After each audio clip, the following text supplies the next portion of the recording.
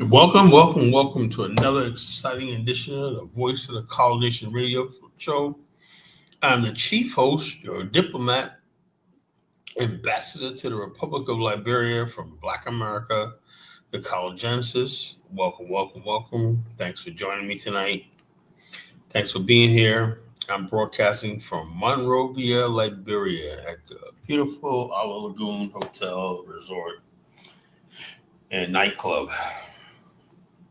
And so we're going to have some fun tonight. We have a good topic, as always. And now, when you have topics like people who are great, have always been great, well, you know things are going to get hot tonight. You know it's going down in Cow Land. You know that people are going to come for the smoke, because there's a lot of Negroes out there who come from dusty-ass backgrounds and whatnot. People coming from village. If your village still lives in a mud hut, 10,000 years ago, your ancestors were in a mud hut. If you're on a world index of the poorest nations in the world, destitute and everything, then your ancient people were probably poor, destitute, and everything like that. They didn't contribute nothing to civilization, We're going to stop the robbing. There's a lot of things in the Afrocentric community, right, where people are robbing people of other people's civilization to claim it as our own and whatnot. I get it. We look at our history and whatnot. We don't like what we see. We're dragged on the slave ship. So our scholars and master teachers came up with an idea of telling us that we came from pyramids and we built pyramids, we built civilizations, and we brought the white man civilization, Chukwu, man, your village, man. Let me tell you something, Chukwu. The Igbo village and whatnot, you're backward people. You'll always be a backward people, You're backward people with electricity. That's all you are, So we're gonna get down tonight, man. It's gotta, some people, and the reason why this is necessary is because there's people walking around with their chest out, thinking they built civilization, and wonder, damn, man, how come we getting our ass handed to us every day in the media and stuff like that? Why my kid come home and tell me that I don't want to be black? Well, because because we spent the last 100 years, right? 100 years doing nothing but just telling us how great we were thousands of years ago. Think about it. The last 100 years, all black people have been doing is convince themselves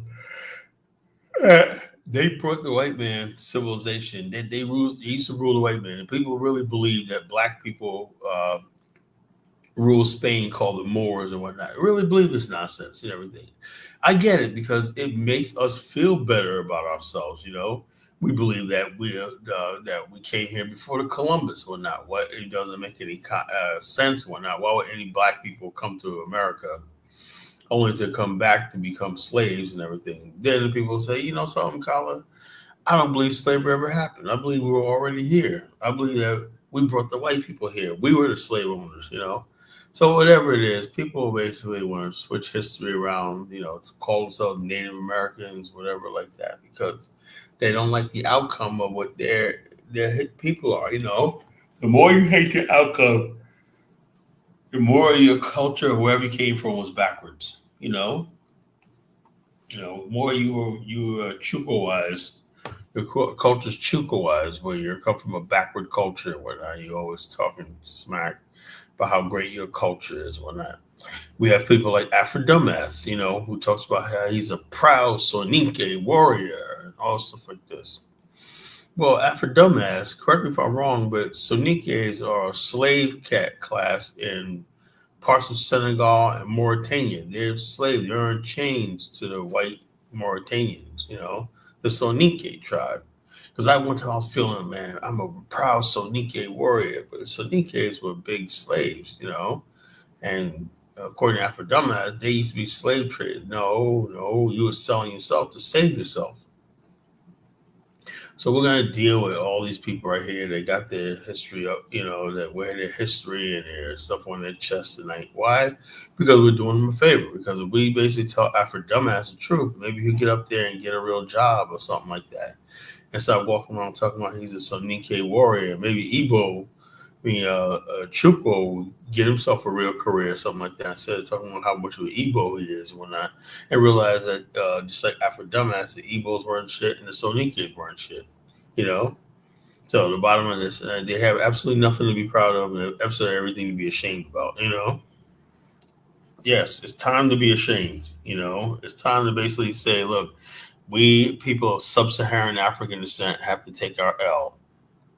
And once we take our L, then we can look forward to building something for the future, you know. But most people of sub-Saharan descent don't want to hold that L.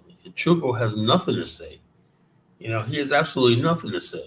You know, you have to hold that L, Chuko. You know, you're coming from a loser group of people, the Igbos of Nigeria. You know, any Nigerian, the losers. You know, why do I assault Africans? No, I'm assaulting all of us because I'm an African. I'm assaulting myself. You know, you look. I gotta tell it like it is, a Tolliver.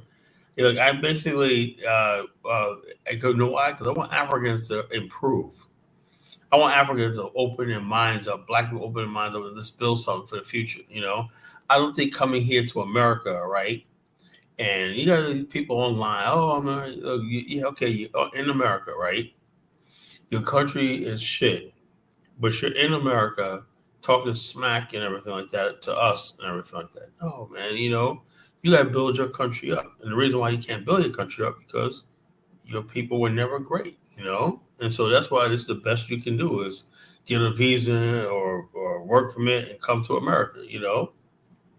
So basically, we're going to tell the truth tonight. You know, tonight, you know, there's going to be a lot of big feelings. Passions are going to be raised. Feelings are going to be hurt and everything like that. But you shall know the truth, and the truth will set you free. You know, we're going to try to set my Africans and African Americans free.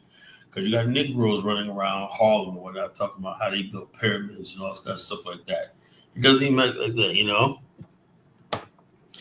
We got build our country like you need to build. I don't look the inner city, Chukwu. The inner city is not my fucking. What part of that don't you understand? The inner city is basically not my homeland. I don't have to build shit, you know. That we got to rebuild the inner city. That's another thing, you know. Yeah, what am I gonna call the inner city? New Cairo, New Memphis, New Ethiopia, or New, you know, or whatever, you know. The inner city. Inner city is not my homeland. We did not ask to be brought here to this country. What part of that don't you understand?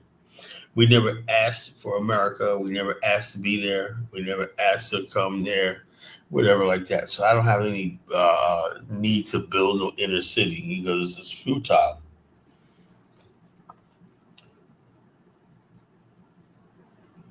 You know, and so it's not self-hating stuff. It's the truth. The truth is the truth. You can call self-hate all you want. I love myself, right? Because unlike you, Tolliver, I'm willing to take my L's. I'm like this, man. I would not trade being African for nothing in the world, you know? So that's why I said, principally, the Afghanistan is going to be where this all ends. Right now, Africa and black people have nothing to be proud of, right? The next thing that Africans to redeem themselves, right, have to build is an Afghanistan. That's it. We have never built anything great in civilization. The only civilization we Africans will ever build is the civilization that's coming called an Afghanistan. That's it. So when people keep holding on to these civilizations that were never great, never advanced, or whatever like that, they're sitting there back doing nothing. There are people sitting back there and being dusty when I'm complaining about Donald Trump's. And you want to see how angry I am, you know?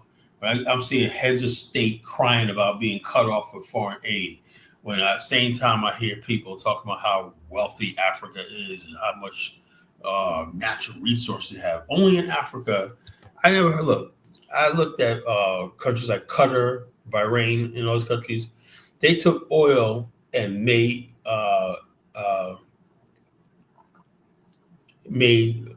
natural liquefied natural gas and got super rich. Qatar is a center of media, Al Jazeera and stuff like that. You know, how is it that natural resources is not a curse to people who are friggin' come from civilization? Natural resources only a curse when your people don't even have the fiber or DNA of civilization in you. And tonight I'm going to tell it like it is, right? Because this is a different type of Pan-African Black nationalist channel. I want the truth, I want the truth about us. I want the truth about our race. I want the truth, everything like that, because I want better, you know? Why is it that we sit here and just, why was everything so fucked up? Oh, the natural resource curse. No other part of the world has that. Why does the black race have that? You know why? Because the black race has never really been civilized. That's all that every civilization has had its time. No, it hasn't. That's another myth. People always think that everybody had a civilization. No, it didn't. There's some people who create civilizations when other people come in and try to take it over, or try to co-opt it, or try to assimilate with it and stuff like that. That's the truth. Some people are just not capable of building civilizations. And like I said, the only way we're going to be able to prove that is by coming together and say it's time for us to have a civilization of our own. That's the only way. Sitting in America, Taliban, right? You collecting your unemployment and welfare check and whatnot is not building civilization.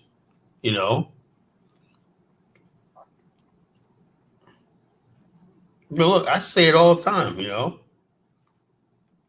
wife's sitting right there, laying on the bed, man. What do you think? I'd say what I say. At time of they know, there's something not right with us as our race. They look at other races of people, and a perfect example is when I went to Morocco. I mean, I can't stress to you how advanced Morocco is compared to the rest of Black Africa. I can't stress to you. Thank you, Red Fox. Yeah, Trey. Blacks are scared. They're scared of building shit. They're scared of the truth. I looked at Morocco. The reason I'm doing this topic tonight is look, I must be drinking. No, I'm not drinking, Look, when I went to Morocco, I had a good time to spend time in Morocco this time. I drove around the city and everything like that.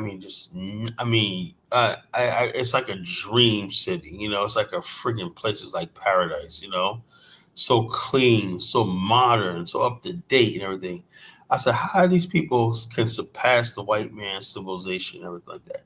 But Casablanca has always been a world-class city, It's always been like that, So I'm saying to myself, how the hell did they do this, man? Why is the country so clean and so organized? But I know as soon as I go to Liberia or you go to Sierra Leone and Ghana and all of that, it's like night and day. Both countries on the same continent. Look at Nigeria, look at Morocco, both on the same continent, I seen friggin' with my own eyes light rail on the African continent of Morocco. That thing with the light rail train was so silent, it's coming down. It's like almost like futuristic,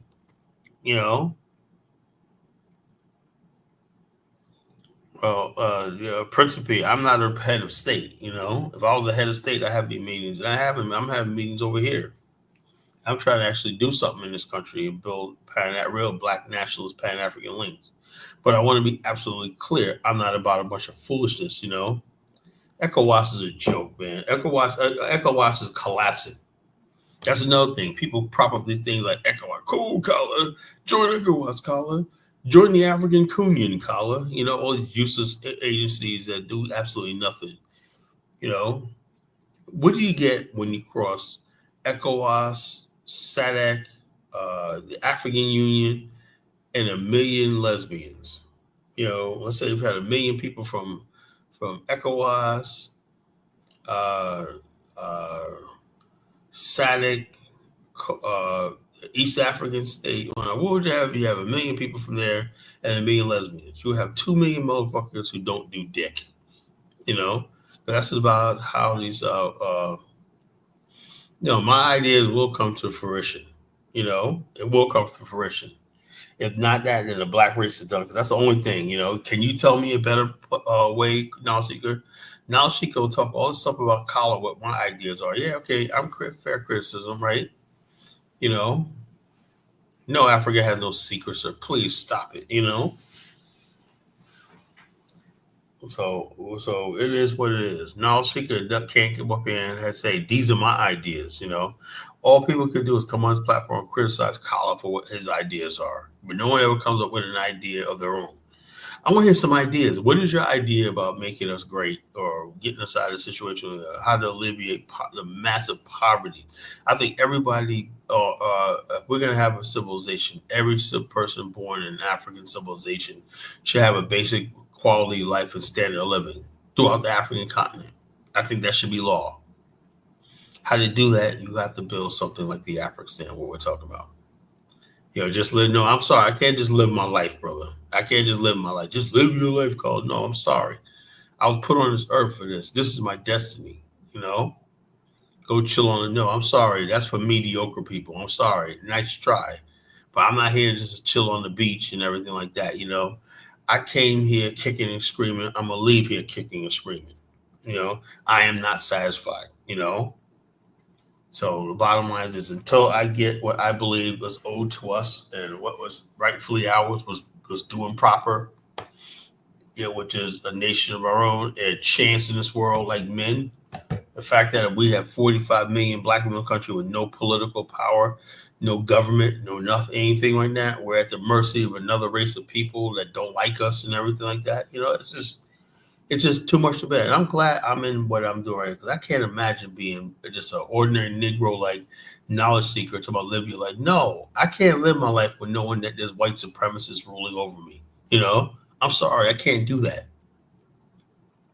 There's something, it's the man that's in me, There's something in me that tells me I got to basically do better. And the bottom line, the only way I can do better is I have to start kicking Negroes in the head and tell us to stop patting yourself on the back about some civilization you never built. And let's go ahead and build a civilization for ourselves right now. And if people can understand that this idea of an Afrocentrism, I'm 100% serious about. If it's anything you don't believe, if you don't believe anything about me, this is what I let my life on. This is what I pledge my life to. And I'm going to make this thing come to pass. Or at least set the stage up for where I'm gone, somebody else can move in and make it happen, I'm not going to leave it to youth and fresh minds. No, I'm sorry, I'm not going to be, that's what they do. They try to do. They push you out to the pasture. Oh, Carla, we're a bunch of dummies and whatnot. We have no guidance, no knowledge on that. Hand it over to the youth, Carla. Like, no. Like that, just like Donald Trump in his 70s. He's a perfect person because he's wise. This is it. When you're wise and you can make decisions, I'm not handing nothing over to no young people so we can do nothing. So they can have Big Meech up there. But next thing you know, okay, I lead the movement when next thing you know, Big Meech is a keynote speaker at a fucking event. No.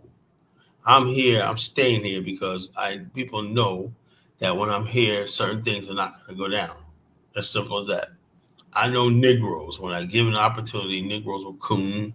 They will snow bunny it up. They will swirl. They'll go into gay. They'll do anything like that, But as long as I'm around, they know that a lot of stuff is not going to go down.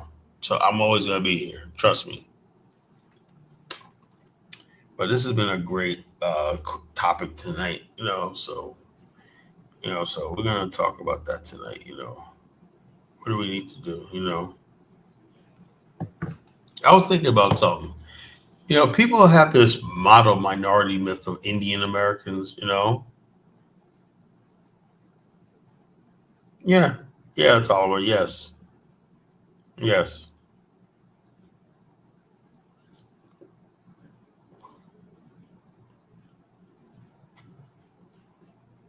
Whatever, knowledge seeker. But I'm still very youthful. I look young and I think young.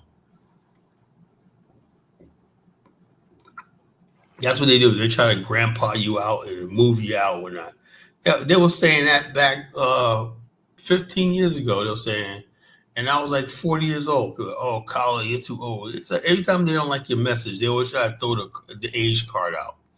They were telling me that when I was in my early 40s. Oh, Colin, man, you gotta get a new no. And where those people at now? They stopped doing this stupid shit. And they gave up the movement. They moved on and everything. I'm still here. So miss me on that friggin', oh yeah, Colin, you got handed over to the youth. Get the hell out of here, You can go kick rocks with that knowledge seeker,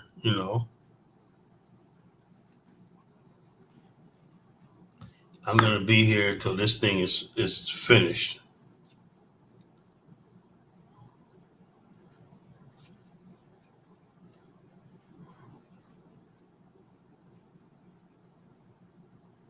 Tyler goes, I can only make it to this age. I can't. I don't know what do you mean by that. I don't know Ebonics. So whatever a Tolliver man, you got to interpret that. I don't know what the hell that was all about.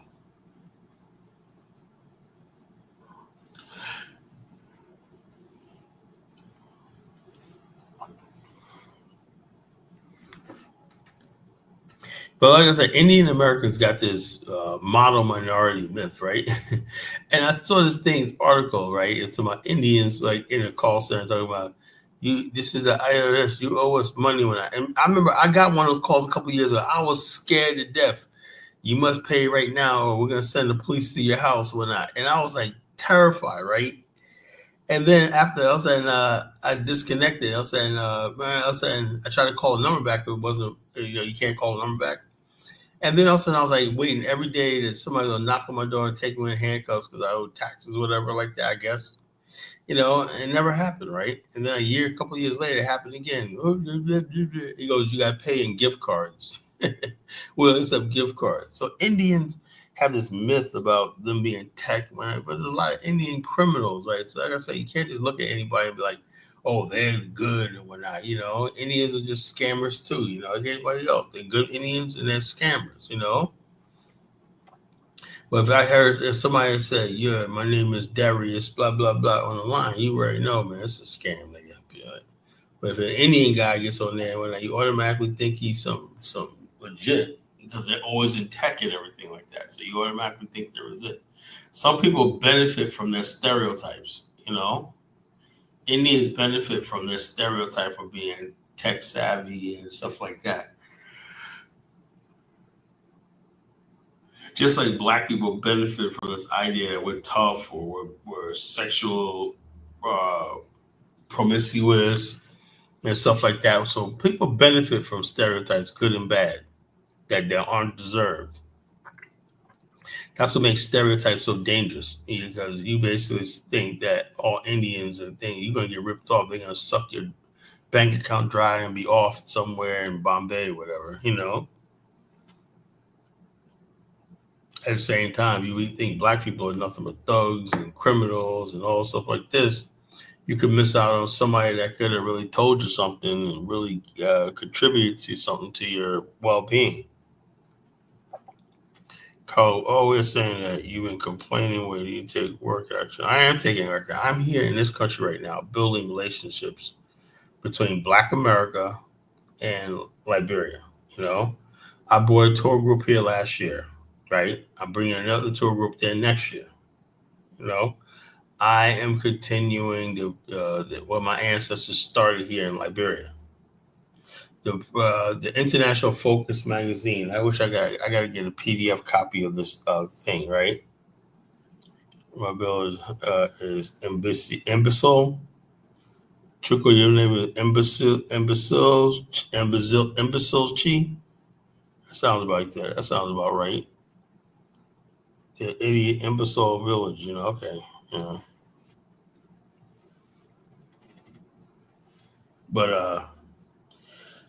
But yeah, so I'm here. The International Focus magazine, I was just like so shy. I remember they opened the first edition, Monrovia edition, back in June. It was incredible, being a tour guide. I'm not a tour guide, I'm a host, I hire a tour guide. But the thing is, those the things you talk about being a tour guide, a lot of those people that basically came on tour with us are now investing in Liberia.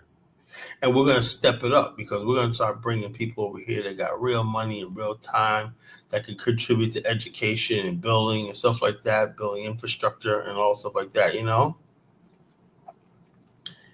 So the bottom line is this, building relationships, then comes building infrastructure, So all you guys are nothing but defeatists sitting in the chat room, blah, blah, blah, blah. You guys are young men. You should be sitting there saying, a couple of my guys are investing in real estate here, different other things they were investing in. Some people are investing in the commerce, and Liberia has a lot of crafts and stuff like that people are selling into the United States and whatnot. I'm trying to set up this up too. Like I said, some of the craft groups and whatnot here and whatnot, the fucking amazing goldsmiths and everything that's here. Remember, so just because we're in Liberia, you remember people coming from all over West Africa here selling masks, wooden masks and stuff like that, and they sell like crazy in the West, and they really cheap here. You buy them here for pennies and whatnot, and you sell them in America for like 100 times the markup. So as people get into that business, so there's all kinds of business. People get into palm oil making business and the farming and stuff like that here. And real estate, in their here is good because Liberia is a country you could actually own property, unlike Ghana, So people are discovering Liberia left and right, thanks to the efforts that I did, I'll give myself credit on that because like 12, 13 years ago, no one ever heard of Liberia, I kept sounding an alarm that this country we need to talk about. We need to build a relationship with it. And I give Liberia another 5 years. It's going to be the number one from security guard to strippers.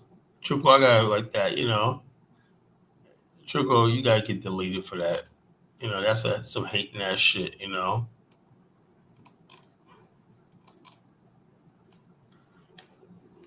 got to get timed out for that. Donald Trump was once hosted an apprentice, but now he sits in the Oval Office of the White House, So, knowledge seeker can't tell me. Knowledge seeker, why don't you come up here and tell me what will you do different than I'm doing? You can't do it, I'm going to put the link in the chat room, knowledge seeker. Why don't you come up here and explain to me if you was in my position right now, you probably don't even have a passport, I fly here on a diplomatic visa, you understand? A diplomat visa. How many people enter the country on a diplomatic visa? That's what I have. Why? Because certain people recognize the importance of collagensis to Liberia. Chupo don't got that. He has to get a dusty ass dual citizenship.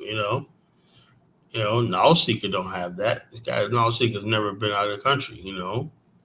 He's never even been to Disneyland. Much less out of the country. But we're gonna have a good time tonight, folks. We're gonna have a good time because as a collagensis, always have a good time. Now people basically don't understand something, right? I keep saying people always telling me, why is the hell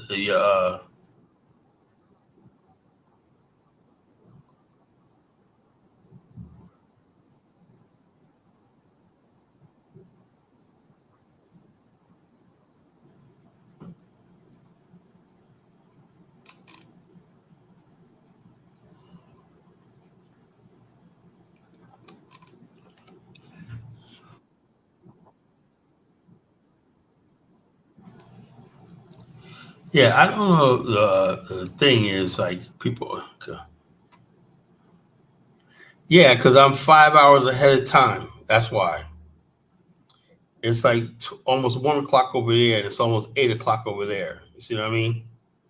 So I don't want to be out here too late. It's still 12, almost 1 o'clock in the morning over there. I'm 5 hours ahead. I'm in Liberia right now. So the time zone is different.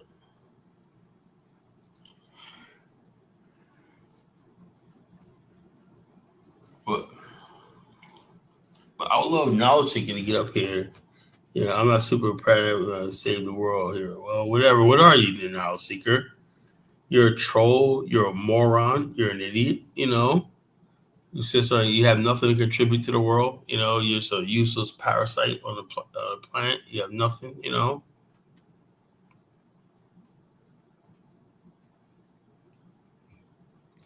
Well, I got nothing to contribute to the world. I got nothing. I only have a high school education. But I want to come up here and tell the great college Genesis what he needs to be doing. Okay.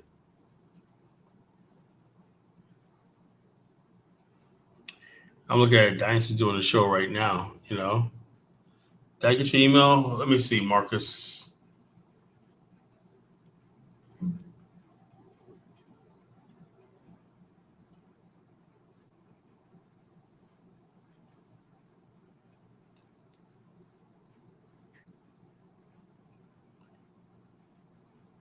Hey, Marcus, you haven't sent it to me again. I think you might sent the wrong email. Yeah, Marcus, I didn't get it. You have to send that over. Make sure you got the email, Marcus. Make sure you got the email correct. Let me post the email in the chat room so you know.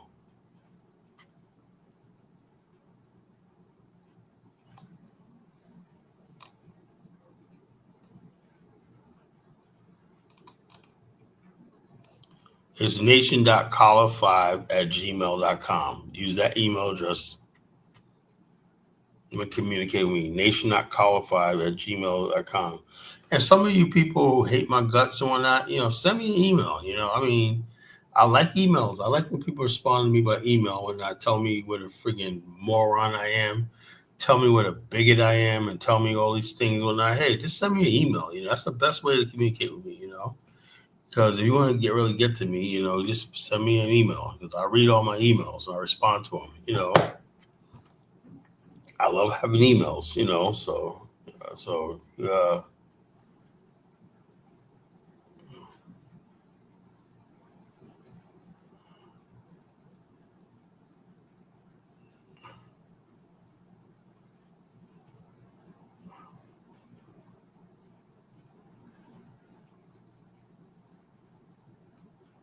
America doesn't have poverty like the poverty in the third world. Principally, stop it.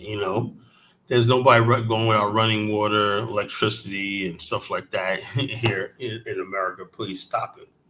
American poverty is like freaking upper class in most of the countries in the world. People come over here and hate getting deported because they love American poverty so much. Weather's great here, Marcus. Is perfect. Friggin' FBI, yeah. Oh wow! Now I'm in the FBI. Now I'm trying to get your beat. So a bunch of dusty people asking me questions and whatnot. I'm gonna report them to the FBI. Like the FBI got have nothing else better to do than what a bunch of dusty broke YouTubers think. Okay, Elvis. So they're gonna round people up with that. I'm gonna give my the email, give you an email up to the FBI. They're gonna come investigate you. Like I said, man, when people are nobodies and whatnot, they always basically think they're great. You think you're really important to the FBI? You really think you're important to the CIA? No, you don't exist. You bunch of fucking clowns. You want to, the FBI. Oh yeah, the FBI. Yeah. If I went to the FBI and said, man, I got some people that be calling my show and that you want this, man, they probably arrest me for coming out there wasting their time.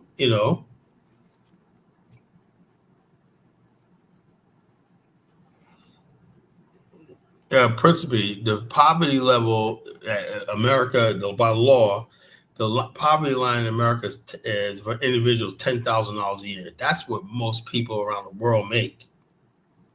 So our poverty line, 10,000. Poverty in America means you don't have money to go to the movies, you don't have money for a car payment, or you may take public transportation. You may not have a steak dinner every week, every night. You might have to eat TV dinners. You might have to eat that good McCheese. And you might have to have, instead of having those friggin' going to McDonald's, like Eddie Murphy said, you might have to go and get that welfare burger and whatnot. Eddie Murphy comedy skit thing. Let me see if I can find that. He's a. I want that big ass ugly welfare burger. Oh, that was so freaking funny. See, this is the difference between welfare burger. Yeah, and you pop right up, welfare burger, Eddie Murphy. That's freaking funny. That was in his raw. Yeah, okay. Yeah, I want you to hear this. This is poverty in America, right? In America, poverty is you got to eat a welfare burger instead of getting McDonald's. See what I'm saying, Principe? In America, man, our poverty is we can't get a welfare. Your poverty in your third world shithole is, man, you guys are chasing a goat, trying to kill a poor goat when I have to have dinner on the table tonight, Two different places. We're not the same people, bro, So let's Eddie Murphy. This is raw, man. I fell out in the seat when I went to movies and saw this. Gotta be a good cook.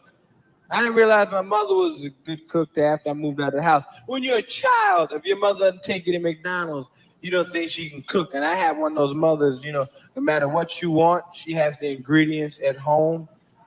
You say, "Mom, I want to stop and get some McDonald's." She go, "I got hamburger meat at home." "'Cause I want McDonald's hamburger." I make your hamburger better than McDonald's. Better than McDonald's? That's right. When you get home, you can help Mama make it. You say, "Shit, that's better than McDonald's." You must say, "Okay, go get me a big black frying pan from under the stove." So you hand the big black frying pan, and she said, "Now, while you're in there, I want you to go get in the refrigerator, give me the chopped meat, and while you're in there, get me a green pepper and an onion." And you said, "Ain't no green peppers in McDonald's." "I'm not making McDonald's. I'm making your mama's burger. I need a green pepper and an onion. While you're in there, give me an egg out too." "What you need eggs for?" "I want hamburgers." "You make an egg McMuffins."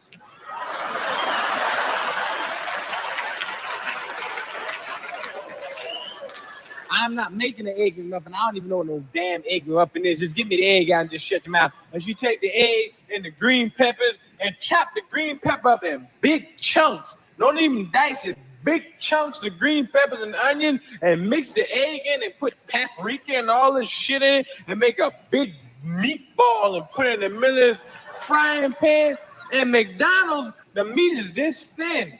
Your mother's shit is like this, is fatter. Green peppers hanging out of it and shit, and there's a big split in the middle and grease is popping out, and you're looking at it while it's popping, you're looking at the grease in the pan, you think to yourself, "That don't look like no McDonald's." You must say, "Go inside the refrigerator and go inside and get me the bread out the bread box." And you go look in the bread box, you say, "Ma, we don't have no hamburger buns. All we have is Wonder Bread." "That's what I said. Get the bread out the bread box." "You gonna put it on square Wonder Bread?" "God damn it, bread is bread. You better bring me that bread before I slap you in your mouth. Don't tell me some Wonder Bread. What's that bread called? And tell me some shit about Wonder Bread. This is Wonder Bread. The hamburger is a hamburger. And you make it and put it in the middle of square Wonder Bread. At McDonald's, they use buns. The meat covers the whole bread. At your mother's, the meat's right in the middle of the bread, with grease running through the middle, making the bread stick to the plate. Now, big green peppers hanging out the top of this big meatball on the bread, and you try to put some ketchup on it, and the mix with the grease turn the bread into pink dough. Then you grab it and get fingerprinted, and you got big pink fingerprints in the dough, and you stand there looking at it, and you try to make it look like McDonald's, so you rip the edges off around it, make it round, and you got green peppers and grease running down your hand, and your mother say, "Now go on outside and play." And the other kids got McDonald's. They outside going, "We got McDonald's. Hamburgers, McDonald's, McDonald's. I got McDonald's." And you stand there with this big house burger. And kids are honest and say, "Yeah, where you get that big well-fed green pepper burger?" And you cry.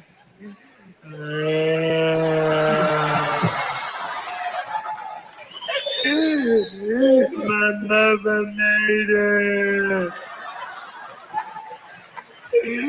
And long slob, when little kids cry, some long slob come out their mouth and it hangs this far to the ground and it won't break. And adults stand around going, that slide gonna break, and it won't. The wind can blow, that slide will You know where you can see kids crying? I do it all the time. I'm sadistic. I like to go to the supermarket and watch mothers lose it and beat the shit out their kids.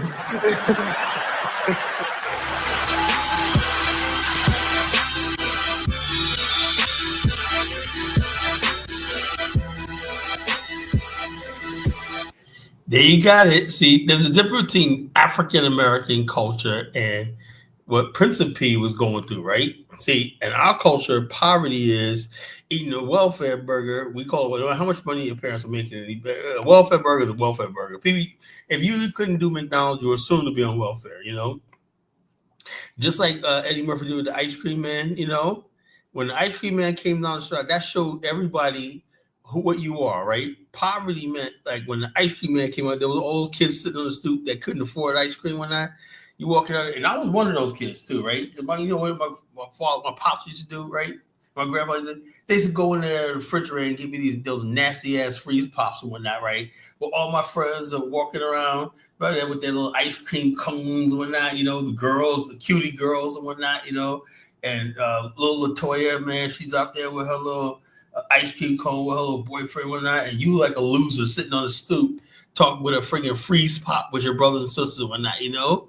And you know, my brother and Navy, like, yeah, I want them nasty ass freeze pop. I want some Mr. Softy. I want some Mr. Softy, you know? See, that was our problem, man, in America, right? Whether you got Mr. Softy or you got a freeze pop or you got McDonald's or you got the welfare burger, you know? We're on a different level, principally, you know? Yeah, the poverty thing was overstretched in Black America out of friggin' fun, whatever like that. We were poor compared to white people. You know why? Because we knew white kids that got cars, brand new cars for their 16th birthday. You know, I had friends of mine when I was growing up. Friends of mine they had in-ground pools. A lot of us had above-ground pools. We had in-ground. When you had in-ground pools, right? Only one of my Black friends had an in-ground pool. Everybody else, we had a community pool or we have above ground, whatnot, you know. But the white kids had the in-ground pool at their house, you know, and it basically 16th birthday. I remember when I was one chick that I was cool with, and when I was out of high school and college, her father owned so much real estate in New York, right? And he owned these figurines, like, you know, light fixture shop, whatever. And she used to go in there. And we was like 18, 19, we was in college, right? We used to go in there, and she used to go in the register, right? We need some money for some lunch, right? She used to go in there, no problem. I'll go to my daddy's business when I went to her house, right? And I never forget this, man. Her mom had a brand new white Toyota Supra. That thing was so beautiful. Her dad had a freaking brand new Corvette, a Porsche, not Corvette, a Porsche, right? And she had a Mitsubishi car. I forgot what the Starion car or whatever like that, you know? So basically, you know, I was always like, man, you know, and I appreciate my father. He was a working man when I had a house like that. But compared to, it's like when you talk about poverty, it's all relative, right? Compared to the white kids that we were friends with, the Jewish kids, particularly the Italian kids, yeah, we felt poor, you know, we felt resentment, you know. You can't basically just tell people, okay, you guys have a welfare burger while everybody else has McDonald's and whatnot, and then talk about this. Because people are like, yo, fuck this, I'm poor. No, you're not poor. You're making money. Your family got a mortgage down on a house over your head, but that was not enough. That's the difference. Truco and all these other people think that we were actually living in an African style, a Haiti style poverty. No, we're never like that. You know, one thing's for sure, Ross Morris, you were never great. You know, you were never great. You know, you can say that, you know. You know, it's a comedy show because you can call me the ringmaster because this is a circus of deadly clowns, you know. I'm the ringmaster tonight, the circus of deadly clowns, you know. All my clowns are in here tonight, you know. But yeah, like I said, I tell Principe, he said, I think poverty is, it's been exaggerated. Of course, black people exaggerate. Black people, look, Principe, black people lie. I'll be the first to admit to you. Black people, Negroes in America lie. They exaggerate poverty, exaggerate problems. They exaggerate racism, you know. they exaggerate white supremacy and all stuff like that. You know, they turn everything into exaggeration. You know. Yeah, we have human services offices all over America. You know, there's nobody starving in this country. It's not a third world country. You know. I wish people would stop saying that. That's what happens when you got all these freaking immigrants that come over here, man. They bring their third world poverty. This is the first world. They bring their third world poverty and third world problems and whatnot into Black America. The problems that principally wants to solve in Black America is not urgent. It doesn't exist. We're not impoverished like that, you know. So it is what it is, you know. But like I said, when people have never been great, they come over here and they so grateful to be in America when not, even though they're probably eating a welfare burger. That's a step up. Them eating welfare burger and whatnot. Yeah, man. I mean, meat. They're stepping up from bush meat to welfare burgers. Of course, they like that. Us, we want McDonald's. We want McDonald's. You know. You know, we want McDonald's, you know. But you know, rappers are bullshit artists, right? What have personally haven't you realized that rappers lie? They tell you how much gangsters they are, you know. Yeah, I grew up middle class, so what? You know, but I really you know something about Black people, right? We don't really have a concept of class in Black America. You know, because you can go to somebody's house, they may live in the inner city, right? And they're the same thing as a Black person who's an upper class. We never really, Black America is the only group of people I know that really don't have a concept of class, you know? We don't have a concept of class. People may call well-to-do Black people middle class, but we never really seen ourselves as that. We just saw ourselves as Black, you know? That's the beauty about Black America I love so much, you know? Yeah, but poverty in America principally is not poverty in Haiti. You know, what part of that don't you understand? Lord have mercy, man. There's no hope for these immigrants, man. I swear to God, man. They bring their poverty and their misery birches. They bring their misery and poverty. We're not in misery. We're not in a state of misery. You know, the difference being poor, right? Because every group of people was poor at one time. I was poor at one time. But I was never like the damn what you guys be talking about, man. I never felt like I got to get on a boat, you know, and friggin' risk my life going across seas to friggin' make a living. When I was never that poor, you know.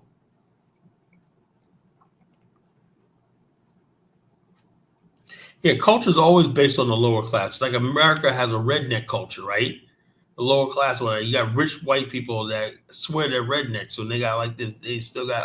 I here in Virginia, I got so many white guys that are contractors. Yeah, I got fucking money and whatnot. You know, they call themselves white trash with money. You know, white trash with money. So that's a whole thing. The redneck culture is a dominant culture in Black America. You know, the talented tenth was a myth. Was a myth, Chuko. There's no talented tenth in Black America. Other people are, oh, my mother's probably a talented tenth. Your mother's probably an idiot. You know, she's probably stupid. You know. I'm a part of a talented tenth. I can't add two verbs together, and I don't know my ass my elbow, but I'm a part of the talented tenth. Whatnot.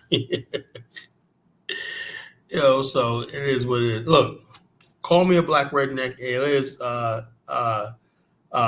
is what it is. You know.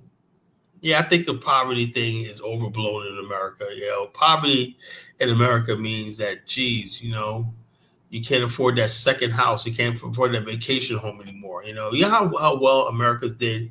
My family, we used to have like 3 and 4 homes at one time, you know, renting them out and stuff like that, you know, taking trips to Disney every year, having family reunions going down the South, you know. And so the bottom line is we had all these things in Black America, right? And when those things disappeared a little bit, people feel, oh, no, I'm poor. No, just say you just don't have it the way you used to have it. You know, for a time between the late 60s and throughout the early 80s, Black America was booming. You know, there was so much money in Black America, you know, but those things dried up a little bit. So we never replaced. Now we're replacing it because we got alternative ways of making money, you know.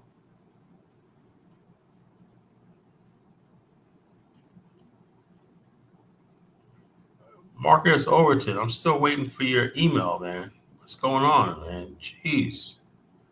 It's not hard. Nation.caller5@gmail.com, you know.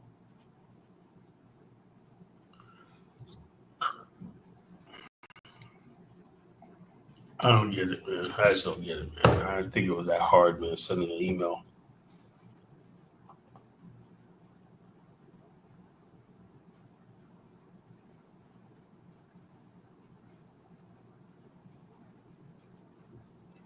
Yeah, I owe someday we free. Yeah, I'm a free. I'm a free. I'm a free.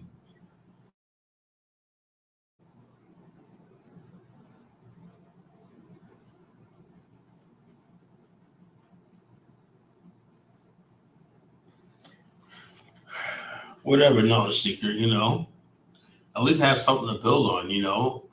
My childhood was amazing, you know. I wouldn't trade my childhood for nothing in the world. People say, Scholar, don't you want to be an Igbo? Hell fucking no, you know. You know, so I don't know how you mean elevate black. I don't think Black America. Truco, if that's the case, then when you go look at Ebony magazine, the things that make Black America, Jet magazine, do you see thug culture? No, because Truco's not one of us. He's a freaking idiot, you know. He looks at MTV, he looks at all the stuff like that and says, "Oh, black people, Black America does not freaking elevate thug culture." You know, you don't even see thug culture being emulated on social media networks like the African Diaspora Channel, Dynasty Mears Channel, and stuff like that. It doesn't exist. So this idea that we elevate thug culture, we don't do that. White America elevates thug culture. You know,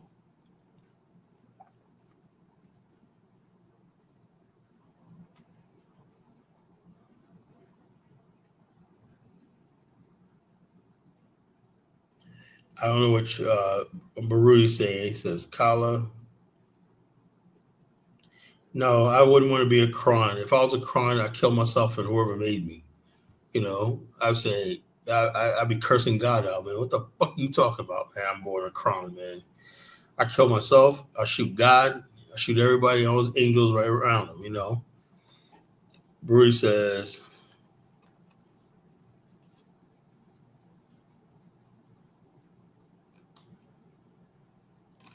"Yeah, because I'll be honest with you, man. I'll be honest with you, and Baruti might not like this, man, but I look at everything as far as like Black history that I know that's real Black history, and the only thing remarkable about Black history, Black people, is Black America. That's about it. You know, I'll just be honest with you, right? I don't see anybody else ever achieve anything worth mentioning. You know, if most of Black people in Africa didn't exist, the world would not live. But African American, Black Americans have an impact on the world. The contribution we did to the world. That's just the truth, you know, and nobody can refute that. You know." Call it two, call it back. You posted two colony shows back. You posted apartheid era Baptist and Bible and South African smart, sending friendly reply.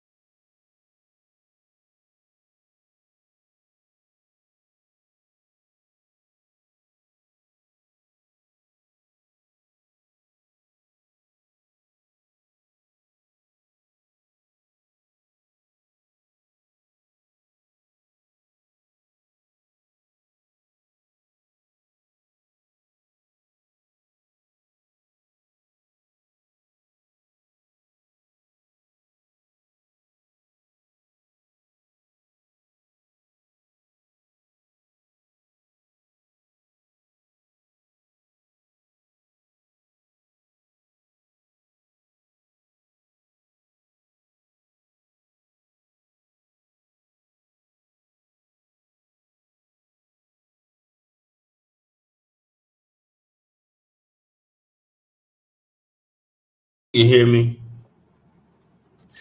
Yeah, the Bantu stands are, or basically,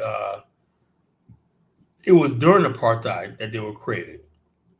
They would have actually worked.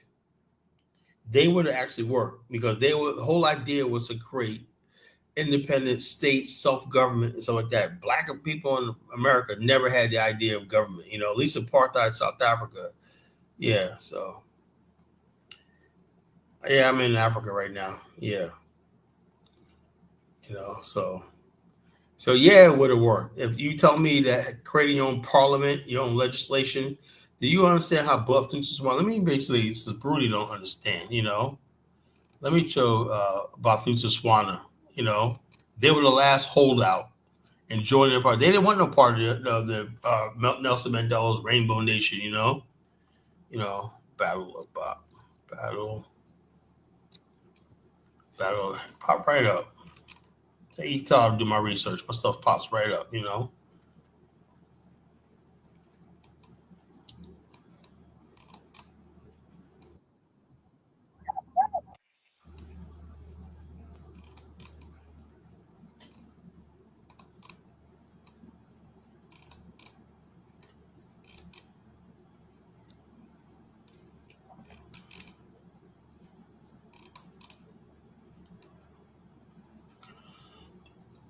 Okay, this was Brody asked me about the Bantu stands, right? And what I call Afric stands, of South Africa, for the most part. This was Bophuthatswana who actually developed a very well government. They were on their path to independence, and they didn't want to freaking give that up to join the so-called Rainbow Nation of the ANC and stuff like that. So they fought back. But this is the story. People, this is known history that people don't even know about. Fair use, folks. Fair use. The boom of 101 guns heralds a new nation, Bophuthatswana, the second of South Africa's homelands to be granted independence. Witnessed only by South African President Dr. Nico Diedrichs and Bophuthatswana's own leader, Chief Lucas Mangope, the ceremony was shunned by the outside world, much of which believes the new state to be a child of apartheid.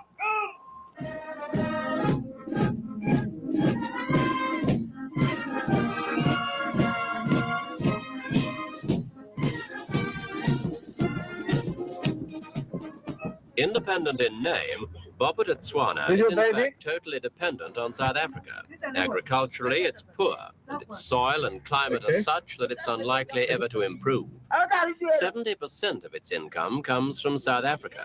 More than half its 2 million people either live or work in the white-governed cities and farms of the Republic. Most important, it has no seaboard, and it's almost entirely surrounded by South African land. Though its total area equals that of Switzerland, Bophuthatswana is made up of 16 parcels of land, 7 of them major portions scattered along South Africa's border with Botswana. Even Chief Mangope himself acknowledges the difficulty of recognizing such scattered plots as one independent nation. This lack of consolidation he describes as a territorial credibility gap, and with justification, the country has already been nicknamed Jigsaw Land. If one of the new government's officials, for example, needed to visit just 6 of Bophuthatswana's territories, he'd have to pass through no fewer than 12 customs and immigration posts like this. But that's not likely to trouble foreign visitors.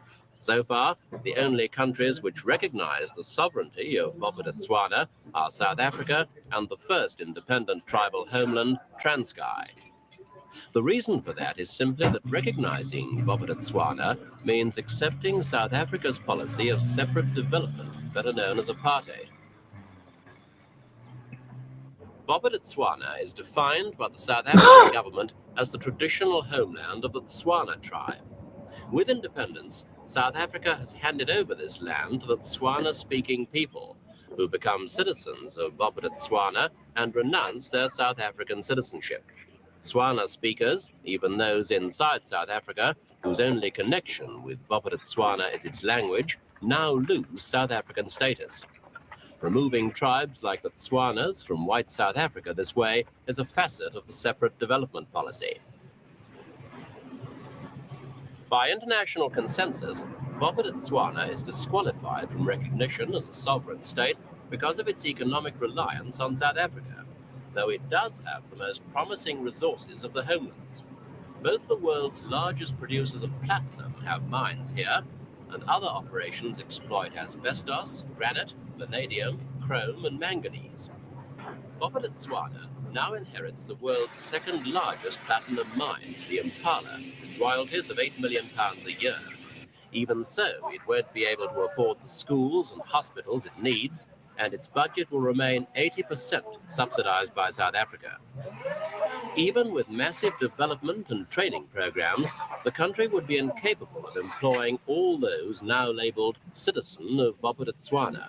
So for jobs too, it can ill afford to break ties with the Republic.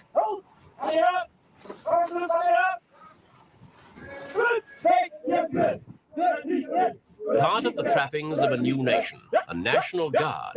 Already 221 National Guardsmen are under training, and the instructor is, of course, South African.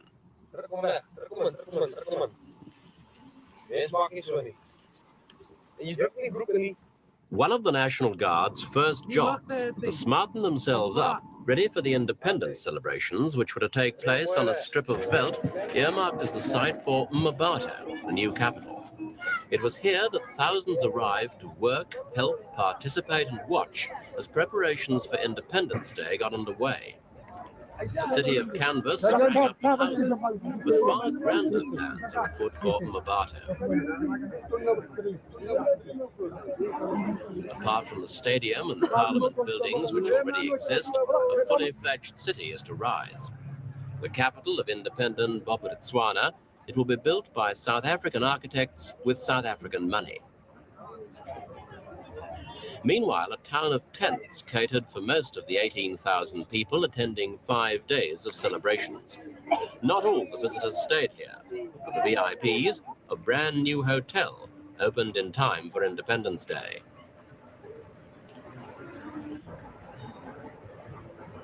To people more used to mud huts than major domos, a lone luxury hotel may have been a bit puzzling, but not for long. The chance to make merry was too strong to resist.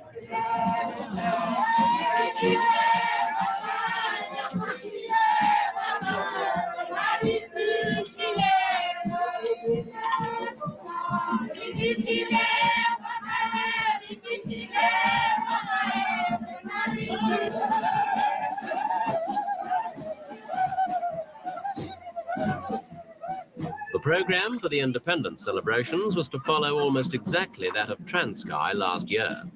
While these girls were warming up for their performance, there was a football match in the stadium. Later, there would be traditional dancing and a gymnastic display.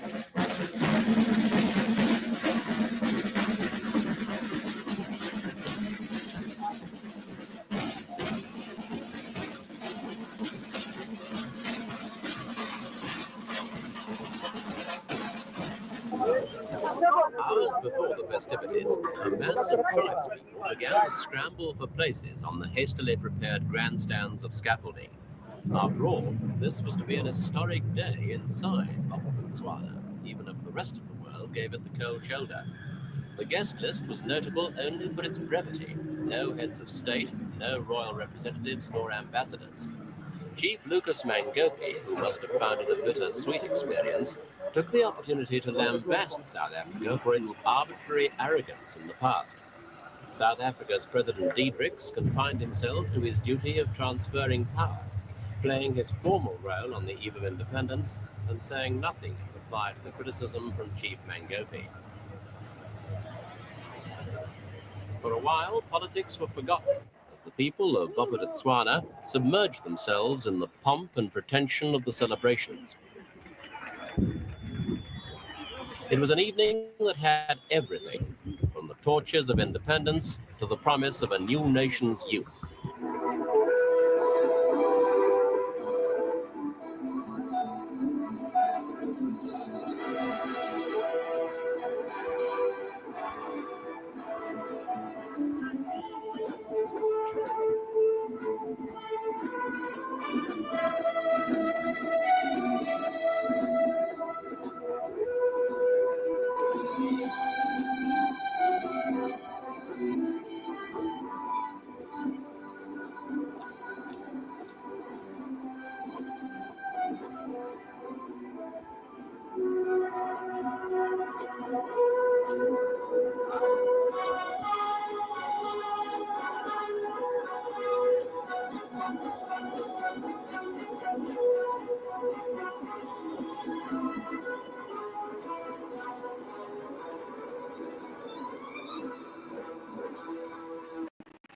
The South African flag is lowered, but in practical terms, how much will change in Bophuthatswana?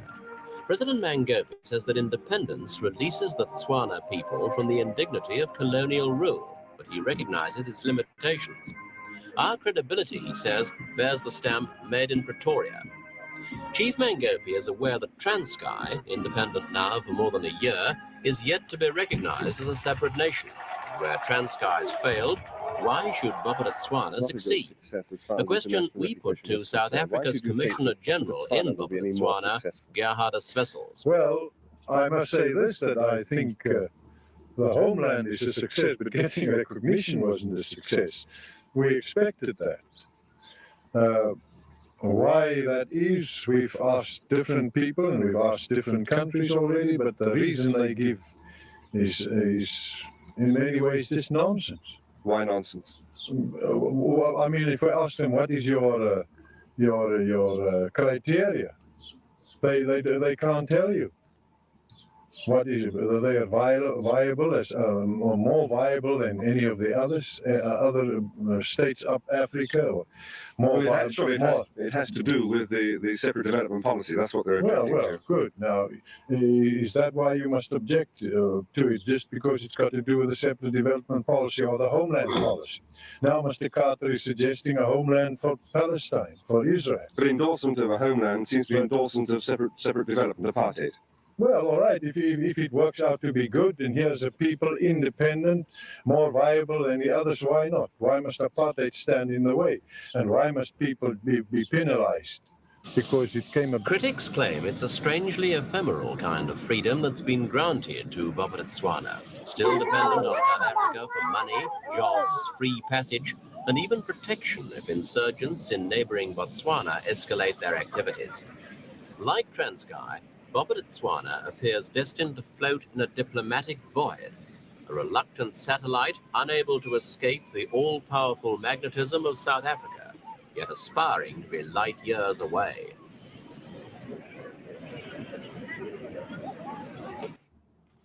Well, at least they were on the path to independence, you know. It wasn't perfect, but they were In Africa, they were on the path to independence, you know. I give them that part, you know.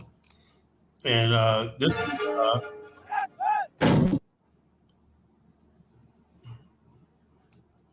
okay, let's see. There's one movie thing I want to talk about, Bophuthatswana. The people who like this, I would say like this. Even if basically you say that there should have been a multiracial society, why did these people have to give up their homelands and stuff like that? If they would have developed their own, these areas would be thriving right now if they would have kept on the development, had their own parliament and stuff like that inside of a new multicultural South African union, you know? So this idea that, you know, okay, the homeland was separate development is something wrong. This is the whole thing about the black race. Why is it that this is the hypocrisy of the black race, you know? On one hand, we say the white man's a devil, whatever, like this, right? But yet we do not want to develop outside. We don't want separate development. We don't want to build our own shit, whatever, like that. We're completely okay with being dependent on another race of people forever, you know? Say, look, the bottom line is this: the Bophuthatswana was moving towards end. When you got, let's be honest about something about Africa, bro. This is the other thing people don't understand about Africa. I'm trying to tell you. Africa is basically so far behind the rest of the world, you know. So of course, yeah, okay, you know, independence right up front. Of course, they're going to be 70% still dependent on the South African jobs and everything like that. What is it? The great African minds going to create industries? But no, it was what it was, you know? So the bottom line is, over time, black people could have built their own industries and everything like that. They could have learned it or not. Or initially, of course, But, oh, it's still dependent on South Africa. Of course, you're talking about an African country. For God's sake. What's up, Dark Mingo? What's going on, brother? Yo, Kyle, what's going on, bro? Hanging in there. So, what do you think tonight? You said to think about what? What do you think tonight? Now, yo, I had to ask you a question, bro, because I was making sure you was good out there, bro. Because some dude named St. James was saying he's about to call the cops on you or some shit on the Dynast platform. I thought they booked you at the airport or something, bro. Call me the cops on me? Oh, shut up, Yo, yeah, I was like, what the fuck is going on? Why you got so many haters, yo? Because he's a freaking Burkina Faso, and I call this country Burkina feces, Yeah. They still mad about that, Yo, but Dinah's really your boy, bro. He's like, I'm not even gonna entertain that. I'm not even gonna call Kylo about that. I was like, yo, he was shutting that shit down. Yo, St. James, what a clown, That's how he won't come on this show and talk that shit, call it. What's he gonna do? I know the police. I come here on a diplomatic visa, Yeah. I'm a diplomat in this country, So what the hell? Yeah. I'm just glad that you're safe. You feel me? Because I was like, nah, that's crazy, yo. Oh man, please! All these guys talking shit, man. All these people want my downfall, but it's never gonna happen. You got knowledge seeker in there talking about Colin, man. You gotta give it up, man. No, I'm not giving shit up. They was gonna try to old man you to put you out the pasture so they can come in and fuck everything up. No, my guidance and leadership is needed. More than ever. So I ain't going anywhere. So if you think I'm gonna go, oh man, I'm in my 50s or whatnot, I should just get the fuck out of here. Now when I'm in my 90s, yeah, it's a different thing, Right? Yeah, I was telling my cousin the other day, bro, because I said it's because you really be going to Africa. You go over there, you really do stuff. You be dealing with their women, right? And then you come back and you pop your shit, and they be mad because you really doing stuff. I'm like, that's crazy. Okay, of course I am. I got a BAO chapter here. I just renewed my corporation papers today, and we're gonna do big things in this country. I want to make Liberia our brokerage for the whole entire continent, right? So if Kenyans want to talk to us, here, this is where you come. We should not have to be getting on a plane to go to all these African countries. There should be one place. If the country basically doesn't have an embassy in Liberia, see, with an embassy, you have access to the whole country. Let's say you want to talk to Rwanda. You don't have to go to Rwanda. Just go to said country and go to the embassy, or even in the United States, go to the embassy. Yeah. So this is what I'm saying. I want to make Liberia that place. That we can basically talk to any African country, because I want to establish diplomatic relationship with several countries. Liberia doesn't have a diplomatic relationship. I want to start working on that. I want to build a relationship between Namibia and Liberia, Angola, Zambia,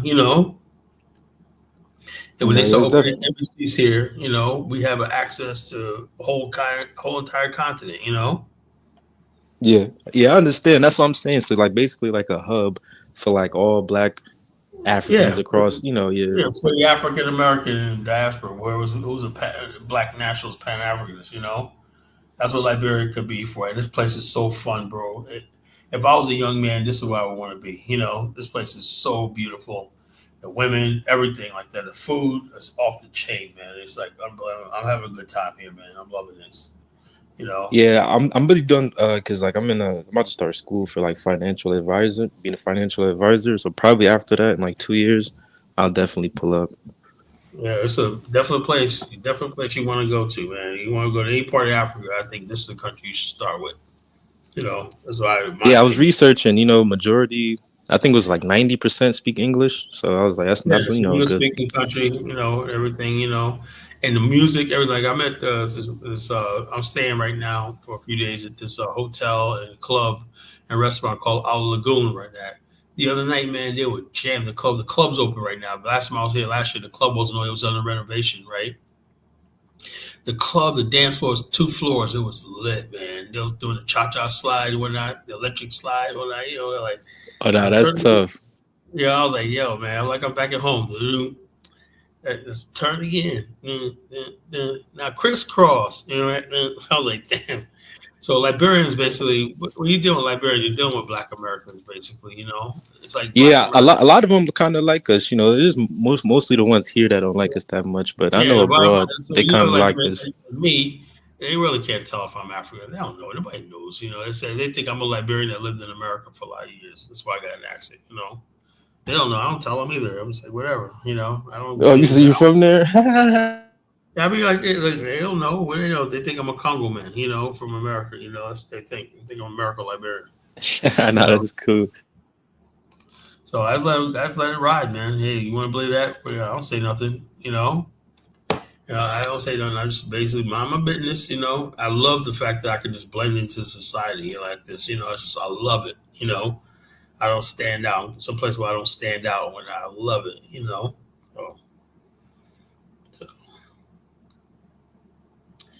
Was Tyler said you should go instead of an old person. Always calling me old, I guess.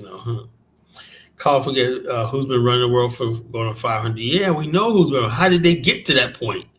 Do you know how backward Europe was 500 years ago? Portugal, Lisbon, Amsterdam. Yeah, it was super bad. There were freaking people shitting in the streets. People were like, bro, dying. I went to because I went on like a tour when I was in school, bro, and they took us there, and they said they used to do that, like they used to shit in the corners in the castle, and they would tell you that on the on the tour. So I was like, that's crazy. Like they willingly will tell you that shit. So Europe came, Europe and West Africa was way ahead of Europe 500 years ago. So what the hell happened? Something happened in African culture where we just saw the white man as God, and we saw other black people as the enemy, So that's what it is. That's why I was telling Barudi, Dollar Billy all night. I'm sorry, I don't trust Africans. At this point in time in our history, we just can't. That's a luxury. Trust is a luxury. We can't afford. And so long as people basically got that white supremacy mindset, we're freaking like this. Yeah, it's not personal either. Like you just can't trust any race, honestly, as a black man. You can't trust nobody. You can't trust nobody. So. Brewery says Bantu stands like Transkei were black reservations. Well, I would say like this, in those reservations, the black people own land, right? Only thing they needed was capital, training. That would took like 20, 30 years, right? When they had to pass laws, right? That basically meant that the areas that the white people control, which I was against, right? They had to just have it passed because you're not a citizen of the Republic of South Africa. You're a citizen of your homeland. People overblew that apartheid thing. I think, it's like, okay, it makes sense. If you create a country, right? It wasn't really a country. It was just a collection of territories. And these areas right here with Johannesburg, Cape Town, or Orange Free State were white territories, and Pretoria was white territories. And then you had KwaZulu, Transkei, Bophuthatswana were black territories, each developing separately. The question is, although white people had most of the wealth, that's an argument that could be made. But I still think, eventually they could have created a multiracial society, right? But why did they feel like they had to dissolve their Bantu stands? See, the whole idea of the Bantu stands is how I got the idea of an Afrocentrism, right? Because we're going to build the same sort of thing inside our host country, our own parliament, our own government, and everything like that. Then we have a chance to develop. We have something for the future, and that's how it'll work. But I don't think there's nothing thing. If you must know, what's the topic of conversation? The topic of tonight is people who are great always been great. It's good. I don't believe. People, I'm looking at a lot of dusty Negroes, dusty people from fucking Central America and South America and Asia, some parts of Asia. And we're not talking about, these great people, get the fuck out of here, When I look at it, like, not just the Philippines, but you can't tell me the Philippines was some great civilization, I'm sorry, I don't believe that, I don't believe that. Now, when somebody says Japan is a great civilization, I believe it. I look at Japan now, I believe it. When see people look at China and whatnot, I say, yeah, China got 6,000 years of civilization, Ancient China was beautiful, it gave the world so much, and it's not shocking when I see cities like Dubai. Do you understand the Arab world, in the ancient times, everything? They gave us math, algebra, and all these other things before Islam came in and destroyed everything.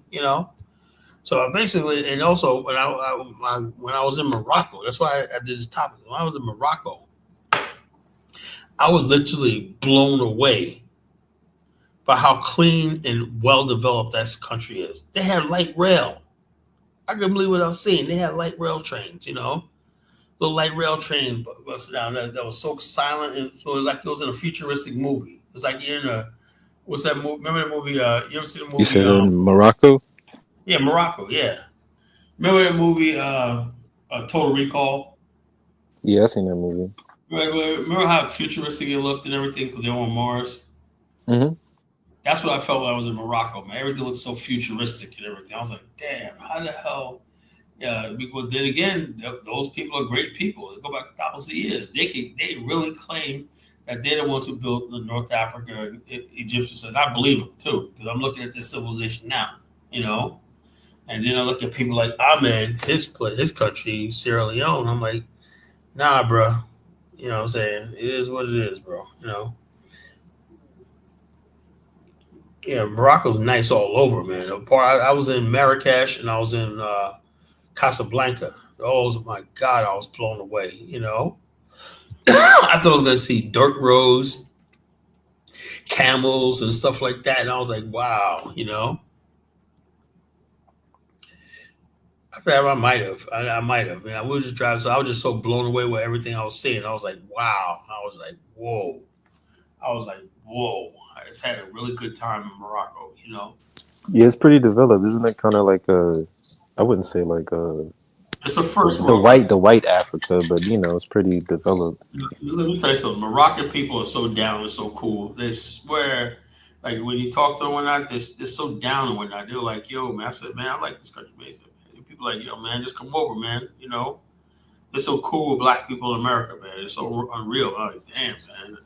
Yeah, isn't French Montana even Moroccan, right? I think so. Yeah, Montana's Moroccan. A lot of Moroccans speak French, so like a French Creole culture there too, So yeah, and those who like those type of chicks, or the chicks over there, like, oh, we love Black American men. And I was like, yeah, because it's those Moroccan men. They all want fucking European women and whatnot, Yeah. Moroccan guys like, yeah, but you girls eat too much or whatnot, These girls look skinny, man. He said, yeah, but you can take them out and whatnot. They always ordering food and whatnot. Hey, man, that's what you do, man. I said, how you gonna throw your Moroccan sisters down out the bus because you want a European chick, Yeah, right. And they talk about us, right? They kind of date that way more. Yeah, they like black men in America. They like American black men. That's what he said. They say, we like American black men. I want to come to America, and they want to. And that's what they like. They like brothers in America, they like the hip hop and the culture, and everything like that, So it's really good. I ain't saying. First of all, Moroccans are not Arabs. That's what people understand something. Let me tell you something. How it works. Berbers are Africans who have like white skin. They're white Africans. You like take the Ethiopian, the Hamites. Ethiopian, how Ethiopians look, Berbers have white skin. Now the Arabs look Caucasian completely, right? But they have dark skin.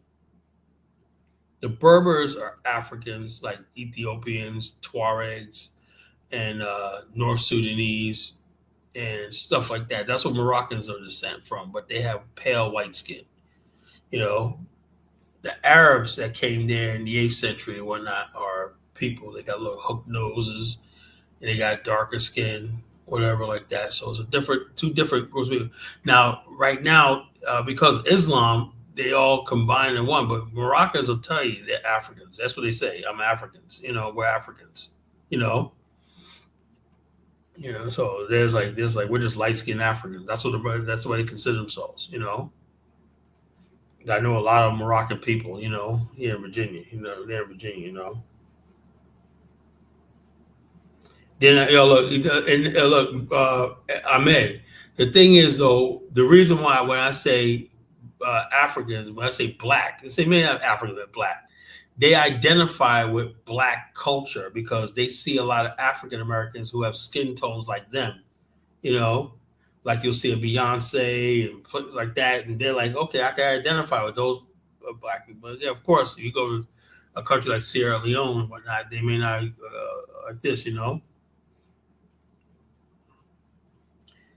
Yeah, Berbers were like Ethiopians, but they got Roman and Greek blood in them. That's why they got the light skin. That's it. But they're basically black Africans, They use French. Mostly is French. It's French. They're Islamic or not. It's an Islamic country. It's a kingdom, a king of Morocco, pictures everywhere, But I don't know. I changed my mind about kingdoms and if you could basically build a country like that with a king, Eddie Thor said Nelson Mandela wanted to be there. That was the dumbest thing I ever seen in my life, We let him in out of jail when I something suspicious. They said, okay, they want a rainbow nation, right? Okay, let's say you had a rainbow nation, but why did you have to give up the homelands had to be given up? Why? Because of rainbow South Africans wanted complete power over everything.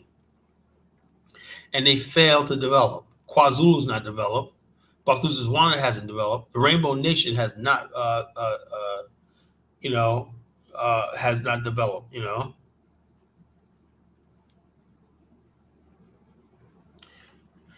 France don't control Morocco. They're heavily influenced. They got a lot of businesses in Morocco are French. I think Air Morocco is partly owned by French. Yeah, but French own a lot of hotels and stuff like that there. I do that. French culture is strong in Morocco. But Morocco's like a beautiful, peaceful country, man. It's like heaven on earth.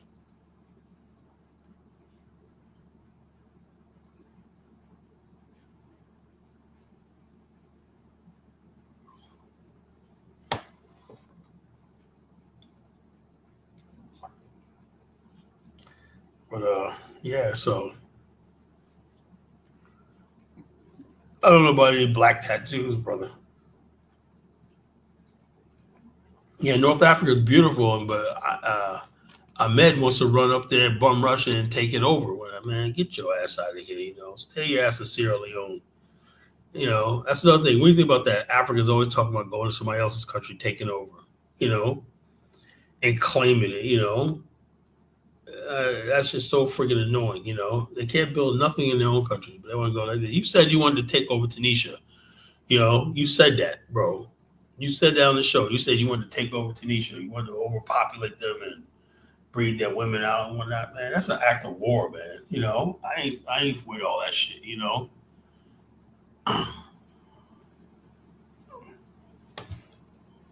Well, if you didn't say that, then what did you say? Ahmed, come up here and explain to us what did you say then? That's what I remember. Moroccans were not selling slaves. No, they were not selling those slaves to Italy. The white man basically created this myth that everybody was oppressing black people. So people look for any excuse to hate. Like, well, Morocco. I look at the history in Morocco.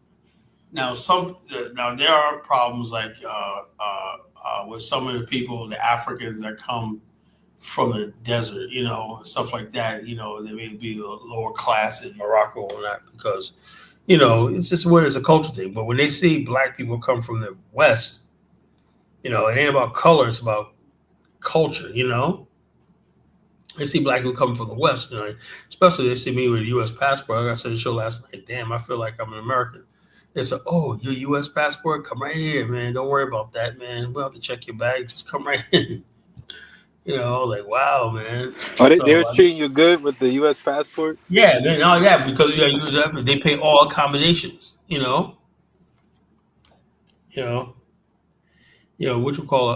they pay all accommodation when you got a U.S. passport, I had to friggin' they give you a big bus. We go and everybody gets taken to a hotel.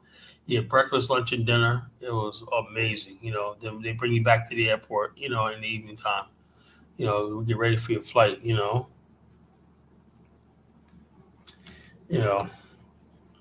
Ahmed don't even know what a friggin' Arab is. He thinks anybody with light skin is an Arab. Moroccans are not Arabs; they're Berbers. You know.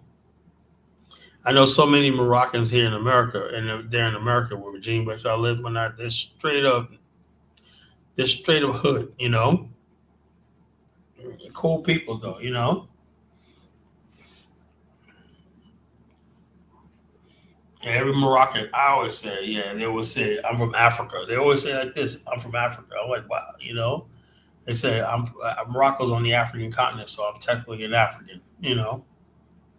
That's what they always tell me. When I was first moved to Virginia, I knew a lot of Moroccans, you know? I dated a Moroccan chick, you know? So I'm an African woman, you know? Yeah, there's a lot of, in New York on the East Coast also. What? I said there's a lot of Moroccans on the East Coast also, like in New York and like in places like that, in Boston. He goes, Ahmed says, I don't understand. I'm American. No, I only been on this earth for decades and whatnot, you know. I only had any time. Yeah, they pray. There's one guy that owns a pizza place in where I live by my office, right? I always get pizza from his place like 2 times a week, 3 times a week, wherever like that. And they're Moroccans, right? Anyway, I went back there the other day when I went to the bathroom, right? And all I heard is this little thump, right? And dude was on the prayer rug, and one of his workers was in the prayer rug, right? I said to myself, bro, I don't want to get on the prayer rug, man. You know, that's all right. You know, I could. Because some people are like, oh, Colin, man, you should try Islam, man. I'm sorry, man. This guy was in the middle of the afternoon, right? The store was busy when he's on the prayer rug and whatnot. You hear all of a sudden you hear his head thumping, you know, get bow their head, you know. Yeah. I hear a thump, and that's how I looked over there. I heard a thump. I said, what the hell was that? Motherfucker down there on the prayer rug and shit. I'm like, man, I can't be doing that shit, you know.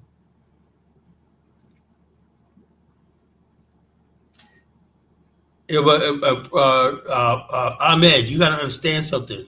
It's like I don't blame them, right? When they come to America and they see us African Americans call themselves Africans, they think, okay, I'm an African too. You know, that's the influence we have. You know, a lot of Moroccans that told me all the time, I'm an African. You know, the Arab nations. These aren't Arabs. You know, Gaddafi was considered. He was a Berber. He would consider himself a black man. You know, people don't know that Gaddafi, although Arab is a political term, you know, but what you call Gaddafi was really a Berber, you know. He considered himself part of Africa, Black Africa, you know. You know, people just put the two groups together, you know.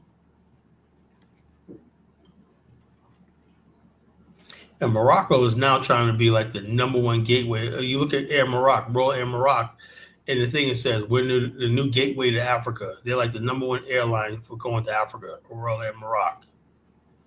So basically, if they carry more people in and out of the continent, Royal Air Morocco. So they're basically Morocco's basically shaking their strength, you know. I don't understand geopolitics. I do. I'm a geopolitical pundit, bro. You know. I'm a geopolitical pundit. I don't understand geopolitics, dude. This is what I do, Ahmed. You know. You should worry about those starving cattle and running around your country, you know, shitting all over the place and whatnot, you know.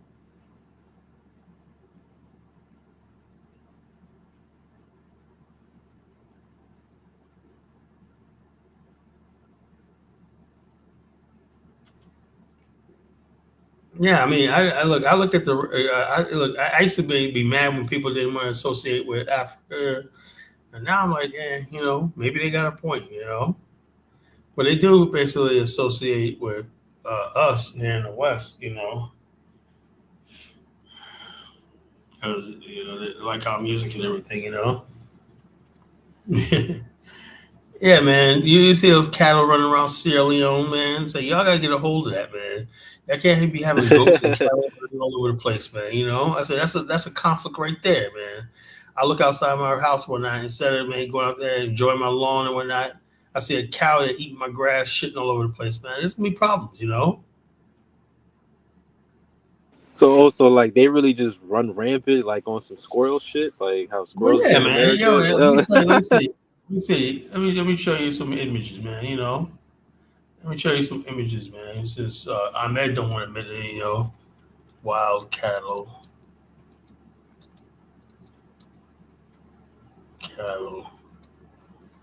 in Sierra.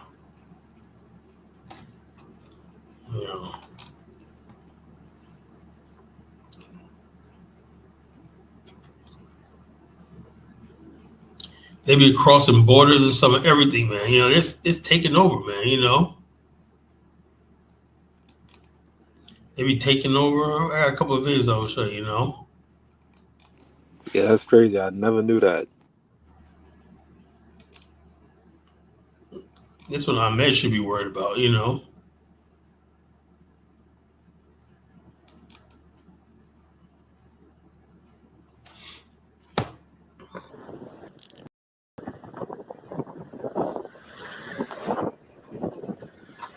Oh, you see the cow there?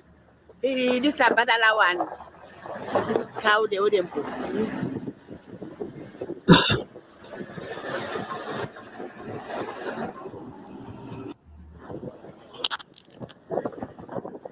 So that's his cows. The guy, he lost them or something. But these are cows. We don't know who owns them. The cows just take over.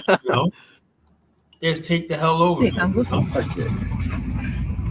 It distract me with Goats and cattle is running wild.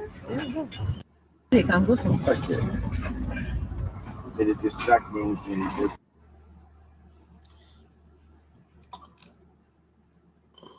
Drink it fresh. People call it Ali. People buy, we just drink fresh milk. Fresh milk. Yeah.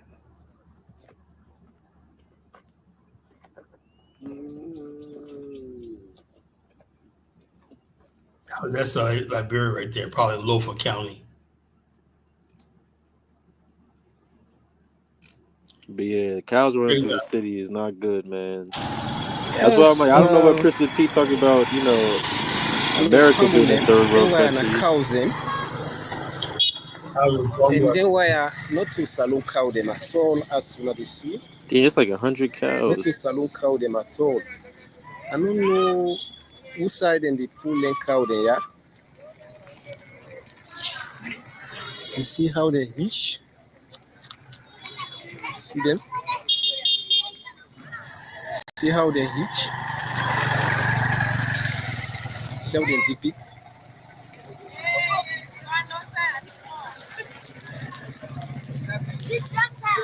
Yes, sir. They were now from which country, so?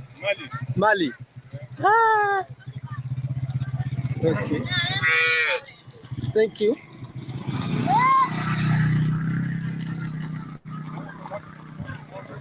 How are you, brother? How you come all the way down from Mali, So you are going from where? You are going to Sanda. Okay. So as soon as they see fumble, this na cow. Can't have that shit, man. Can't have that shit. No, yeah, you can't have that in the streets. That's too much. I think we got the point. Yeah, but you can't be having cows running all over the place, man. It is a city, Ahmed. Yeah,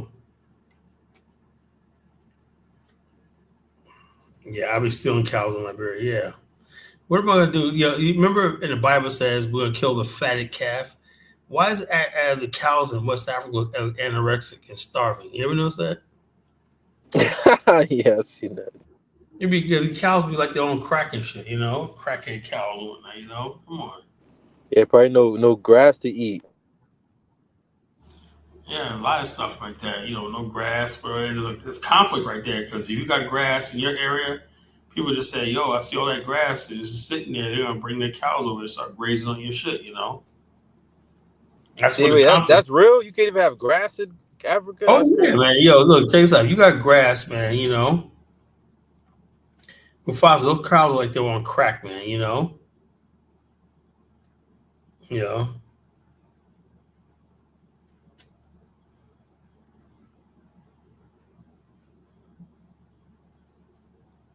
Oh yeah, okay, yeah.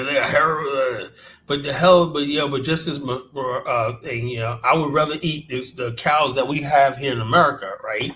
Because I could get a nice sirloin steak inspected by USAID. They're eating stuff that basically probably has maggots, worms, and something like that hasn't been eaten salt.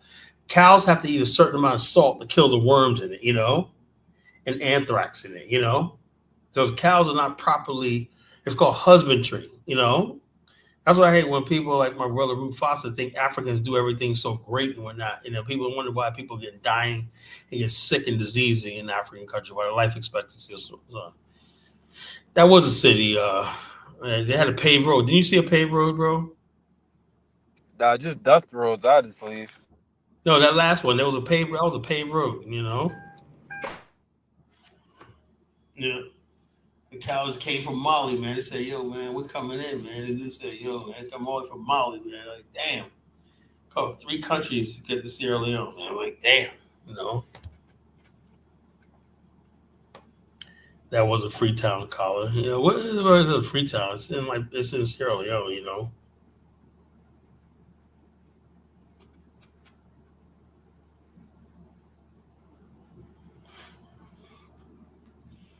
So it is what it is, folks.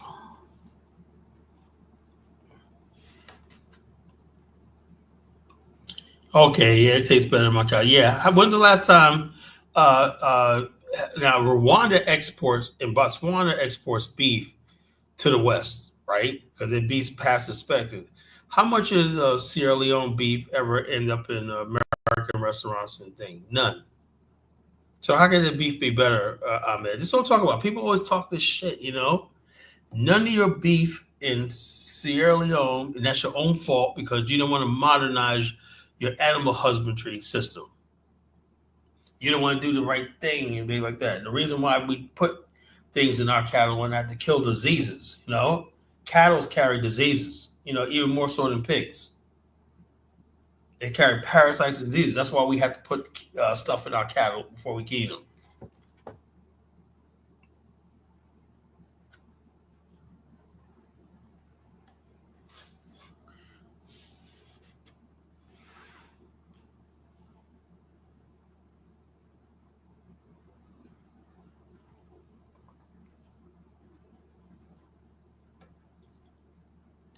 What inspired your title, Colin? What inspired my title was Morocco.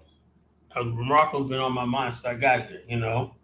Just seeing that city was exhilarating and it was depressing. But I said to myself, why can't we see? Even though I like Morocco and everything like that, I still want to see a black country to that level. Now, what made me really sad was the lady who was doing my pedicure and my manicure. She was a Liberian lady. She said she lived in South Africa. She said she hated it because it was so violent and dangerous. Every time I look at somebody one day, next thing you know, the person's dead. He was murdered. Murder and death. I said, damn, I thought that was like 20 years ago. I said, no, murder and death is such the order of the day in South Africa. People are dying left and right. Black people, killings. Yeah, probably because there's not a lot of police, right? Well, the thing is, they disarmed the police, disabled the police back in the days when Mandela came president. They basically gave the police because this is the whole thing. When apartheid, the police were the main enforcement arm of apartheid, right? So Mandela came in and he stripped a lot of the powers from the police. So police can't even do major. They can't arrest nobody without their consent or something like that. So the country is spiraled out in lawlessness, That's what they think. You let a 70-something-year-old man take over a country, And then Mandela released a whole bunch of dangerous criminals out in the streets, South Africa is basically like this,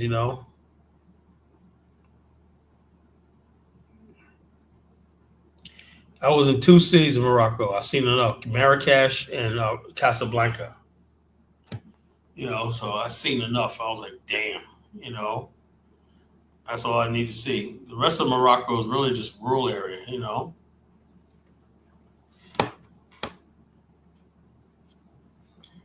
She was in South Africa. She was in Cape Town. She said it's just so dangerous, She said Cape Town is so dangerous. She said people are dying every day, especially in the colored community, So people are just dropping dead like flies through murder,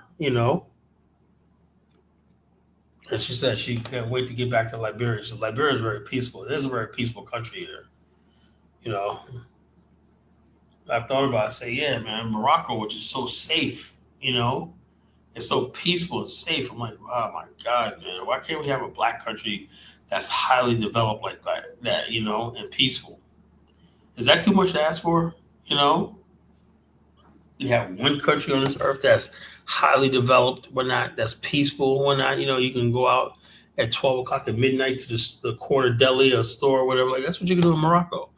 You can go out at midnight and walk the streets and whatnot and feel completely safe, you know? So, it is what it is. No, she was in a nice area, you know. South Africa is South Africa. The killings are happening in Johannesburg, Durban, Cape Town, all over the place, you know. And people gotta have houses like gated communities with armored. Hey, it's just really bad, you know, South Africa, you know.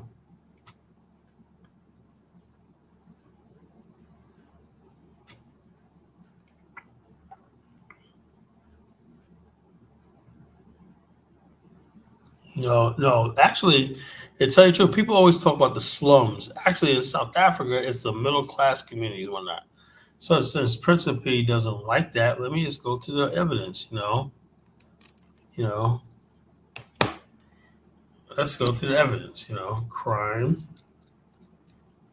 and security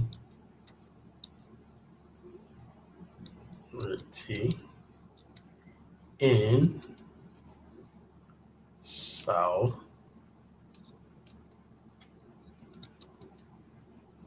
pop right up.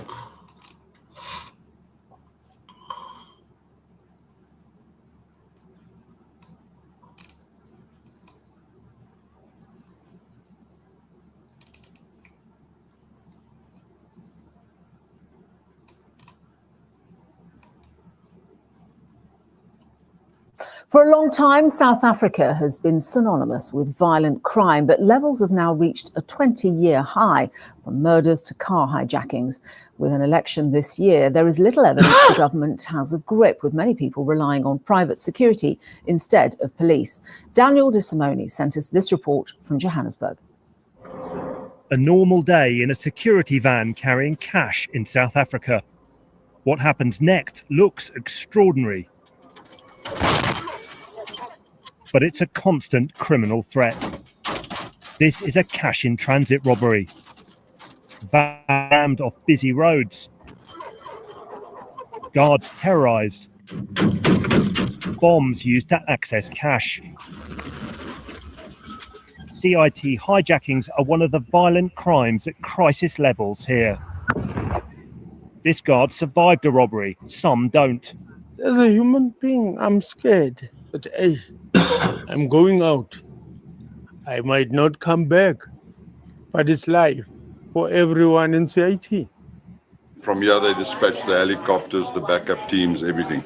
His boss says more help's needed from government. Well, it's like a terrorist group. It's been very military organized, well executed, and if you see the way that they plan these robberies, it's very difficult for our teams to stop that.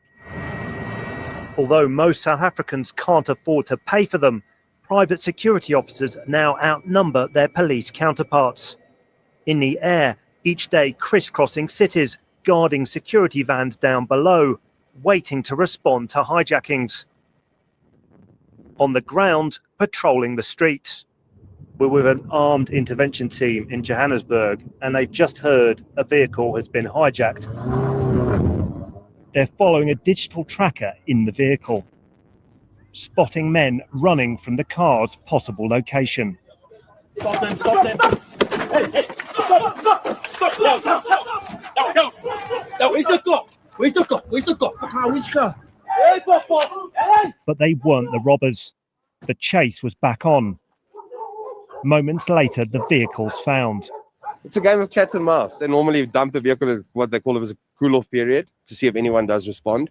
But I think now it was literally seconds that we missed these guys. They call the police to fetch the car.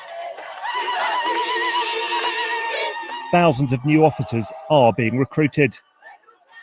It's election year, the most competitive since the African National Congress came to power in 1994 at the end of apartheid. All right, go I've ahead, always wanted to join the Ahmed. police. What's on It's your more mind? about serving the country than anything else and just being able to help people in need. I can't wait to go out there No, man. to I'm serve just the enjoying your community, show. to uphold the law, and fight crime. No, I'm just enjoying your Murders show, are at a man. 2-decade. Okay, what's going on, Ahmed? What's on your mind? Nothing, man. Man, so how's the vacation? It's going good, man. I just got here. Yeah, that's good. It's always good to take a little different scene, man. Yeah, I come here every year, so I'm having a good time. I love this country, you know. So. It's always good to take a different scene. It's always good. You know, I think more people should go to. Well, I understand people don't have the means to travel like I do, but you know, just make an effort. You know. Yeah, man, because the world is too big, man. The world is too big. It's just like some people just live in America their whole life. Like they can't, like don't even live in that state. Nothing wrong. Look, let me say something. No, what I'm saying, like in America, like within their own state, they barely only travel around America, like inside America, like go to different states. If you People live barely in, like, do it. New York, let me tell you something. If you live in New York, and I grew up in New York, the Empire State, right? We were taught that the world doesn't exist outside of New York, you know, because we had New York City, the Empire State Building, Rockefeller Center. And so we were basically taught that, you know, if it's not New York, it doesn't exist. So a lot of people, black, white, have the mentality about America in general. Like, what the hell is I got to go overseas for? You know, it's like a lot of people from third world countries understand why Americans don't travel. Because it's really, you know, you got everything here. You got Disneyland, you got Las Vegas, you got all these things, you got Six Flags. You got all these places to go to in America or not. What do you need to go overseas for, you know? Now, not even like traveling like overseas. I'm talking about like actually travel around the country itself. A lot of people travel, you know. A lot of people travel, you know. Yeah, like actually like go around the country itself. A lot of people travel. Like me personally, unless I got a reason to, I like to hit. I'm going when I get back here. When I get here, I'm going to Texas. You know, when I get back. Because some people they probably do a trip to where they're, you know, their family is in the South or whatever, and they come right back to their little city and stuff like that. But they barely go. That's our culture, Black America. That's why we have the family reunion. We're the only group of people that have the family. That's an African American thing, the family reunion. You know, because our community was broken up because some of us had to go to New York, some of us had to go to Detroit, some of us had to go to Chicago, some of us had to go different places. So every 3 years, we have what we call a family reunion to bring back people together. Because other groups of people, white people, they were allowed to stay in the same area because we had to go where we could find opportunity, you know? True. I mean, even me, I barely explore this country. I only stay in the state that I live at. I barely. Well, that's most people, most black so and busy, white people. so busy at work, man. Like you get so caught up with work. People in America they don't go no place because they don't need to, you know. You barely can't be see no other states. Like I mean, nowadays not they like really do though, bro. You California don't see how many or Las black Vegas, women man, on or New York Instagram City. be like going to different countries. They always in a different country, bro. Yeah, black people travel more now than they ever did, you know. Bro, and it's crazy because that's why I don't know what he's talking about. Because like in majority of the public schools in America, they allow you to go on like a Europe trip. It's just you just got to have $2,000 to go. Like most black kids don't go, but majority do though. You know what I'm saying? Like. That's why they have a lot of opportunities for, you know, kids to go out the country. Yeah. I mean, you're gonna have a couple of people that's gonna travel. I'm talking about like in America itself, like actually like go to other states that's not like well known. Like, they be going to different countries, bro. They got like Europe tours in school and shit like that. Almost every school in the 8th grade, it's like a tradition, has a Washington D.C. trip. Did you have one of those, Dark Mingo? Bro, they had a Europe trip. I went to Europe for 10 days. I went to Rome, Switzerland, Paris. Yeah, well, when I was going to school, you know what I'm saying? I went to a performing arts school, bro. My school was lit. Well, when I was going to school, it was a DC trip. That was a big one, you know, it's a class trip for DC. So yeah, we do travel, man. Like I said, America is a very developed civilization, you know. So, like I said. I mean, yeah. I mean, when you've been on top of the world for what 80 years now, so of course. That's So nothing to bottom line, people need to understand that. Unfortunately, black people have been riding on top of that wave too. So like I said, when I basically travel, like I said, I did a show yesterday. I said, look, I realize how American I am because when I go overseas and whatnot, man, I try to basically I was, well, I can't be like I'm an FBA, I'm an African American. All they know is they see the blue passport, you're an American. Plain and simple, you're an American. Hear your accent. So they hear your accent, you're an American. They don't care about you black, white, whatever like that. They'll keep saying, yeah, man, Donald Trump. Like, yeah, well, whatever, dude. I ain't telling nobody I voted for Donald Trump. I was like, yeah, America, Donald Trump. No, you telling you vote for Donald Trump, man. I ain't telling nobody I voted for Donald Trump. They assume that you're American, that you voted for Donald Trump. That's what they assume, America, Donald Trump, it used to be a time they would say America, Michael Jackson, whoever's the most popular thing come out of America, that's who they used to always say. For 50 Cent. 50 Cent, yeah, 50 Cent, Jay-Z, hey, how you doing? Jay-Z, And, right now, the thing is Donald Trump. To prove what I'm talking about, let me play a video. I mean, we get that part, man. First, I'm gonna get that, and I'm gonna press it on. See, I'm giving you guys a break off tonight. I'm not playing Tariq's the government video. No, you should play, man. Oh yeah, we start talking about nature, man. You should, man. Come on, that because once I start talking, you're gonna play it. Of course I know. I guess I'm waiting to start. You're a color American, man. You're a color American, man. I listen to you enough, man. Yeah, but this video is funny as hell, man. This is a Trump thing. Man.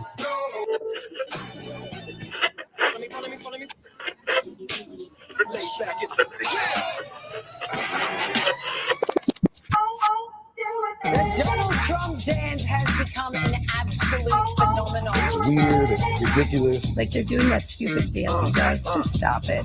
Hey, stop what you're doing, because I'm about to ruin the image of me that you're used to. I look money, a king bee making honey. See, deep state, I hope you're ready for me. Now gather round, I'm the new sheriff in town. All my people rise up and stand your ground. Now drink up all the Diet Coke you got on your shelf. So just let me introduce myself. My name is Trump D.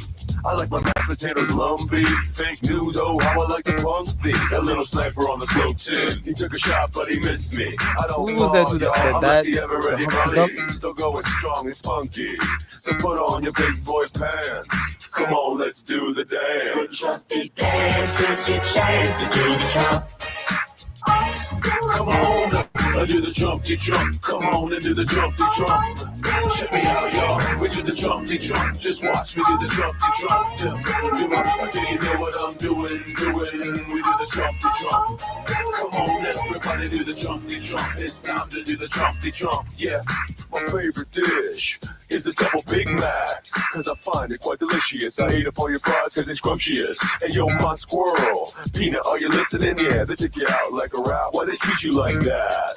It never would have happened, not with me. And yeah, safe to assume the communist agenda gonna end up in a tomb. Whoa, crazies, I always really phase me. You never catch me cause you're just too lazy. Join me and my homie fans, cause this is how we do the dance. Trusty dance, it's your chance to do the Trump. Come on, do the Trumpy Trump. Come on and do the Trumpy Trump. Check me out, y'all. We do the Trumpy Trump. Just watch me do the Trumpy Trump. Yeah, man, it's too corny. That's enough, man. We do the Trumpy Trump.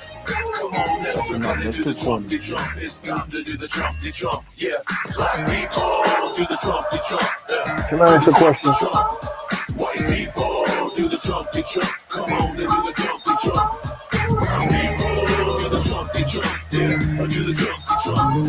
All the Asians do the Trumpy Trump. It's time to do the Trumpy Trump.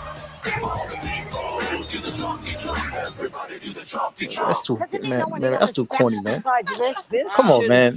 Color, man. Come on, man. You been okay, that was funny. That's hilarious, man. Nah, that's too corny. That's too corny. That was a good song. Come on. That thing has no flavor.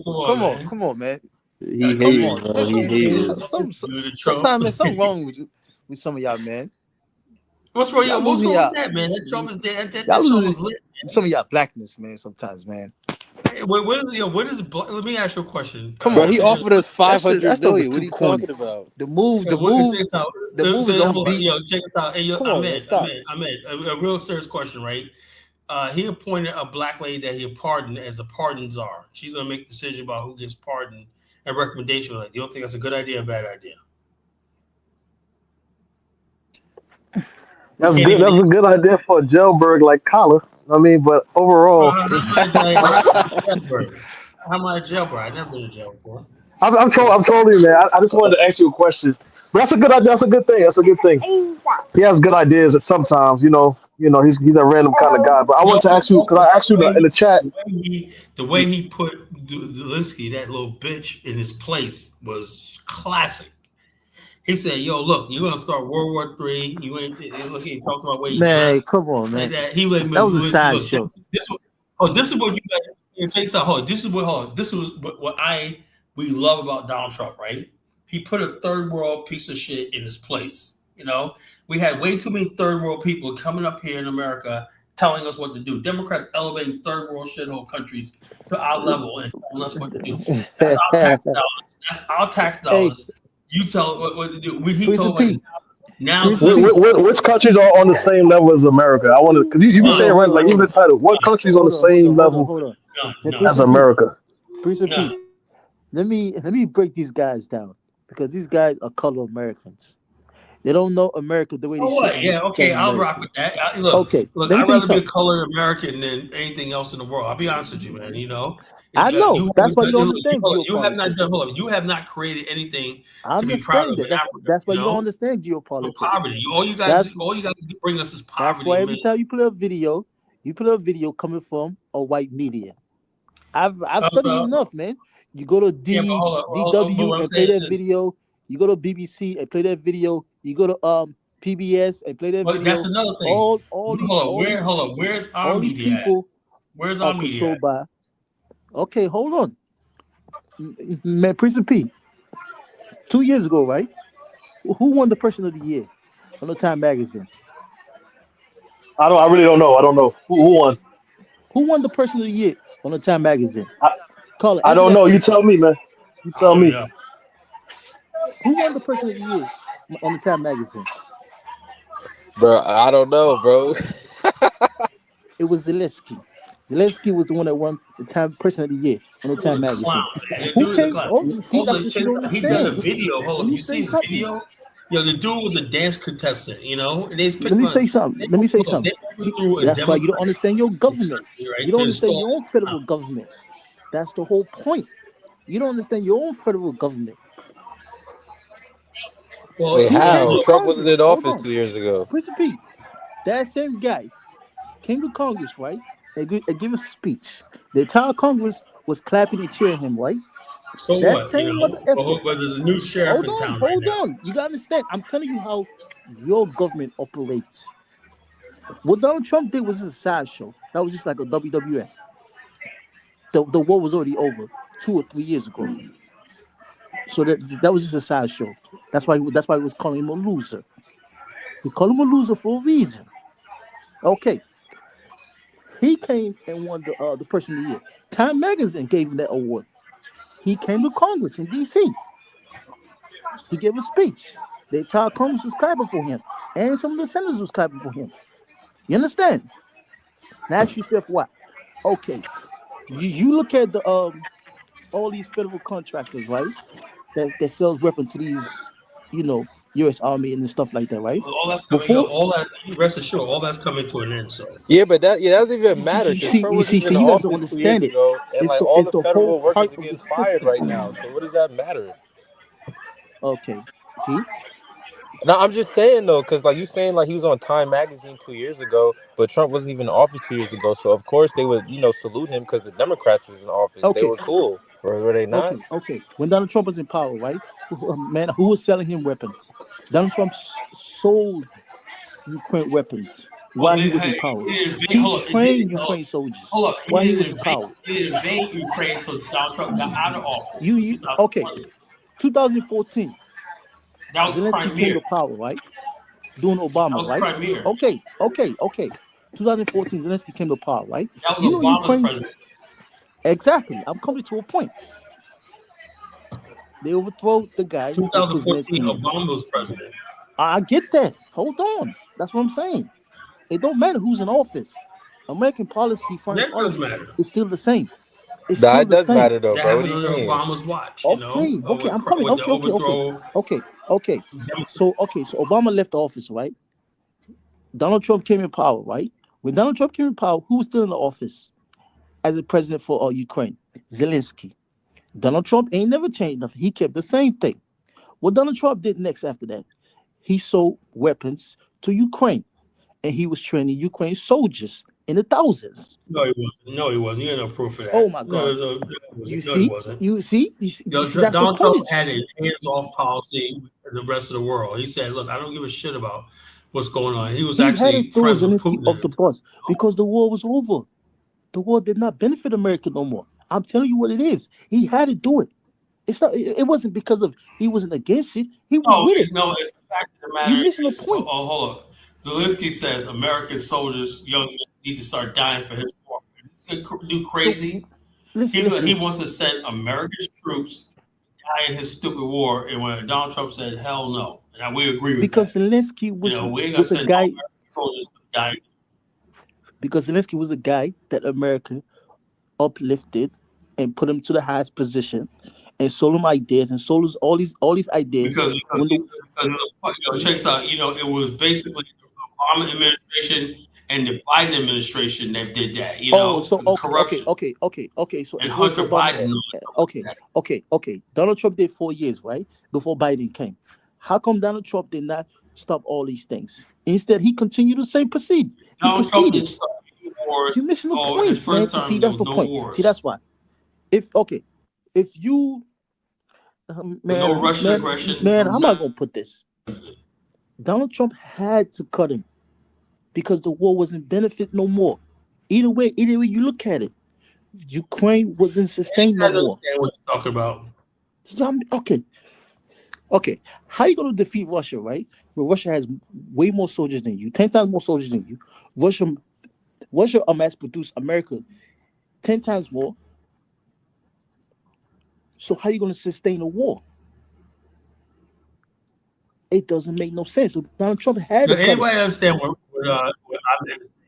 anybody understand what he's saying? Donald Trump had to cut it.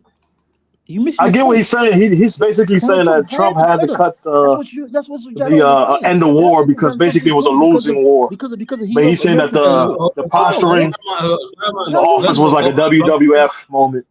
What I'm trying to is, hold on. I'm trying to make it 2025, right? 11 years later, right?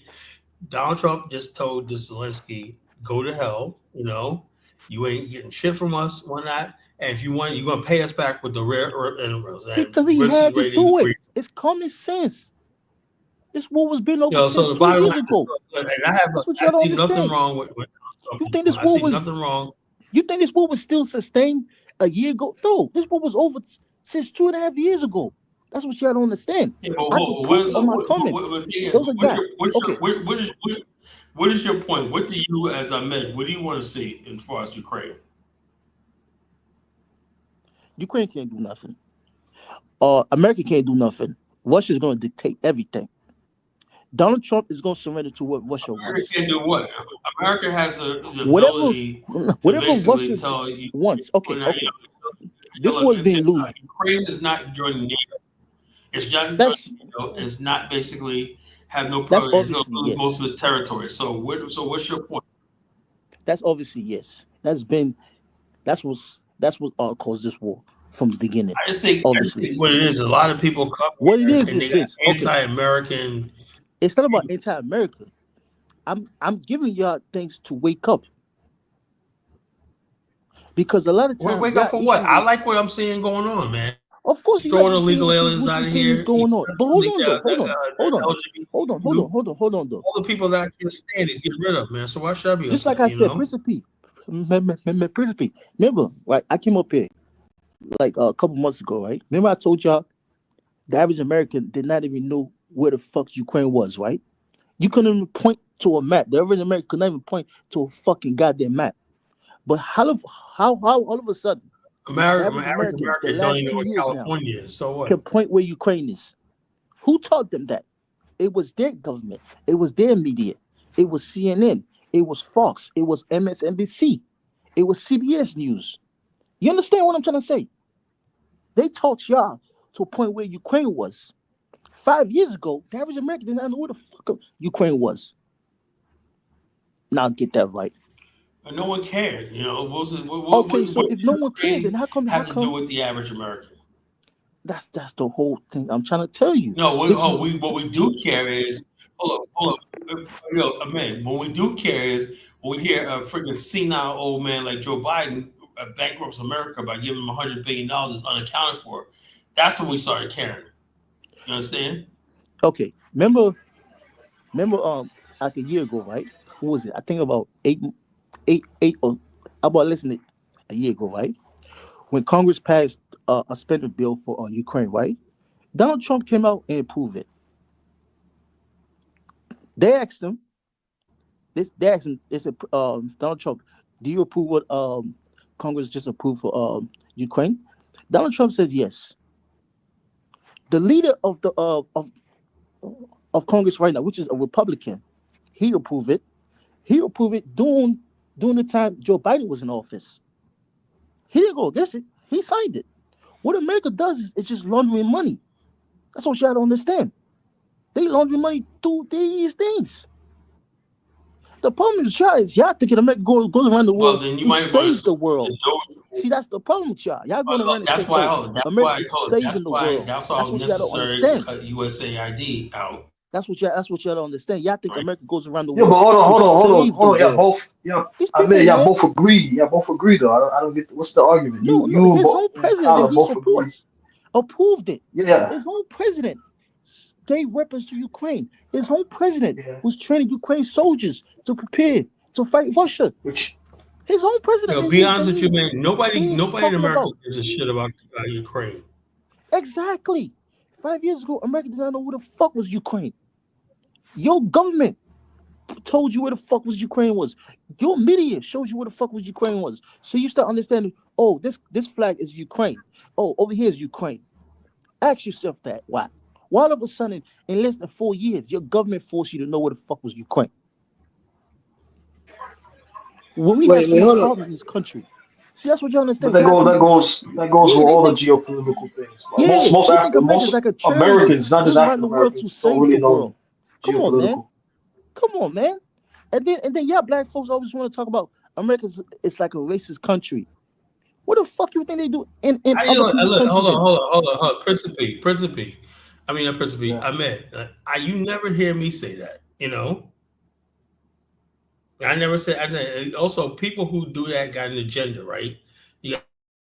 Of course, it's racist. Well, look, I'm a racist. What the fuck you want? You know, I'm black. I'm a racist. This is what we bred in. This is what we inherited. You know, America's a racist country. Yeah, so black people are racist too. You know, we're all fucking racist. You know, that's our culture. It will call it. You understand why? Okay, let me ask you a question, right? Let me ask you a question. Say, for instance, right, white folks leave, black folks in this country alone, like to let them just do their thing. You know what I'm trying to say? Let's just go. You know what I'm trying to say? Don't bother them. Just let them do their thing, right? What do you think black folks would do in this country? They become more powerful, right? Bottom line, hold on. We had to build ourselves. Their position, and we didn't have white people, right? Once again, their position, economy-wise, and everything like that. We have trickle down economics, everything. Exactly, right? Then how come white folks won't leave y'all alone? How come all of a sudden? I admit, there's examples of white flight, but it's about the mentality of the black individual. Certain black people would take control and do their own. Certain black people will follow behind the whites. Principe, I'm saying this. Let's just go back in the 70s, right? Let's just go back in the 70s, right? Let's just say in the 70s, right? Because fuck the 90s. That's not real black people in this country. And the early 2000s. That's not black people in this country. I know it. All these hip hop, all these hood raps. That's not black people in this country. Trying to make? My point is what's this, the point you're trying to make, bro? if white folks leave you guys alone, right? I mean, to let y'all do your thing, everything, right?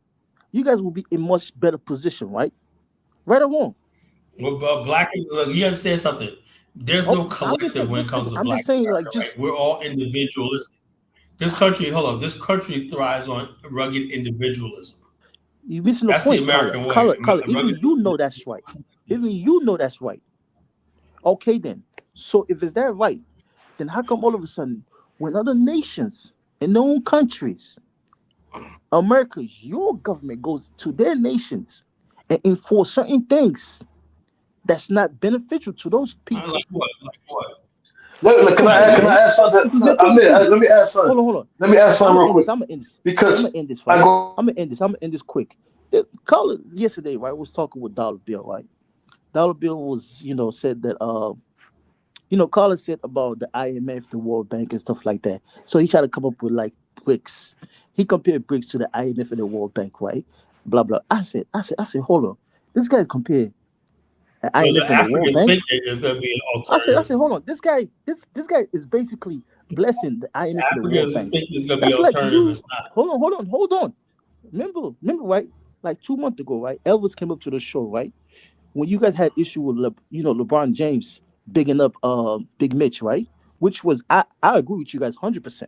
LeBron James does not have to big up Big Mitch publicly like that. He could have done it privately on a phone call, which I agree with you guys 100%, right? That's like That's why LeBron James didn't carry no weight in the election. That's why King James didn't move the needle as far as like black people turning out the vote, because we don't give a shit about these basketball players. You don't attach yourself to people like that. But they overestimate themselves. Black people do not give a shit about celebrities and stuff like that. We don't give a shit about these people anymore. We don't care about Beyonce, Oprah. All these people are absolutely useless to us. So that's like okay. I agree with you. Can I ask a question real quick? I'm about to end it. Because I may got a point. I'm about to end it. Go ahead. Sorry. I'm about to end it. That's like Elvis arguing with you guys about that topic. That's like you talking about the IMF and the World Bank to other countries. That's how your argument is that shitty. What? It proves to me that you don't know the IMF, you don't know the World Bank, you don't understand. I do know about the IMF and the World Bank. You don't because you know that the IMF and the World Bank give Africa and nothing ever gets done because once again, you guys always say America goes around the world and spread love. Because there you go. Color America. But you guys always say like these this. guys are color government, You guys, hold on, Color. To your own point, you always bash Africa, Haiti, whatever. But even Donald Trump is cutting U.S. aid because he's saying that. Hold on. Yeah, Trump he's cutting government U.S. aid. The government, it's the government, it's the government, it's the government. You know how like it's the government, the government, the government, it's the government, it's the government, the government, it's the government, it's the government, it's the government, the government. The government, it's the government, it's the government, the government, it's the government, it's the government, it's the government, boyaka, run to you niggas, boyaka, run, boyaka, run to you niggas, boyaka, run to you niggas, boyaka, run, boyaka, run to you niggas, boyaka, government. The government, it's the government, it's the government, the government, it's the government, it's the government, it's the government, the government. The government, it's the government, it's the government, the government, it's the government, it's the government, it's the government, the government. The government, it's the government, it's the government, the government, it's the government, it's the government, it's the government, the government. The government, it's the government, it's the government, the government, it's the government, it's the government, it's the government, the boyaka, boyaka, run to you niggas, boyaka, boyaka, run, boyaka, boyaka, run to you niggas, boyaka, boyaka, boyaka, boyaka, run to you niggas, boyaka, boyaka, run, boyaka, boyaka, run to you niggas, boyaka, boyaka, government. The government, it's the government, it's the government, the government. It's the government. Okay, so Everything now is a he feel government, good. man, you know? It makes me feel good. It makes me feel good. It makes me feel good. It make him feel good. Make him feel good, so that he feels good about reality, about his fanciness. Okay, now let's bring it back to reality, because these guys are clowns. Anybody that supports somebody like him is a clown. Anybody that I don't clickbaits support somebody like Tariq, him but is a that shit clown. was big. It's a clown, because I end of got the that, day, man. that's Tariq, just emotions. he's a culture critic, and he basically it does satire, you know. And so a lot of people get lit because the bottom line, all we hear from our Okay, brothers and sisters in Africa is it's the government all the time, man. I was like, what the hell, man? You know? Carla, you live in an What the hell? empire. You come from an empire. Yeah, You and just want a better position for your people inside the empire. no That's all it shit, you is. know. You support the So in other empire. words, basically, he No, told me, Prison P, listen to me very well. I call these guys color Americans for a reason. They support the American empire. well, like, yeah, They false believe color in the American Americans, right? empire. They just want a I'd better rather be a color position American than inside the absolutely American nothing. empire. That's all it is. Than being Trust me, homeless, man. Prison You P. know. Trust me, Prison P. I call them color Americans. Even like some Africans, man, you could call them, color Africans too. Some of these guys are color Americans. They just want a better position inside the empire. Instead of them. Hold on. Let me ask you a question. When Africans come over here for opportunity, aren't they looking for better positions inside the empire? But hold on, Colin, you playing the government song, but Trump recently cut U.S. aid because they're doing corruptions. He said NGOs are doing shady shit in other countries. But you expect Africa, Haiti, etc. to be great despite that. Let me ask you a question. These are the same guys, right? All the governments in this country, or just these are the Africans same guys, right? themselves? Hold on. These are the same guys. Hey, what's Donald up, Trump. Colin? No, What's but up, hold Colin? on. Hey, Colin, just Hold let on, me say this real quick. fast, Colin. All right, go ahead. Colin, hold on. Just let me say this real fast, Colin. I saw the video that you had of the South African dudes that was running up on the money, delivery car, and man, I'm gonna be real with you, man. That was some straight nigga shit that they was doing. Like, I didn't even know that they was getting down, like they was doing nigga shit like South that in South Africa Africa. is a war zone, really. Yeah, I didn't even know they was doing Let shit me like tell you that. something. Like Elvis asked me, Colin, would you on apartheid back? Look, at some point in time, we have to have some soul reflection. We have to have a come to Jesus moment. You know, black people, man, for some reason, we gave black people was given Gary, Indiana. What happened to that city? We burned it basically destroyed it, with corruption and giving themselves jobs, sucking it and mismanagement and everything like that. So the city like Gary, Pittsburgh, and Detroit, DC, Newark, Baltimore, all in black hands died. South Africa, a republic. So that tells me, like the topic of the show tonight, right? We have to basically realize, right? The only thing we have to do is start all over again. Stop telling ourselves how great we were and whatnot, So that lets people let their guard down. Oh, we were great. We built pyramids. So you don't question the fact that somebody might be incompetent. He might know what he's doing because you automatically assume because we built civilization, whatever. So when I take that away from black people, like, no, we didn't build civilization. We got to prove ourselves. I really believe that. Black race had to prove itself to the world. We have to produce one country in Africa of the world that's world class. We have to do that. Man, this man funny.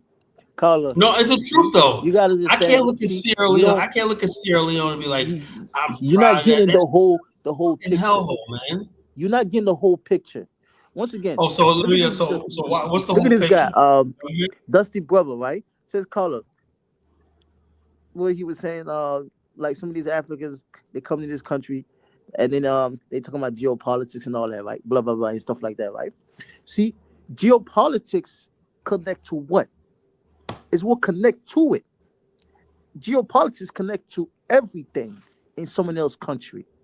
If you live in an empire, mind you, I keep saying this, you guys live in an empire. Y'all breathe the empire air. So you understand? That's like me coming to America and telling you guys, oh, everything is equal. When we know everything is not equal, like when it comes to you guys. You understand? No. You understand? So I know everything is not equal, like when it comes to you guys. You go to YouTube right now, there's a bunch of videos, police doing all type of stuff against black folks. I see it every day.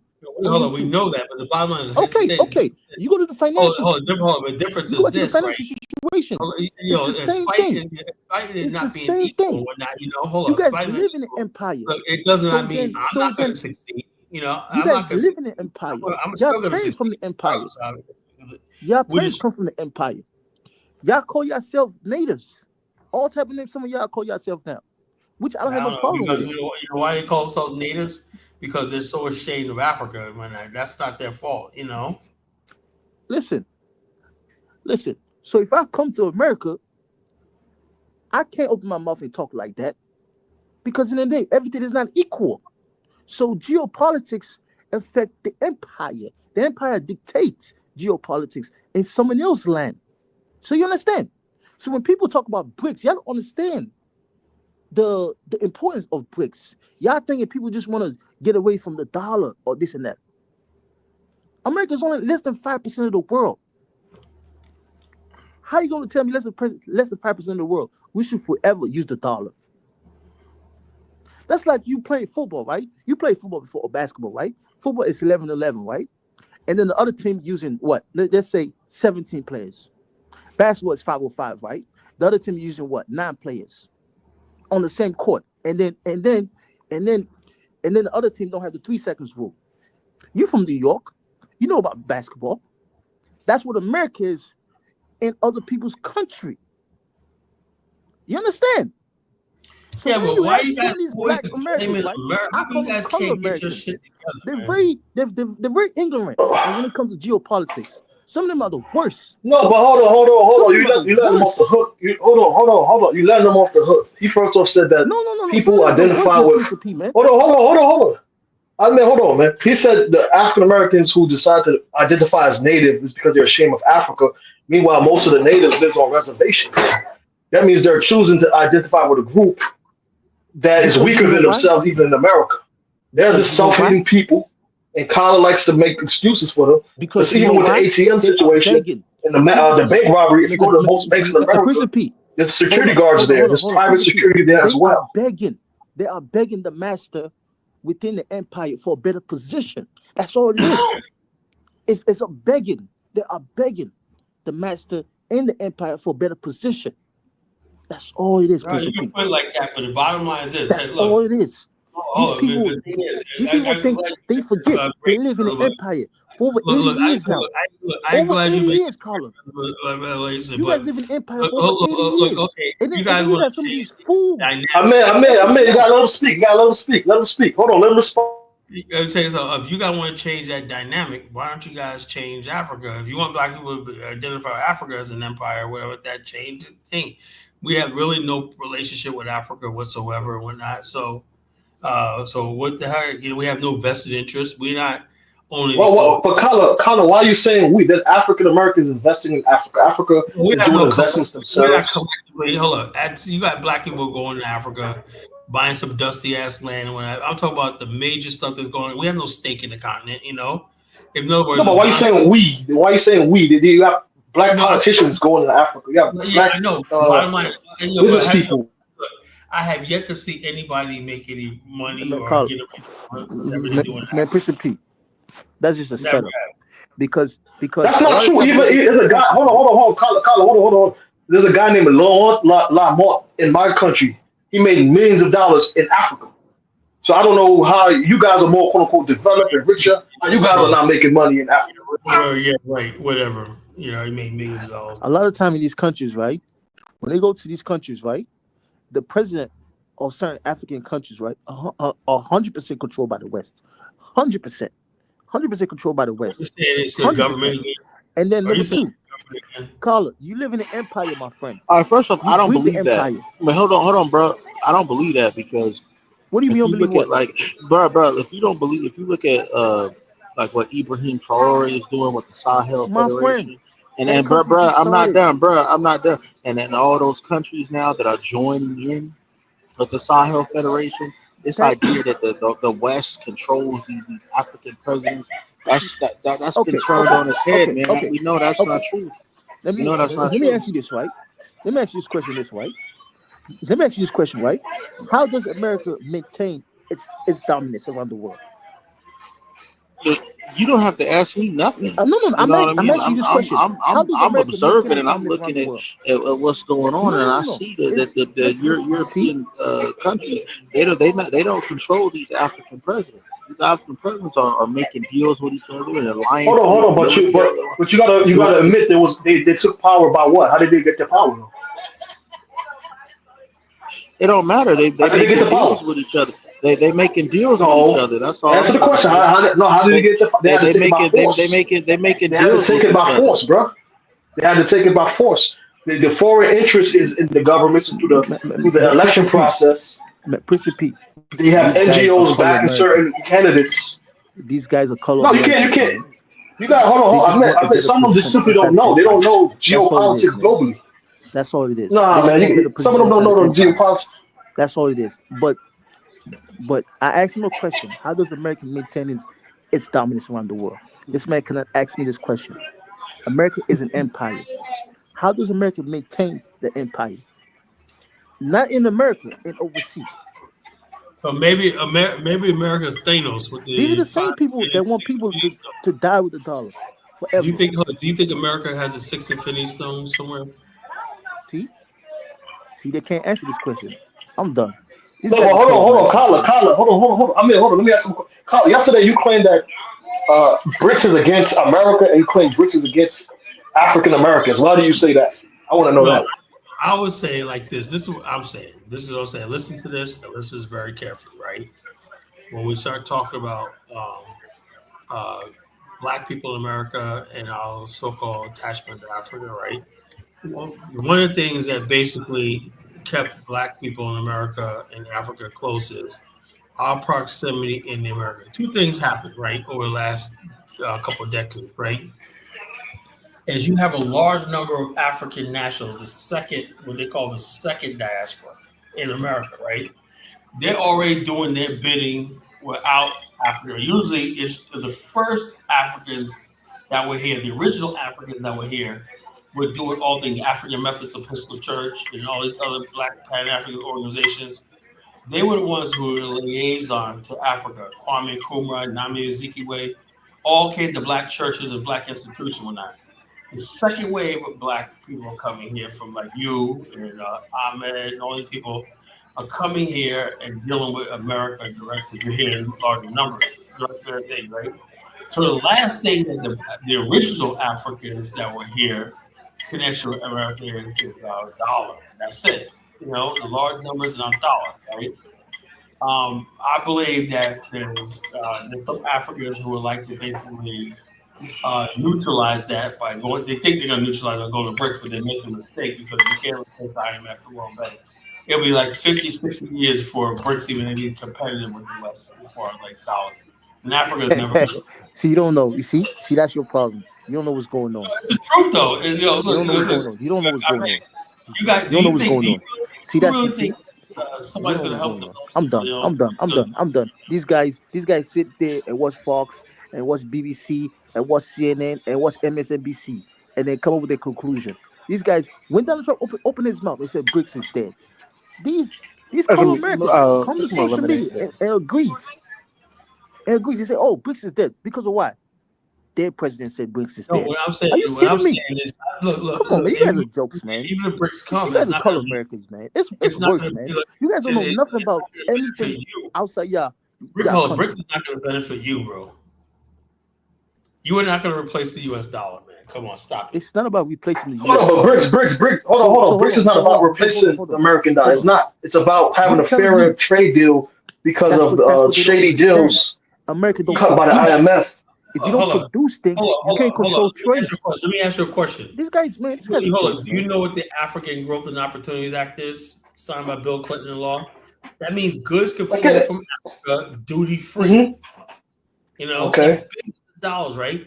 The problem is you Africans and people on the continent are too lazy to take up that opportunity. You rather hate America because you hate black people. Nobody hates America. Everybody loves America, bro. But can you do me a favor, Colin? Colin, can you do me a favor? Can you play the video of when Rwanda wanted to stop taking in secondhand clothing from America and wanted to create his own clothing sector? What did America did to Rwanda? Can you look that up for me, please?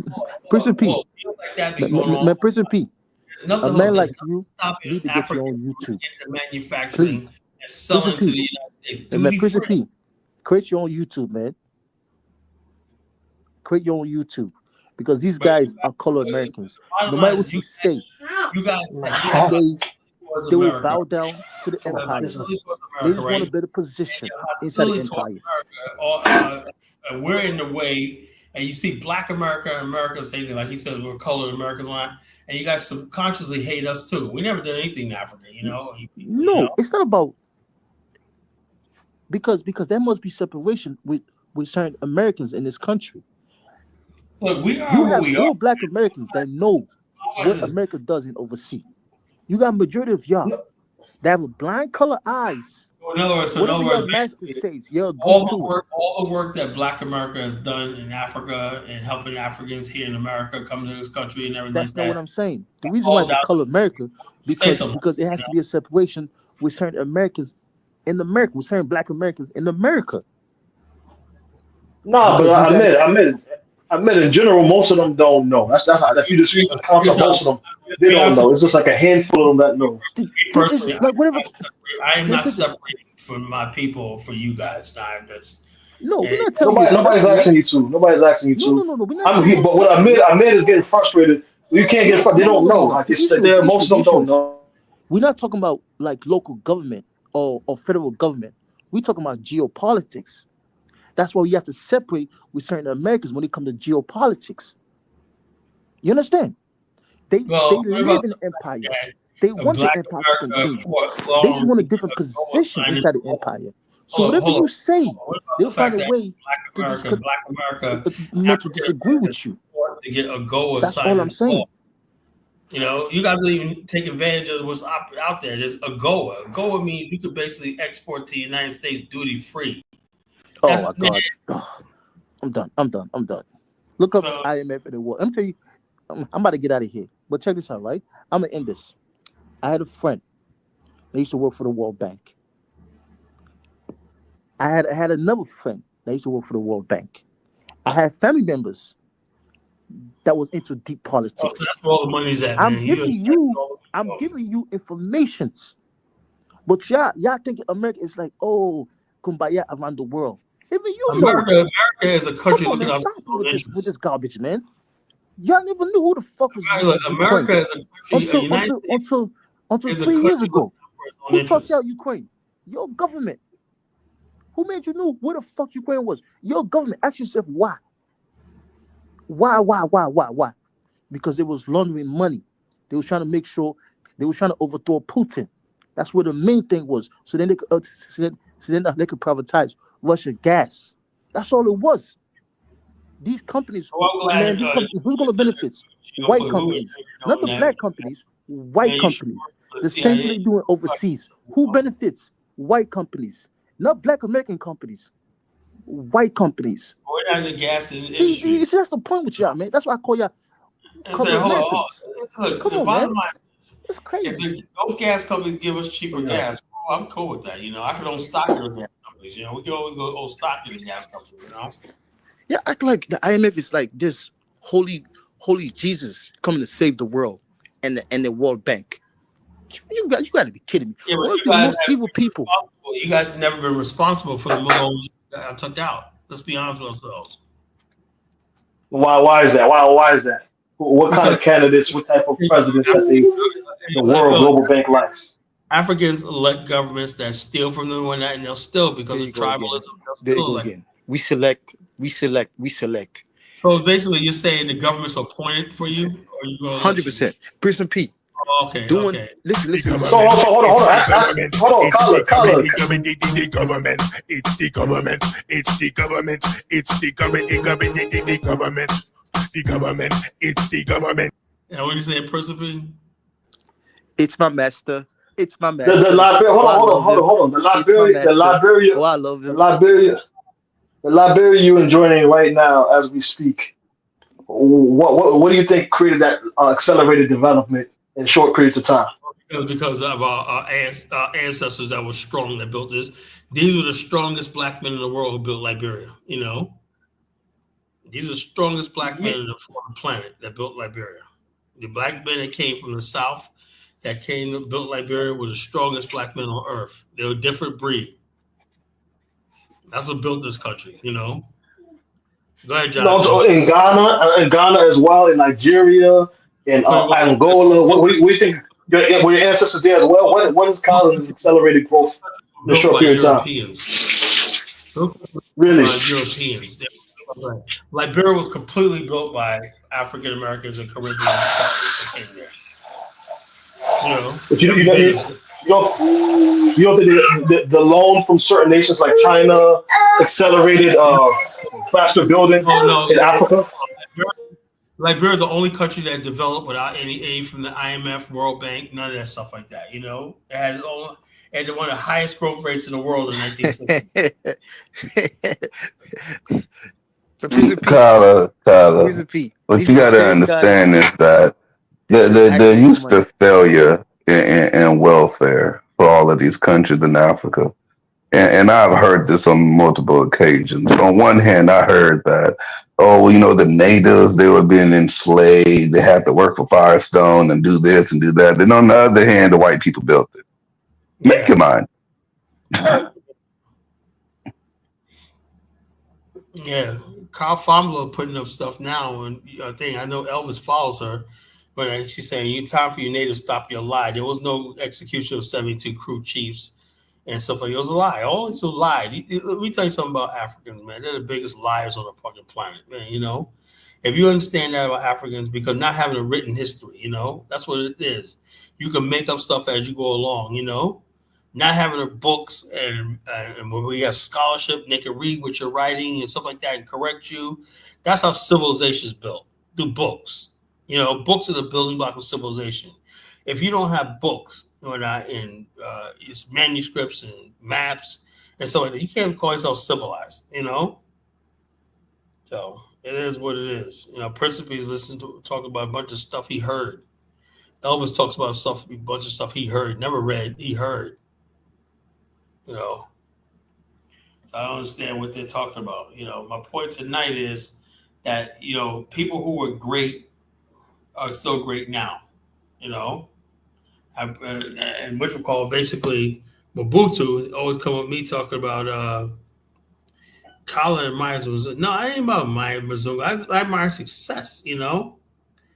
You know, he said, I don't have an admiration of white power. I respect it. It's there.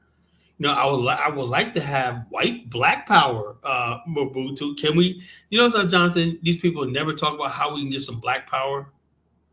You know, you don't like white power, Colin, America's an empire. Well, where's the black empire?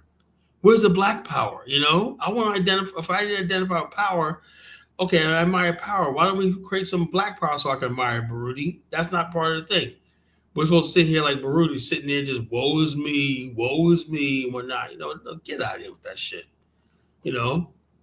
They don't believe in black power. In fact, they think everything that black people do, especially from America, has something to do with white people. That's what they do. They think American Liberians were white people oppressed today. Anytime black people are successful, there's something wrong. That's what they're doing for Rwanda Any country that's success, any black people that find success, Botswana, they do the same thing. They target them with this, oh, you must be doing something wrong. You must be working for the white man. Now, the president of Congo, think about this. The president of Congo said he was willing to sign off his mineral resources to stop the war and stop Rwanda in his country, you know? Now, I thought Rwanda was a puppet of the West. You know? How can basically, if Rwanda's a puppet of the West, then why is he inviting Donald Trump to come over here and wage war against Bogami and M23? Something's not right.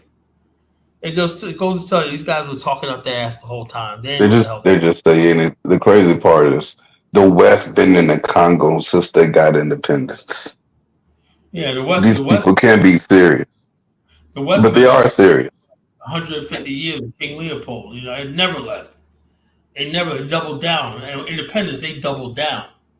You know, in every country that they gave freedom to, they didn't leave. They signed these deals that says, all right, you get your independence, but you're only going to get 10% of the generation money from your resources. That's why everyone got 10%. That's why the country. Again, hold on. Y'all making with my mind. They're making the point for Ahmed in BRICS. That's my point. You guys are talking nonsense. It's the unfair banking system. It's an unfair trade system. You're making my case, so y'all can keep. Yeah, but hold on. The thing is, Principe, right? Is the BRICS is not going to be any better because there's still debt that got to be paid. When you have loans or all that, it's going to be the same thing. You know, the only difference is this, though. If you really want, like Brandon was saying, I agree with, right? I said, basically, if you cut off relationships with the United States like that, rather than going down this road of antagonizing the United States, it's going to also inadvertently isolate themselves from Black America. And Black America really is the only chance Africa got, you know? I mean, Africans have this idea they think they're on our level. They may come over here and see some drug deals and crime, and they really think that they're on our level, but it's not even close, you know? The state of Georgia is investing heavily in Liberia right now. Black people, Black counties and everything like that, and getting involved in the Pan-African with Sister City projects and everything like that. Africans can't do that in America, you know? Our institutions, Georgia Tech, Morehouse, everything, all these people have plans to build in Africa.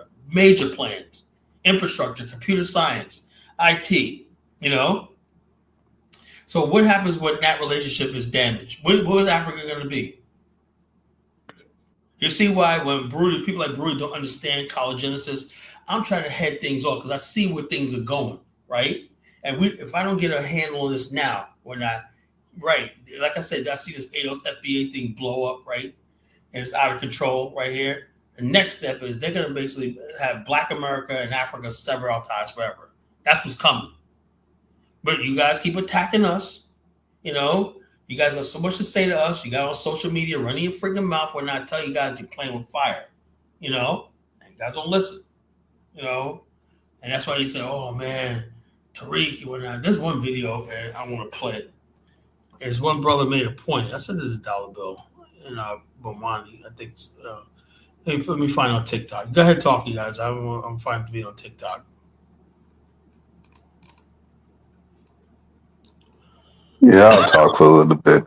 This idea of Africa turning to BRICS, with all due respect, right? There's only realistically two powerful countries that's in BRICS. On the military level, there's just Russia. Yeah. China can't help you with no damn military issues.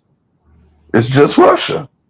Russia isn't a global power like they used to be. They can't really help. They can send Wagner. They had Wagner in Syria. Look at that shit fall and collapse. Yeah, BRICS can't help you. You're talking about Brazil. What the fuck is Brazil? Brazil's a punk in the West. They're a punk. South Africa, you think South Africa is a power in the African continent? No. You think India is a power? India gets invaded by Pakistan all the fucking time. They can't help you either. So you only got Russia, which they use Ukraine and Georgia to go ahead and attack Russia. And then you got China, who's surrounded by a whole bunch of American allies. these are the countries y'all try to depend on, and I think that's just kind of stupid. That's like saying, hey, I'm gonna get the motherfucker that's surrounded to be my ally. All right.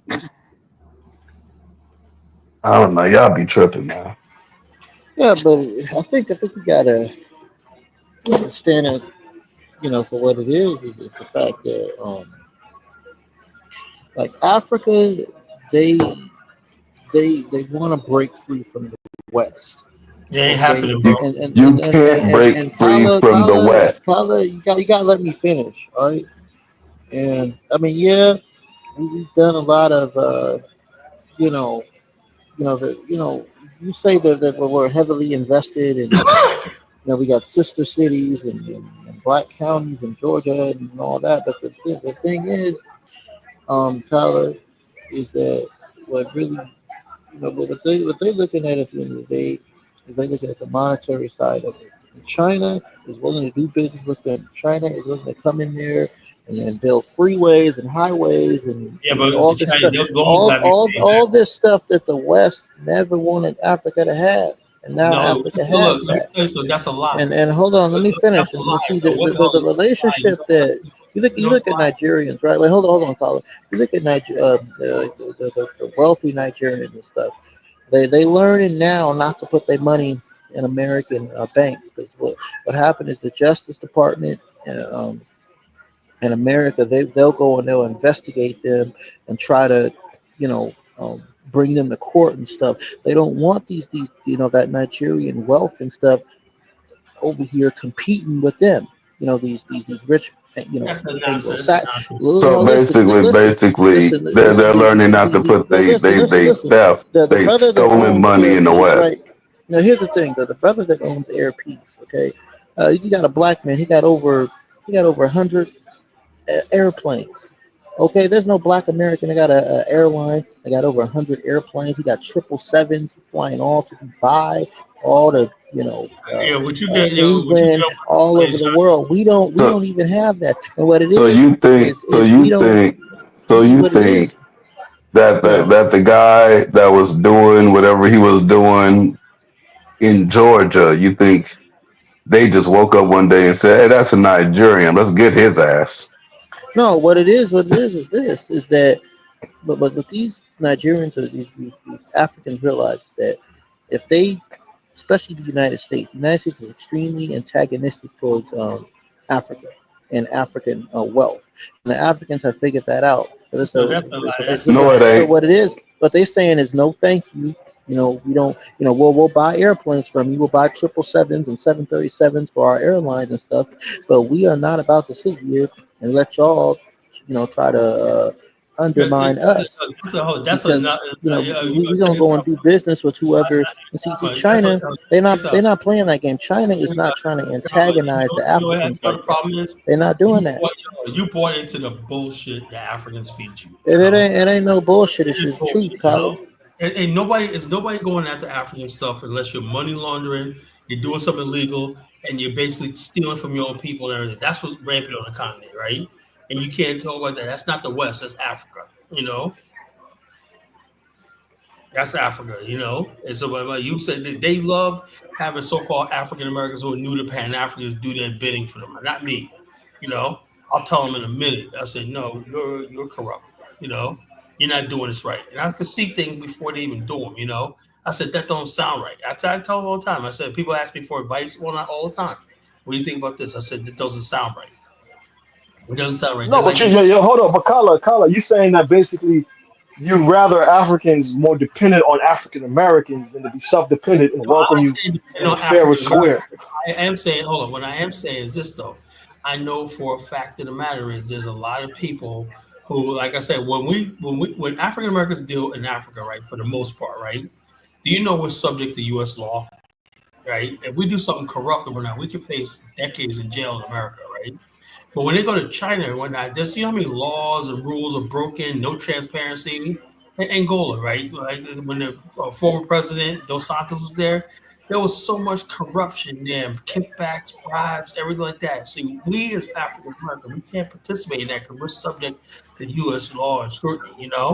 And a lot of Africans basically like, so there's got to be a better, because we won't play ball. For the most part, most black businessmen that go to Africa won't play ball with them. They're doing everything by the book, right? And they're doing everything right. We don't get enough credit for that. We never engage in scams with, what's it called, Ponzi schemes and all stuff like that. We never do. And so therefore, they're like, dealing with Black America, they got to come here.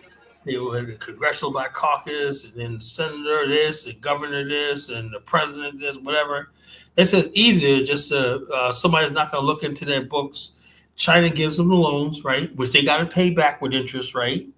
And then China builds and stuff like that, but they still got to pay back that stuff. They're not getting any skills transfer because China brings its own workforce and skilled labor for it. They may have some African workers there, some dressing, but the most part, the project managers and everything are mostly Chinese. And that's and then the side effect to that is this. Tell me why in Zambia, Chinese have chicken farms. The Chinese let their own people, they be secretly pumping their people. Even right here, where I'm staying at in Liberia, I see a Chinaman right sitting there in a hotel. What the fuck is he doing here, And we're in fucking Africa, right? I got Chinese, you got Chinese here. They're all over the fucking place, You can't get rid of them. Yeah, but that's globally. They're everywhere. On the fucking in the Caribbean, acceptable, The same Syrians are in the Caribbean as well. I'd rather have our people here than the Chinese. That's what I agree with that. But I'm saying you're not being like realistic in terms of. I agree with that. I do. They're in the Caribbean, controlling the ports of Jamaica, and they're gonna end up messing around and getting into a war with America. Okay, because America is not going to allow China to take over that port and be so close. It's going to be like Cuba all over again. Yeah, and they're not going to let them have the Panama Canal.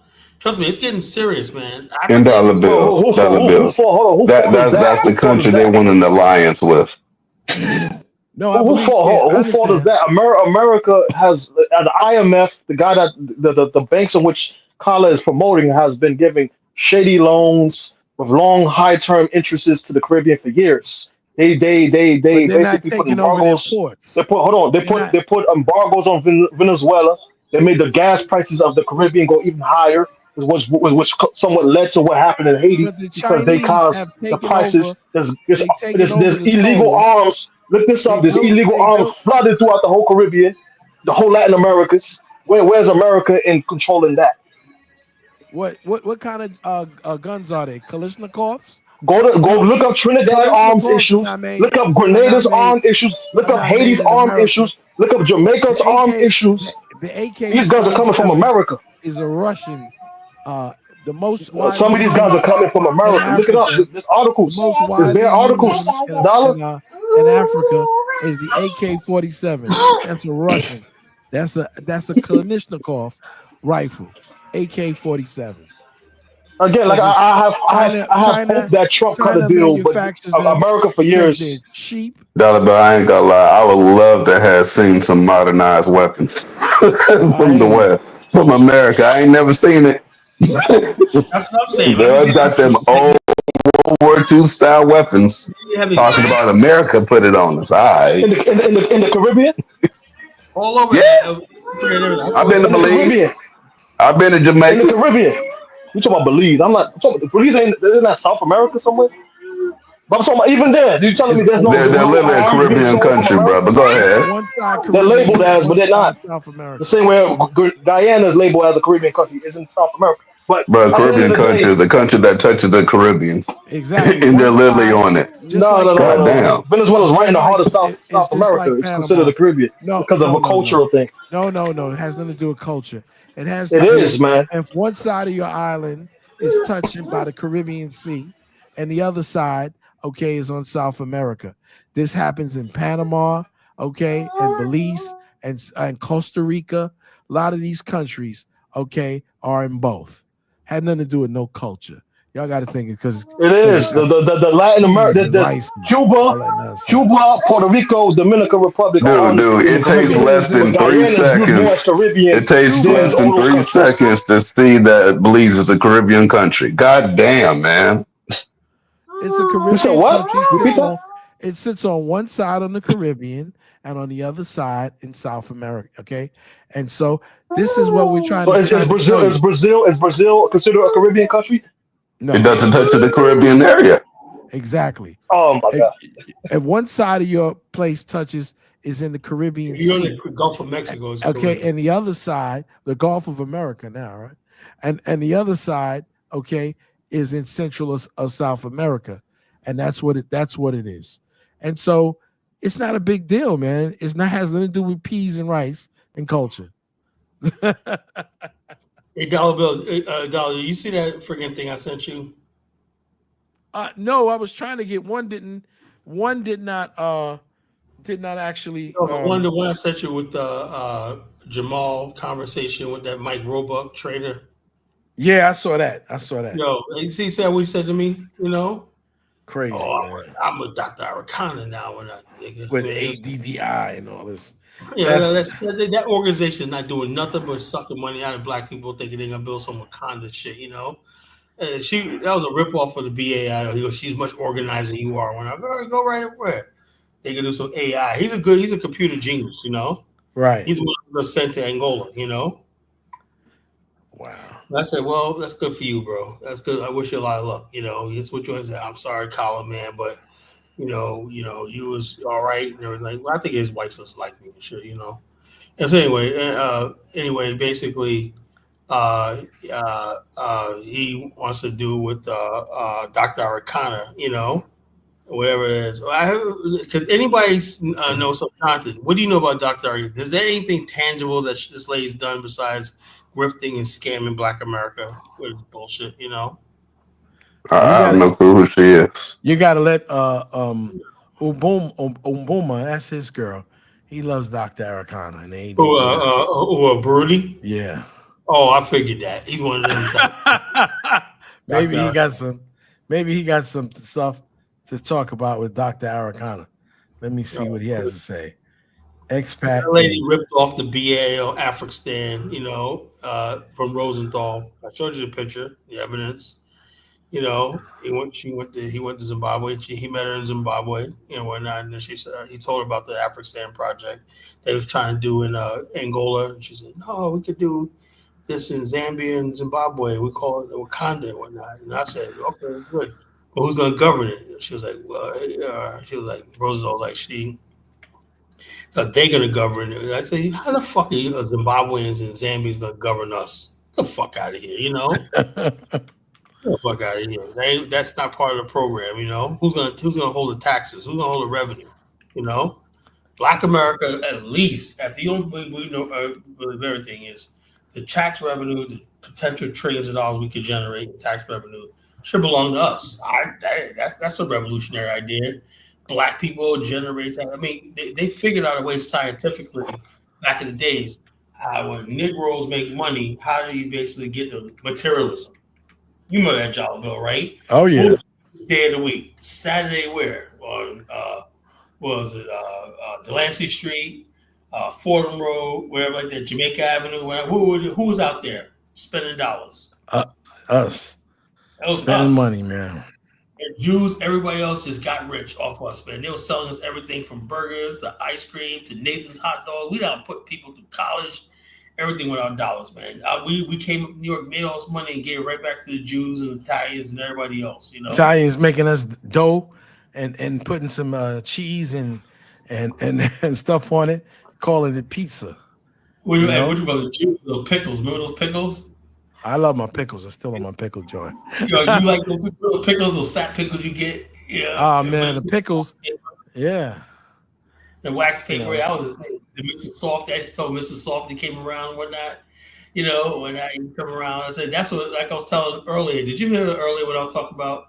And I think Principal got upset with me when I said this. I said, look, he said, I guess the poverty is like, yeah, poverty in Black America is different than poverty in Haiti. We're not eating mud cookies, you know. Poverty in right. I played the clip of Eddie Murphy. Remember Eddie Murphy, your Raw. Oh Lord. Ubuntu. You know, check this out. He was like, Eddie Murphy was like, yeah, I want some McDonald's. When you know, I went to McDonald's and pull out his patty, put a big pepper in there, onion. When hit this big, well, I remember those things, man. Now you look at them, those things are good, you know. I gotta put this in. I want to put this up. Besides Panama, Belize is only a Caribbean coast, right? It's on the Caribbean coast, and at the same time, it's in South America.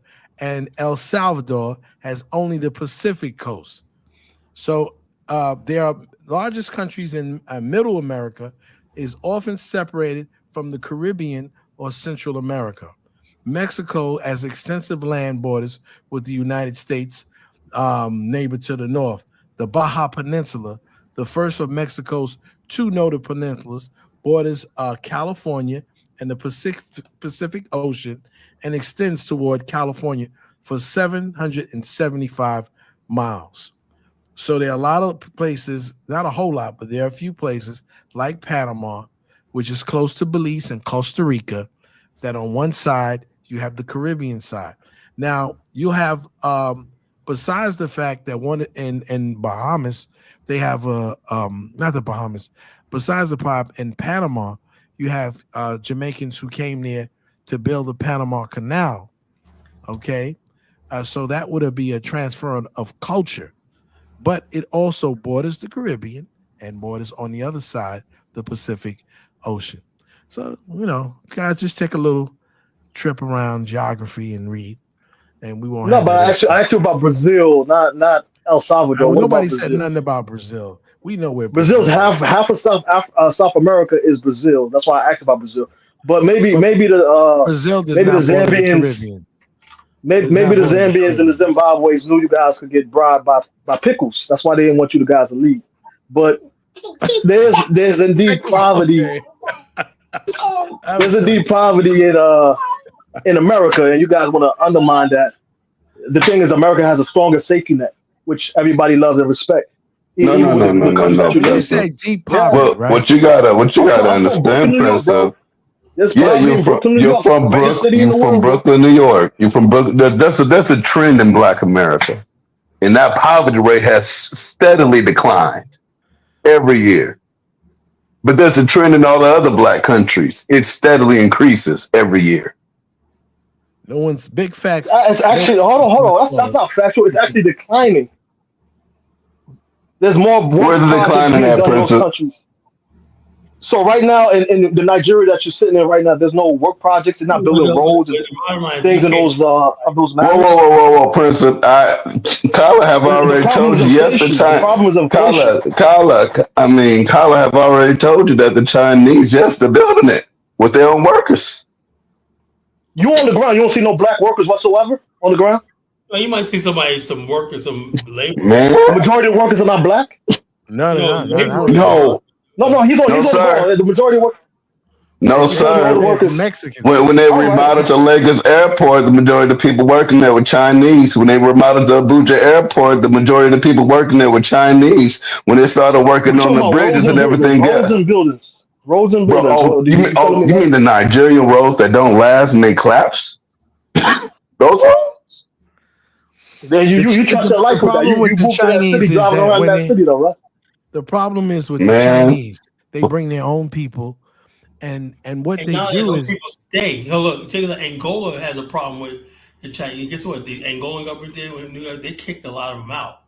They were setting up their own massage parlors and shit like that, and they weren't supposed to do that. They was basically supposed to just do their job and leave, right? They basically stayed back and said, man, there's some riches here. And they got rich, going into diamond mining for themselves and all kinds of business, banking, finance, and whatnot, shipping, opening restaurants and whatnot, nightclubs and everything like that. They got too comfortable, So bottom line, that's what happens with Chinese. They don't just come in and do their work and go. That'd be good if they just came and did a job and go. They go there, they do their work, they stay, they build their own communities, own stores, own hospitals, and everything else. And the crazy thing is, Prince, do y'all realize Prince tried to say that these countries suffer from inflation? Who? China? So do we in America, Prince. Prince Pete thinks that the Chinese, the Africans have probably but hold on, sorry, Dollar. You gotta admit, America is the greatest country in the world. How you gonna? And it's impacting people in America terribly. So imagine a second or third world country. But Dollar, But Prince, why is America the greatest country in the world? Because as Black You ask Americans, why? You ask why? Yeah, why? Tell me why. Everybody is here. They have African Americans here. They have different intelligent people from Europe here, different people from Africa, different knowledgeable people from different parts of the world.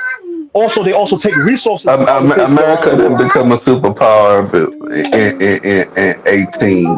in 1965. They built it off credit. You know what the credit America was a superpower in the early 1900s. Do you know what the credit was? America became a superpower post World War II. The credit was us. Thank you, Carla. Thank you. Yeah, post World War II. And everything that you could damn near look at in your house was made by an African American person. Got that right. Your house, your car, every damn thing. I find it interesting that despite the fact you can look at all the world, you can look at Canada. Canada's right, next to America, right? They ain't no superpower. They ain't created shit. They ain't invented shit. They barely contribute to the damn globe. Didn't even They're invent white hockey. people. They're white people too. Didn't even invent hockey. We invented hockey.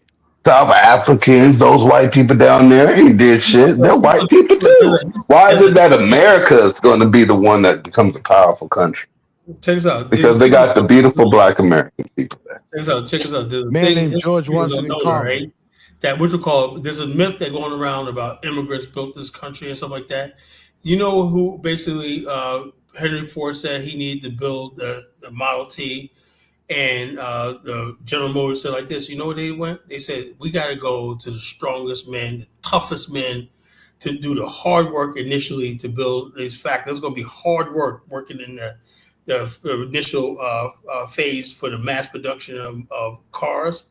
They went to the deep South, got strong Black men from the Carolinas, Georgia, Mississippi, bro. Now, how do you think they end up in Detroit? You know, Detroit. Yeah, that brought was them to the whole. Detroit. That was the number one economy. You know what I'm saying? Yeah. in the So United the bottom line, States. when people say something like that, in the steel industry of Pittsburgh, I think Black people got Pittsburgh. We got recruited, to come up there and build a thing. So this idea that immigrants think they came over here and started building, that's a lie. This country was already built. Remember when we were kids, we learned the story of John Henry? John Henry was a strong African American hero. Strong Black man with his hammer. With his hammer, just building up the railroads. Right up in the last part here, his he name laid down wasn't his hammer. Shu The sad Young. part is that he laid down his hammer and he died. Hey, Kyla, they got this documentary on YouTube about the migration. Guess what happened? Right. When the Black Americans would no longer pick cotton for them little old scraps of pennies, the Caribbeans came over and started picking the cotton. Yeah, that's how it usually works. In the Mexicans. Yep. Don't talk about my Caribbean people. Now I'm talking about them. We have to be honest. Hold on. We have to be Didn't honest. you guys had to migrate out the south to the north? Am I correct? Into the west? Migrate out the south and the north. We went across our country. Yeah. Look at Big Facts. Okay, but white immigrants. What do you mean? When Okay. you white immigrants came. We were already building homes. You say so. You know that one chick, that female comedian that's kind of like right wing redneck that's going around. Her name is forgot her name. But anyway, she had like Italian name, whatever like that. She said she was going at Vivek Ramaswamy. She said this myth about immigrants built America. She said, look, immigrants came here for opportunity. What was the opportunity? The country was already built and developed. All they had to do was go in there like this. Roads were already built. Roads were built, railways were built, everything was built. George Washington Carver saved America twice. Once with crop rotation, and next taking a peanut, and making it into rubber. Right? So we didn't have to go to Africa to get rubber because we had a genius named George Washington Carver, who took the peanut and made rubber and so many other thousands of things. In his laboratory. This is the thing we have to basically understand. Like I was trying to say the other night, brother Dollar Bill, is like people want to erase African American. They can't do that. We can't. We have to say, and this was created under duress in America, because that's what really it came down. Look at the people in the Carolinas or not. I'm thinking to myself, how did we freaking go from the Carolinas, right? I look at my Uncle Albert. The house he died in South Jamaica, Queens. Nice house, put his kids through college and everything like that, right?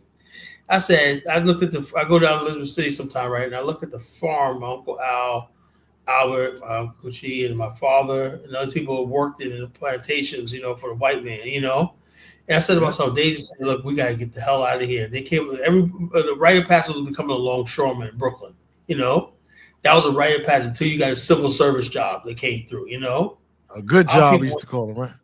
A good job. You got that good job, Well, we weren't like my Uncle Lake, right? I told you the story about my Uncle Lake, Vaughn Products, like my Uncle Lake, right? My Uncle Lake was like, we tell you to go to Uncle Lake's house, man. That was my father's uncle, right? So this is going to Uncle Lake's house. You just said nothing, You just sat there, and when you speak, when spoken to, he sat there with his pipe and his newspaper and whatnot, his little sweater on that he used to have back in the days, and button-up sweater, Uncle Lake. He lived in the same apartment building as this German immigrant, the Von Wells, right? And the German immigrant was a chemist in Germany, And we came over after the war, and Uncle Lake helped him get in the apartment because he couldn't, didn't speak English. And then he told Uncle Lake he had an invention, chemical invention, like industrial cleanup thing, right? So basically, Uncle Lake helped him get his initial product out there and whatnot, and he took it around to different people. So, remember the movie Ray Kroc? Remember the guy who was going around selling the inventions? Remember that? Oh, yeah, Ray Kroc, yeah. Remember that movie? McDonald's. He brought McDonald's. McDonald's, yeah. But he was going around selling those machines. Remember that? Oh, yeah. But that's what high he was. He was going around selling his product to different people. Nah, I don't think it's good. There's somebody who did a demonstration to us. Said, I like your product, man. It really cleans up industrial waste, like at print shops and everything like that. It really cleans up like that, right? So he got a multi-million-dollar contract and built a factory in Oakland, New Jersey, And he told my uncle, he said, because you helped me, he goes, every son, nephew, and family will always have a job. That's how my father got a good job. But my Uncle Lake wasn't thinking about I want to own shares or whatnot. That's not the people we were. We wanted a job, man. That's how that happened to Nike, man. The brother could have owned half of Nike, by endorsing them, and he just wanted his money, right? And so he didn't take the money. My Uncle Lake just wanted a job, and he got my father a job, But that's that's the type of people where we didn't know any better or whatever like that. But we wanted to work, man. Good people. We was work, Had that mentality, man. We just want to work. The only thing a black man in America want to do. That's why I had to tell Rifleman the other night. I would not let nobody come on this platform and disrespect our people. I'm sorry. I'll not do that. I know too many black men that did everything right. Majority of them, For anybody come on my platform, whether you're that honey chick, whatever her name is, come and talk about. I don't want to hear it. I don't want to hear nobody talking about black men on my platform. But I'm here. I want to gain the confidence of my. Oh, you got rid of honey, huh? No, I didn't get rid of her, but she comes in once in a while. But I did that one night. I just told her, look, I'm sorry. I blew my top. I said, look, you telling me about all these black men and they ain't doing shit. I'm not one of them. Nobody I know is one of them. My brothers, my uncles, everybody in my family took care of their family, did what the hell they had to do. So why am I subjected to your bullshit that you're telling me? I don't want to hear that stuff. It's like I told Rifleman, I don't want to hear that shit. People sitting around complaining about racism. I don't complain about racism all day. When I call you Dollar Bill, do I bring it to there and talk about racism? Nope. I never do, right? What are we talking about? What's right with black people? What's right? What's going good? Yeah, what we can do and how we're going to help certain situations. I don't know. You know what it is? I think I got to find this young Nigerian girl, man, because she really got into. I don't know if I don't know if you sent it to me, but she really got on the necks, man, of African immigrants, man. Oh yeah, that went ham on them, Yeah, she went ham on them, man. How dare you, whatever like that. I'm like, wow. She really, she really got on them. I don't know what it is. I try, man. I try my own Ubuntu. I don't know what it is that people feel that they have to complain about what we did or what we didn't do. I don't understand what that's about. But we're not allowed to talk about their issues, They get angry when we say something. I just don't understand. So I try to get away from their conversations, because I look at the bigger picture. I'm trying to look at the bigger picture. because I think people really don't understand. You know, I think they really don't understand, and they've been fed a lot of lies. You know what I think it is, Dalbo? You know what I think it is? I'll think about this all day. I think I said this on the show. I think, I was telling somebody. I think I was telling Bomani here. I said, you know something? You ever notice that when Africans go to other countries, they could be an Englishman, they could become a Frenchman. I even seen them become Germans. You know, I see them come. They'll completely ignore all the problems in these countries and cultures and everything. They become Russians. They become Poles. So Ukraine. You know how many Africans were in Ukraine? You know. Yeah. Remember that? But when That's it comes crazy. to Black America, right, there's this, I'm going to distance myself. I don't want to be part of them and whatnot. You know, they're just different from me and blah, blah, blah. But yeah, you go to a country that fucking hates you or not, you know, and you try to adopt their culture, adopt their way of life and everything like that. But it's just a sad situation. It's like, I just don't think they see. I think, you know what it is? I see, when people are all they see, and I remember this happened years ago when I was in college. I'll never forget this woman. She was like this. She was, you know, I'm not trying to disrespect our women in Burundi, but she was kind of like, you know, ghetto. And I never forget one day she was saying in school, I'm going to date me a white man. I'm going to date me a white man. So I've been dating these black men all my life and they haven't done nothing for me and this and this and that. And I'm like, you got like 3 or 4 baby daddies, right? And you're only going to college because they made you. Otherwise, they would have cut you off welfare. And you're in there, instead of you trying to pursue your degree, you talking about you going to get you a white man. I'm going to get me a white man because I don't care what kind of white man, because black men ain't done me right and this and this and that. And I'm like, wow. So I see Africa like that. They see all of the people that have caused them problems, the leaders and so forth. They didn't see the people who are pulling the string.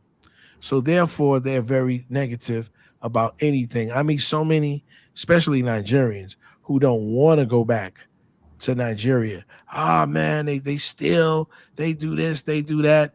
You know, they can't see it. You know, they think white people are good. Yeah. They think white people, and they love them. You know, and I just don't know what to say to them. I don't know. I mean, what can you say to a person who's definitely decided that anything that's black, especially Black America, is bad, and anything that's white is all right? What do you say to people like that, Jonathan? What do you do? There ain't nothing you say to them. You know, and I'm sure, like you said, you go to Africa and you're there, and I see white people on the shows. I see white people all around and black people waiting to get served. I ignore them. You know, I'm like this. I just came to the conclusion, right? To be honest with you, Dollar Bill, I think there's no shaking the white man. He's going to be here in Africa and whatnot. You know, and there's no getting. Hey, Kyla, I have finally learned, you know what? I don't even mind them being here. Shit. Fuck it. Thank you, African goddess. Fuck it, man. You know? I'm like, I love African goddess. She said, Kala, I think it's a combination of wanting to survive, lack of education, low self-esteem. That's why people identify with other groups. And Yes, she said it right. It's Stockholm syndrome. But you know, absolutely. We got them here, and in America, we have these bed wenches. Check this out. There's There's Uncle Tom's a here. TV show that came out. Do you ever see this show called Frank Loves Abiola?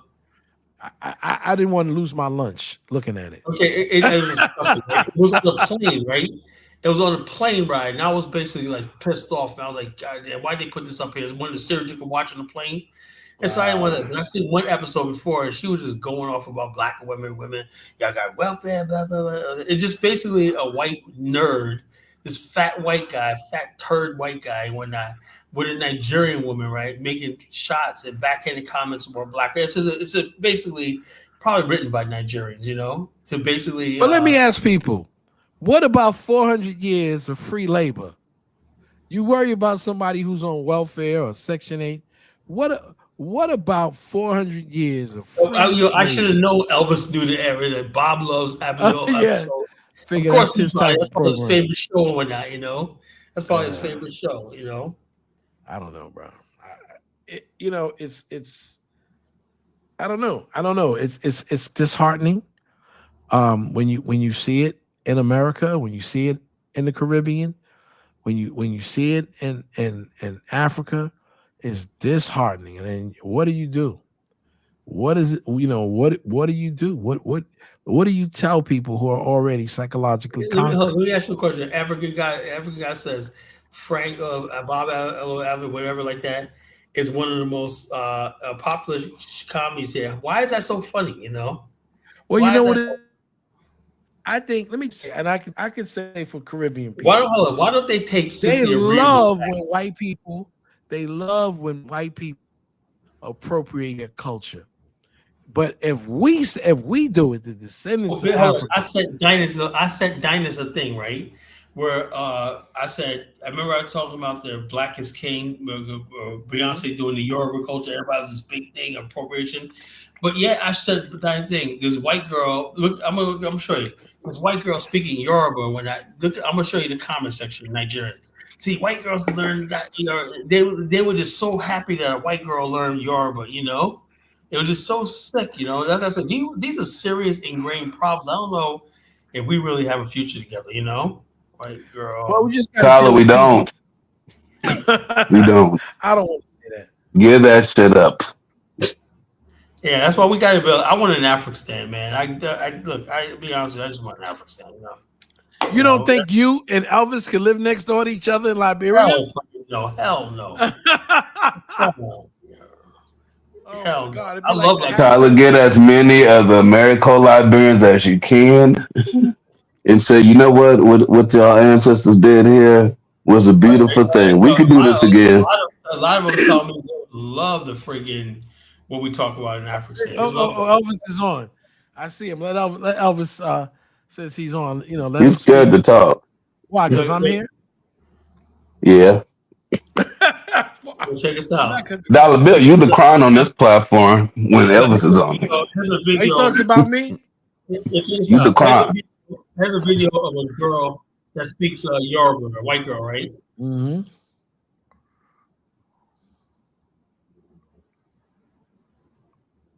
They talk to Paula Kwai, whatever.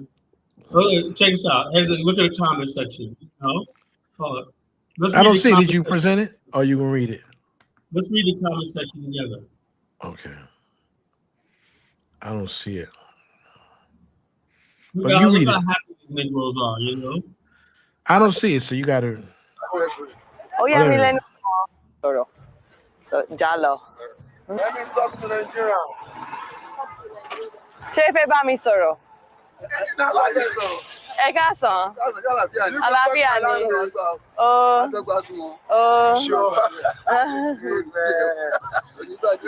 Àmì o. Ṣé dáadáa ló wà? Ó yà mí lẹ́nu gan-an. Báwo ló ṣe rí Nàìjíríà sí náà? Ó ti mọ mi lára, mo ń gbádùn ẹ̀ gan-an. Kò ní padà sí kọ́ńtì rẹ̀ mọ́. Mo máa padà síbẹ̀, ṣùgbọ́n bóyá máa padà wá. Bóyá ó jẹ́ kẹ́ kúrò lọ́nà.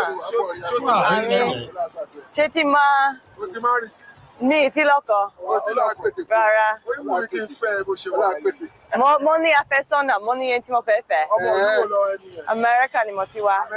Bẹ́ẹ̀ ni. Ẹnikẹ́ni tó bá wù mí. Yeah, somebody said, I'm really impressed by her. Breaks the walls of prejudice. Nigerians are loving people, give them love, and everything. Sound like Kanye West, right?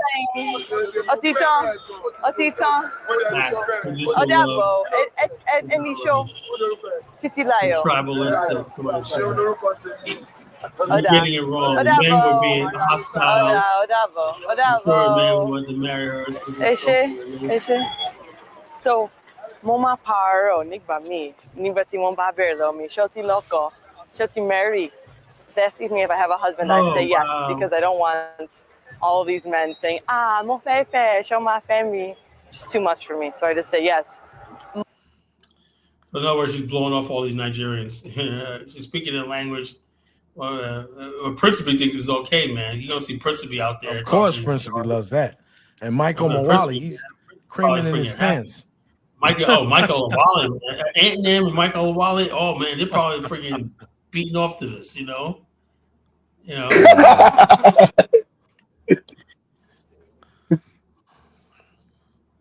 What can you do, bro? So Ant-Man says, "I'm jealous of a white woman speaking." I don't want to speak Yoruba.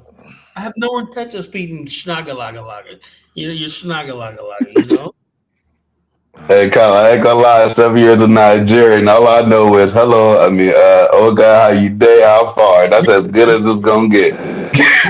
You ain't even trying. You ain't even trying. I'm not trying. I don't care. I don't want to know it. Check this out. Even when sometimes with Isabella and them, they speak in English, but they take the qualify. I can't hear what the hell they're saying. Crazy, can you guys hear? Yeah, I can hear Elvis. Something wrong with you. You got your mute button on, bro. Can you guys hear me? I can hear you. I can't hear Elvis. I mean, that's almost like a dream come true. Yeah. But y'all got the equivalent of the same videos of white people speaking hood mute your mic. and speaking urban, and Black Americans praising them. You have Eminem. You have their examples. We're praising. You have the same examples of this in America. No, we don't. White people. No, we don't. Who immolate you. You wanna know why? You wanna know why I can say we don't, Princess? Because the only people that get happy about that are Hey, Princess, the only people that get happy about that are the hood rat females. You ain't gonna see no black dude walk around like, hey man, he one of us. Lies. He one of us. There's white women who do the same thing, and you guys praise that. Play a video. Kyla played a video. I want y'all to play a video. Oakland and California. Do you see us on this show praising white people? Bro, you're giving an example of one woman, but there's examples of your people, African Americans, do the same exact shit. But you're not Princess, if you don't mind me, just please get the video so I can look at it. Yeah, we want to see the evidence. We got whole movies of us kicking white people's ass. Nobody stops saying that. There's bare examples. We got a There's bare examples. Let's go to. Have I ever seen a movie? I want you and Elvis to go ahead and get those videos so I can see it. Let me see. Have I ever, Umuntu, have I ever seen a Nollywood movie where y'all's kicking white people's ass? Because I can go all the way back, to the 1960s. We just whipping white people's ass all over the place. You got the women whipping ass. Pam Grier used to whip white women's ass on the show. Christy Love. Remember Christy Love? Yeah, my girl Christy Love. There was another Cleopatra Jones. I mean, you want to see all that? You ain't never gonna see that in the Caribbean, and you damn sure ain't gonna see that in Africa. Y'all don't never have nothing with y'all kicking. Y'all even have nothing with y'all kicking Chinese people ass.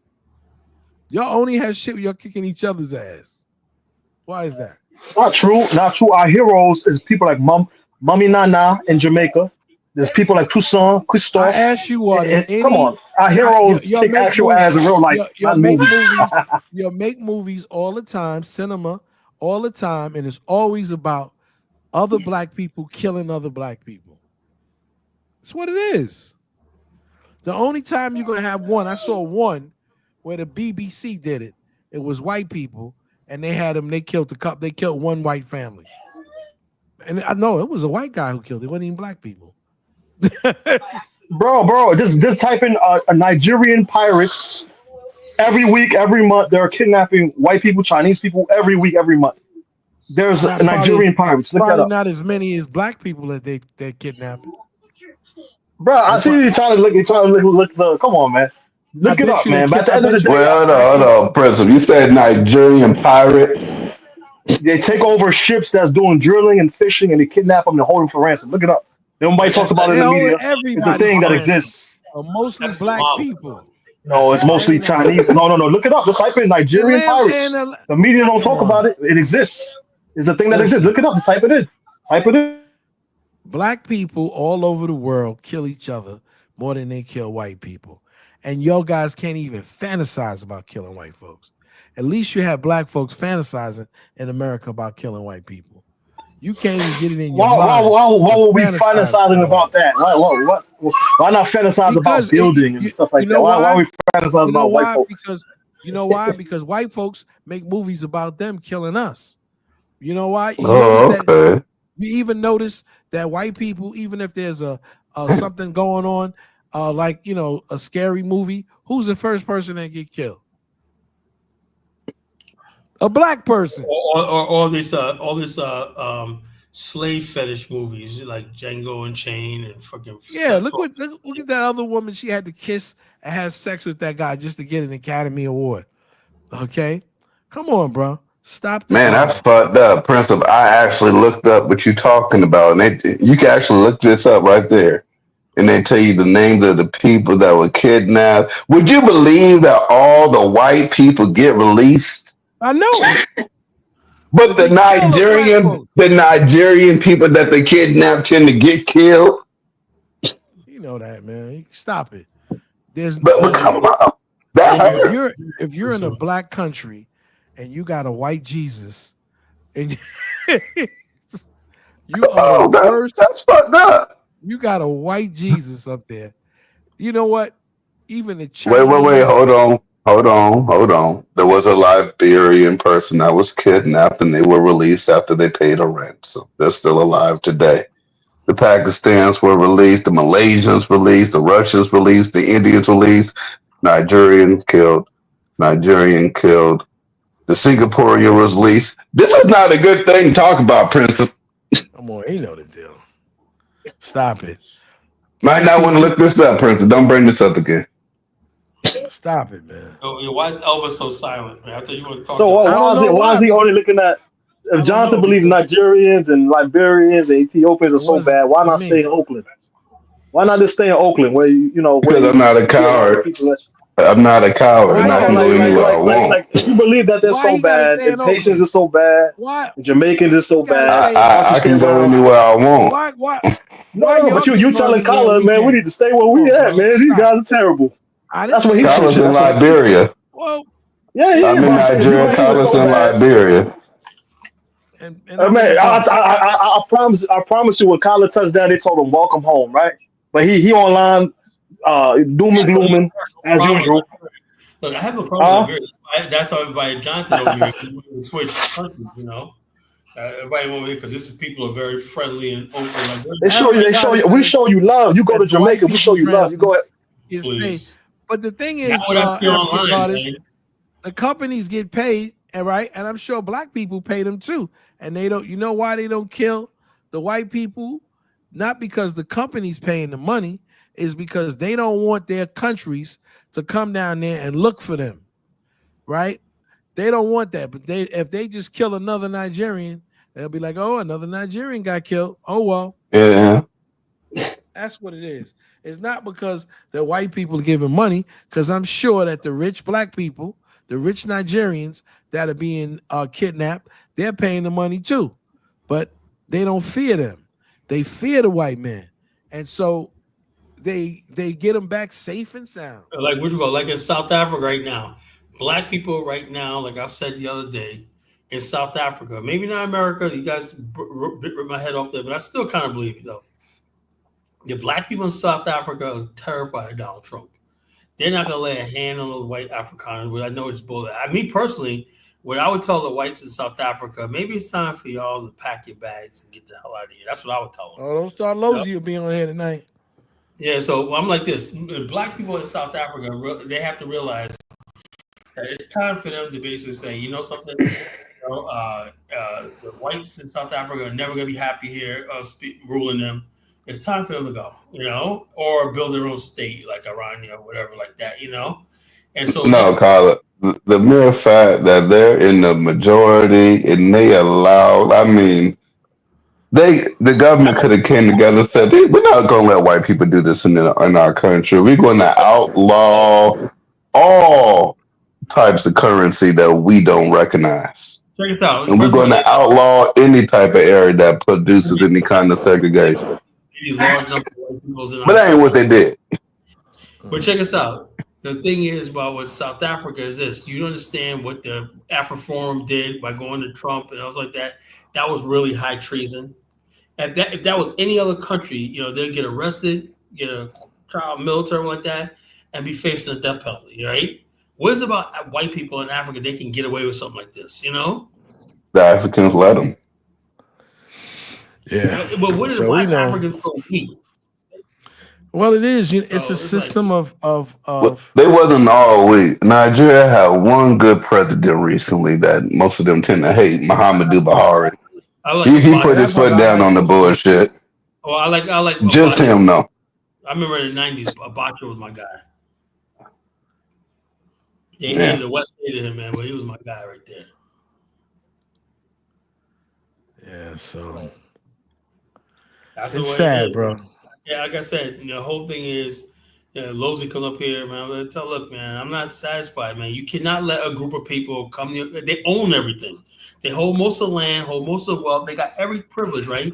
They say, well, most South Africans say they should be able to attract the whites who do that, right? The whites in South Africa ought to be like with bats and clubs, knocking the motherfucking Afrikaners or racists upside the head. They should be doing that, And we saw that, right? Blood being poured on the streets of people, or they call traitors to the Rainbow Nation. If you really believe that's a Rainbow Nation, act like it, You got Hold on, Carla. African goddess is something that's very interesting. She said the South Africans did that to the white countries, was sanction them like Zimbabwe. But wait a minute, though, Carla. Although I ain't never heard her say no crazy shit, but to the rest of these people like Prince, who cares if the West sanctions you? You got bricks. Yeah. What have you? Not only that, You got the bricks, huh? South Africa has an infrastructure. The railways go all the way up through the continent. Yeah. And so therefore they got a potential. How come they haven't developed Africa where they got a market? They would need the West. What would they need the West for? They get the technology from China and Taiwan and Japan. What would they need with the West? Don't say Japan. Don't say Japan, Carla, because once the U.S. says fuck you, Japan gonna say fuck you too. But they can definitely get it from China, in India, in Brazil, in Russia, even Japan, and now Iran. Yeah, checks out. Japan is broken so many agreements. When it comes to money, don't underestimate Japan.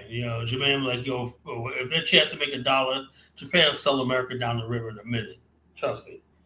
I studied that shit. You'll say, well, we got America, Japan. Well, they ain't did it lately. Yeah, well, I just know historically, Japan is basically always in the And Carla, I doubt they'll do it for an African country. They're not South America down the line for an African country. You might be right about that, but They didn't do it for Ukraine. They said, fuck that shit. We gonna send y'all military weapons too. We gonna send y'all helmets and everything. The last thing Japan did for America was the Second Gulf War. First and Second Gulf War, the Japan sent a contingent, first ever military contingent since World War II. They said to the first or second, I think it was Desert Storm. I can't remember which one it was. That was the only time Japan ever did any provocation or anything like that on a large scale with the United States. So, didn't they go to Iraq? Yeah, was or Afghanistan? Remember, it was it was Iraq War, but I can't remember which one though. I don't know if it was the one with Kuwait. Remember he invaded Kuwait? I think it was that one. Japan. Yeah, I think it was that one. That was like 92, something like that. 91. That was like, yeah, Japan sent the army contingent there. That was it. All these other African countries, man. That's what I said. The European countries call up their African colonies. You see raggedy ass Sierra Leone sending people there. Raggedy ass Senegal sending people there. Like, man, y'all can barely feed yourself. You sending troops overseas and whatnot. You had no infrastructure having motherfuckers, man. I was like, please. That was a coalition of the willing. That was the worst freaking war. That whole war. The first Iraq war was just like, that changed my view of America all forever. Those two wars. So, and Nigeria don't have hood. Nigeria is a hood. That video I just showed you, that was a hood, man. I was like, God damn. That was a hood, right? But all the comment section, oh man, white girl speaking Yoruba. Now, if that was a black girl from America, you know what their comments would be like, right? Nah, they. Oh no, they'll be like, why is she learning that language? She is not one of us. Speaking Ebonics and whatnot. She's speaking Ebonics. When I go back to the ghetto, go back to the hood. Hey, the thing is though, Carla, the black girl from the hood that goes to Nigeria and speaks the language, the Nigerians will still be happy. There's just something wrong with the immigrant class that leaves Nigeria. And I have come to find this out by I know someone from the Congo, met him through somebody else though. And most of the people that tend to leave Nigeria or any of these African countries, for the most part, they're all either children of some wealthy people or some people that's connected. They're very rarely the people that just went over there and just said, fuck it, I'm just going to overstay. Because it costs money to go to America. You listen to Afrocentrism talk about, his daddy was rich and he rode in Mercedes, and then he goes to America to get a regular ass job. And they go, what? So he got a business. Let me ask you something, Don. Didn't you show me your website to your business? Yeah. I actually tried to do a comparison with him, and he just left the platform. I wanted to do it. Business person, what's wrong with him? Like, if you did a third party, let's say you had, somebody you both like and trust, say, look, you can show me his website, and you can do a quick comparison, and let the person come on here do an unbiased opinion about what they saw on your website. This nigga don't even have a website. How you gonna be a business person? And in these days of time, you don't have a website. You need AI, website, you need a social media presence, or you don't really have a business, So this idea of some big time businessman, he got people fooled. He got people like Principe fooled that he's some big time businessman and whatnot. Please, come on. So if you don't have a website, just say you work and have a job. Nothing wrong with that. If you have a website, if you say you're in business, you should have a website. You should be proud of it. There's nothing wrong with, I think now, I put my shit out here and whatnot, and I got bad reviews on Yelp, and I got yelled at my brother and my sister, So I was like, fuck. Yeah, so people found my website, and I always do that because my name, that's why I don't use my name up here no more, my government name up here, because people can find your website, find your business, and leave a bad review. Nothing to do with the top service we give, as an agency and a consultancy. Not the top service we do, but something I said on YouTube, because I said something about Haitians. I offended Haitians, That's it. I'm like, yeah, okay. But I don't see what Afro dumbass, whatnot. I don't think anybody's going to basically give his website a bad review for what he says online. It's two different things, That's what immigrants do, They get mad, they get triggered, they want to come after your job, whatever like that. We don't do that, I wouldn't bring and give his website a bad review. I just want to. Look, when you tell me that you're a business person, and like this, it's like if you're online, right, and you talk to somebody, and the person says I'm 6'5", right, and he's really like 5'3", right. So all the time, you think him 6'5", so you're talking to him like, okay, yeah, this and the other thing. It's not about that, right? You just basically have this image in your head that. Like this, but when he tells you he's lying to you all the time, it's like, what else are you lying about? It's not even about that. If Afrodoma said, look, Colorado, I work at a car wash and I work at McDonald's part-time, I wouldn't care, but at least I would know. But don't come up here telling us how successful you are as an immigrant, that we ain't shit, that he thinks the Africans are going to get all these gold cards that Trump is asking for. Please. You heard about that, Jonathan? Nah, Tyler, there are going to be some Africans that get them gold cards. I'm pretty sure Tinubu's children going to get gold cards. I asked a question. Every Nigerian African politician can get a gold card. That's about it. I asked a question, right? And I was playing a video last night about the poverty, and Nan got upset about the poverty I was playing in Nigeria, right? And he was talking about the car. I said, why don't they take that $5 million that they're going to use for a card, whatever like that, how much it costs, and basically build some water wells, so cap some wells and some irrigation. Okay, let them give a fuck about the people. That's what I'm saying, They don't give a fuck about the people.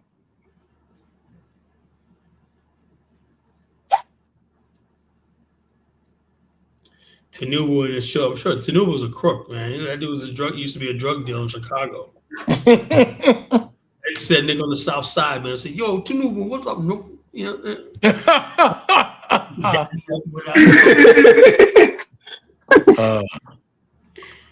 Oh man. Hey, Tinubu's cool with me, man. I don't know what he did to tank the Naira, but God bless his heart.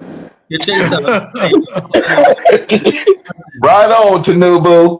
When I first went to Nigeria, it was $1 for 315. Now the man done blessed us. He done did what he needed to do. Might vote for him again. Jonathan, let me ask you a question. Antnam says, the richest black people on earth are in Nigeria. Can you tell us about that? It's a lie. This is a lie, but they have their own alternative reality, you know? That's in your own metaverse, Antnam, you know, your own metaverse. Yeah, it's a lie. Your own multiverse. Nigeria's all rich. Every Nigerian immigrant has $1 million in the bank. Whatnot. They're all balling out of control. All the women want them and all stuff like this, you know. I'm still trying to get Nigerian comedy, man. I'm trying to get it.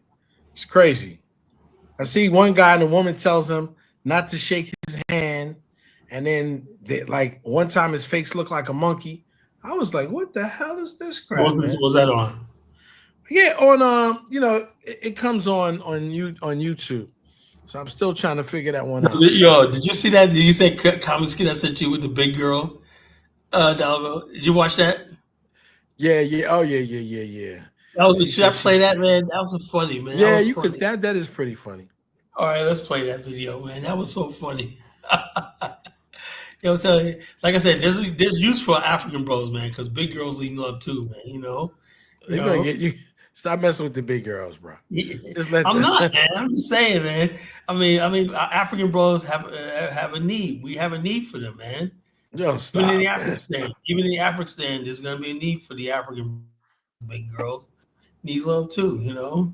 I agree, African goddess. The rich don't believe in redistributing the wealth.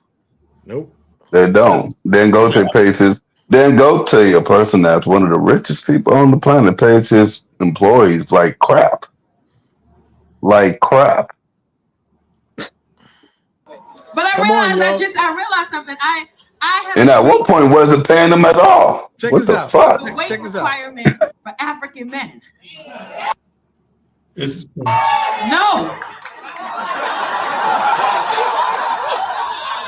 I don't want them. African men are too aggressive for me. An African man, when they DM you, they'll DM you today. They'll DM you 3 days ago. You can look at it today, and the motherfucker already responded. As soon as you open it, the bubbles pop up. Like he already knew. Too aggressive. Slow down, sir. African men text the way they talk, and I don't like that. It don't make no sense to me. This is the DM I got. How are you doing today, beautiful? I just wanted to tell you that I think you are so beautiful, such a good-looking woman. I love you. I love to take you out to eat. Okay? Yes, please. What are you talking about? Okay, yes, please.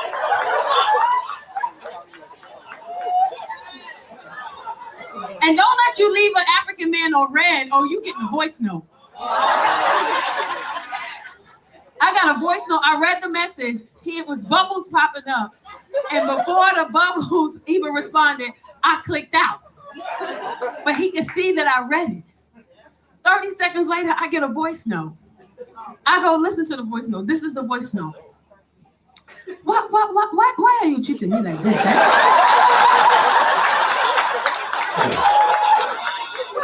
I don't understand. Why are you treating me so bad? I just want to take you out to eat. Huh? What is wrong with you, huh? I just want to take you out to eat. I know you like to eat. Why are you treating me like this? I'm like, this thing got a point. He knows me. How do you know? I went out with an African. I gave him a shot. I did go out with an African. I tried. First of all, they stare you in the face. We at the restaurant, he just staring at me.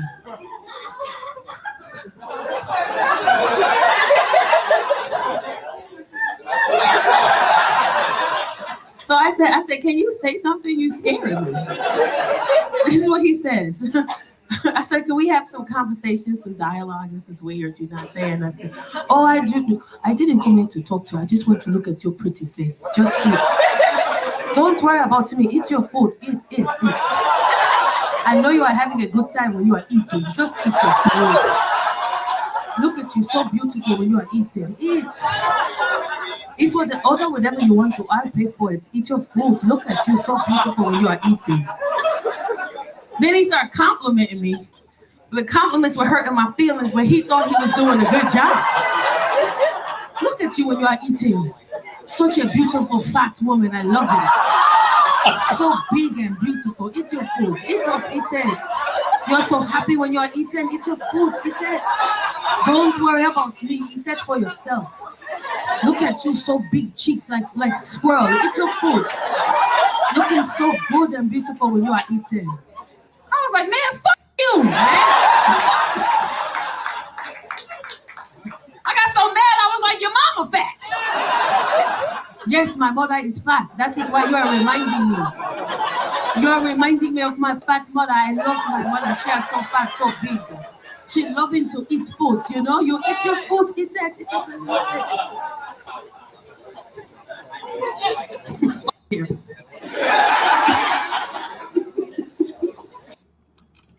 That was funny. But I realized something.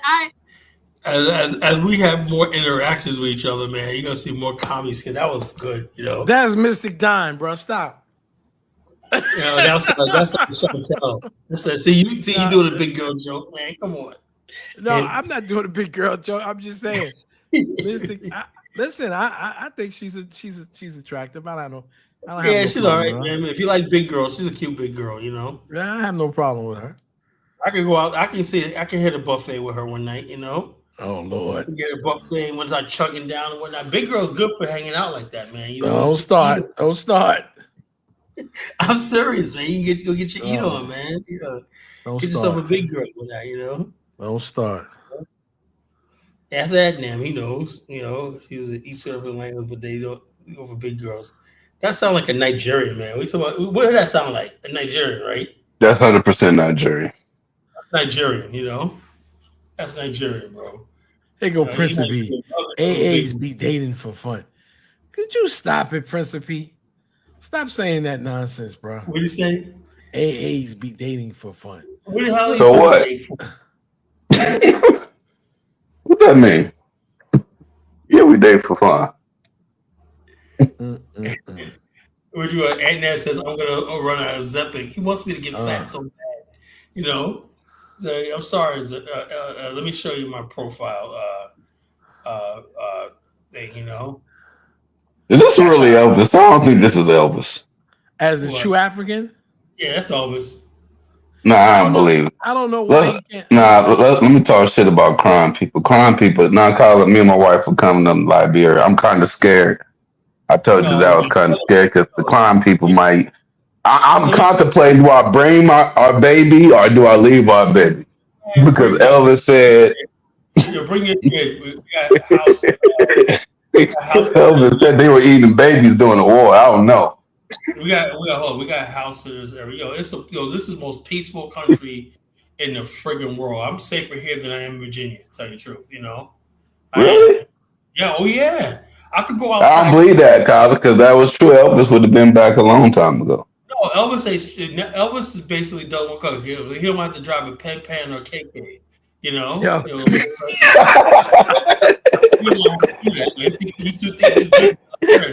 I'm telling you right now, man. This must be torture for Elvis, man. You talking about him, and he can't run his mouth. You know, Carla, saying some stupid shit, Carla. You're a lesbian. Lesbian. Yeah, what you call? And said, I remember the big belly collar. Yeah, but the big belly collar's not here no more. I'm sorry to disappoint you, man. People want you broken down, beaten, fat. They want you all these things and whatnot. You know, sorry, man. You know, I just got whatever happened to me last year. There you go, Marcus. Brother Marcus is here. Marcus Moore. I don't know if it's Moore. Moore or Marcus, my cousin. Moore. I don't know. Moore, I'm adding him to the Little John. What's up, Marcus? How y'all doing? What's up, Marcus? Oh, is that Little John? Little John. No, I ain't Little John. Oh, okay. Little John, he disguised himself for other people. The guy named Indian Black American dude. Oh no, not Little John. Not him. It's like it sounds like something with Robin Hood. Who's Little John? I was like, what the hell is who's Little John, man? So what's on your mind, Marcus? Nah, I just came up. You was talking that old school, talk about them big women. I said, you old school for real shit. You old school brother. Oh man, You yo, sound look, you sound like my people. Yo, people think I like big girls. Yo, this whole thing is, well, you're a big girl. Let's talk about Pillsbury and Betty Crocker stuff. Right? You keep talking about big girls, man. I'm gonna keep about sending you pictures of big girls dancing. Oh, don't do that, dog. Nah, we old. Don't do that. Do not do that, man. Stop talking about our sisters, man. I got some of them be having good faces though, Colin. I'm gonna be having to hear that from Baruti. You see, that's what Colin, what you're trying to say is you really don't want African Americans. He call you Ed Big Man and me Johnny Carson, you know what I'm saying? Yeah. It's Colin. That's funny, man. That's hilarious, man. That's hysterical. He told me he's gonna come up here one night. He said, I'm gonna come up here one night, and I can't wait for the Colin and what's that other brother and the Simp Police to get on there. Wow. And if you come up there, I'm gonna give it to you too. I was like, dang, brother, what did I do? Ubuntu. Ubuntu, brother. Ubuntu.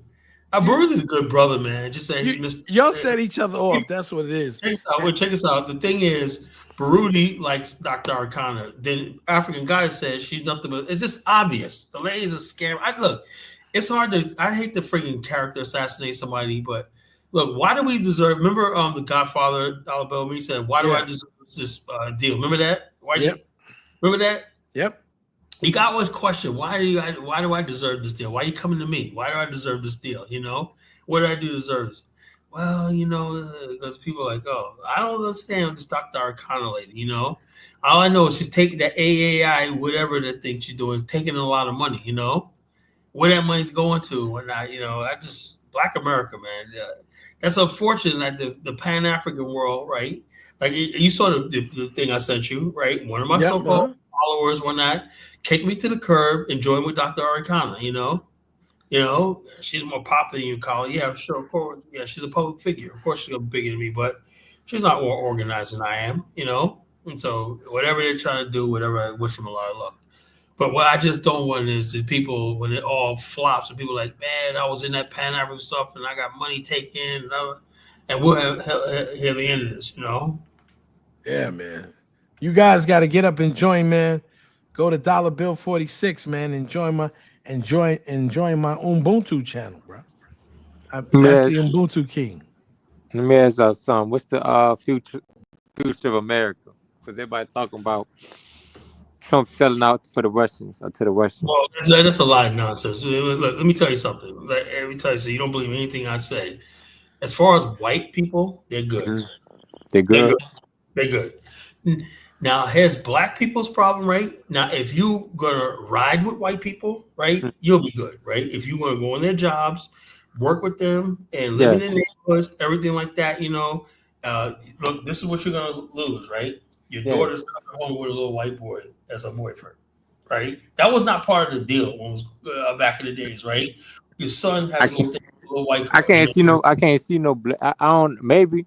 Maybe the son messing with a white woman, but I don't know about the black woman and the white man. White boy, a white boy don't want to mess with a black woman like that. Look, I'm seeing where I live at in Virginia. I'm seeing it's different now, man. Check this out. White guys in this state of Virginia have always had a relationship with black women. You know, it goes way back since slavery. Since slavery, I know that. You know, so but would they marry them? Yeah, they marry them.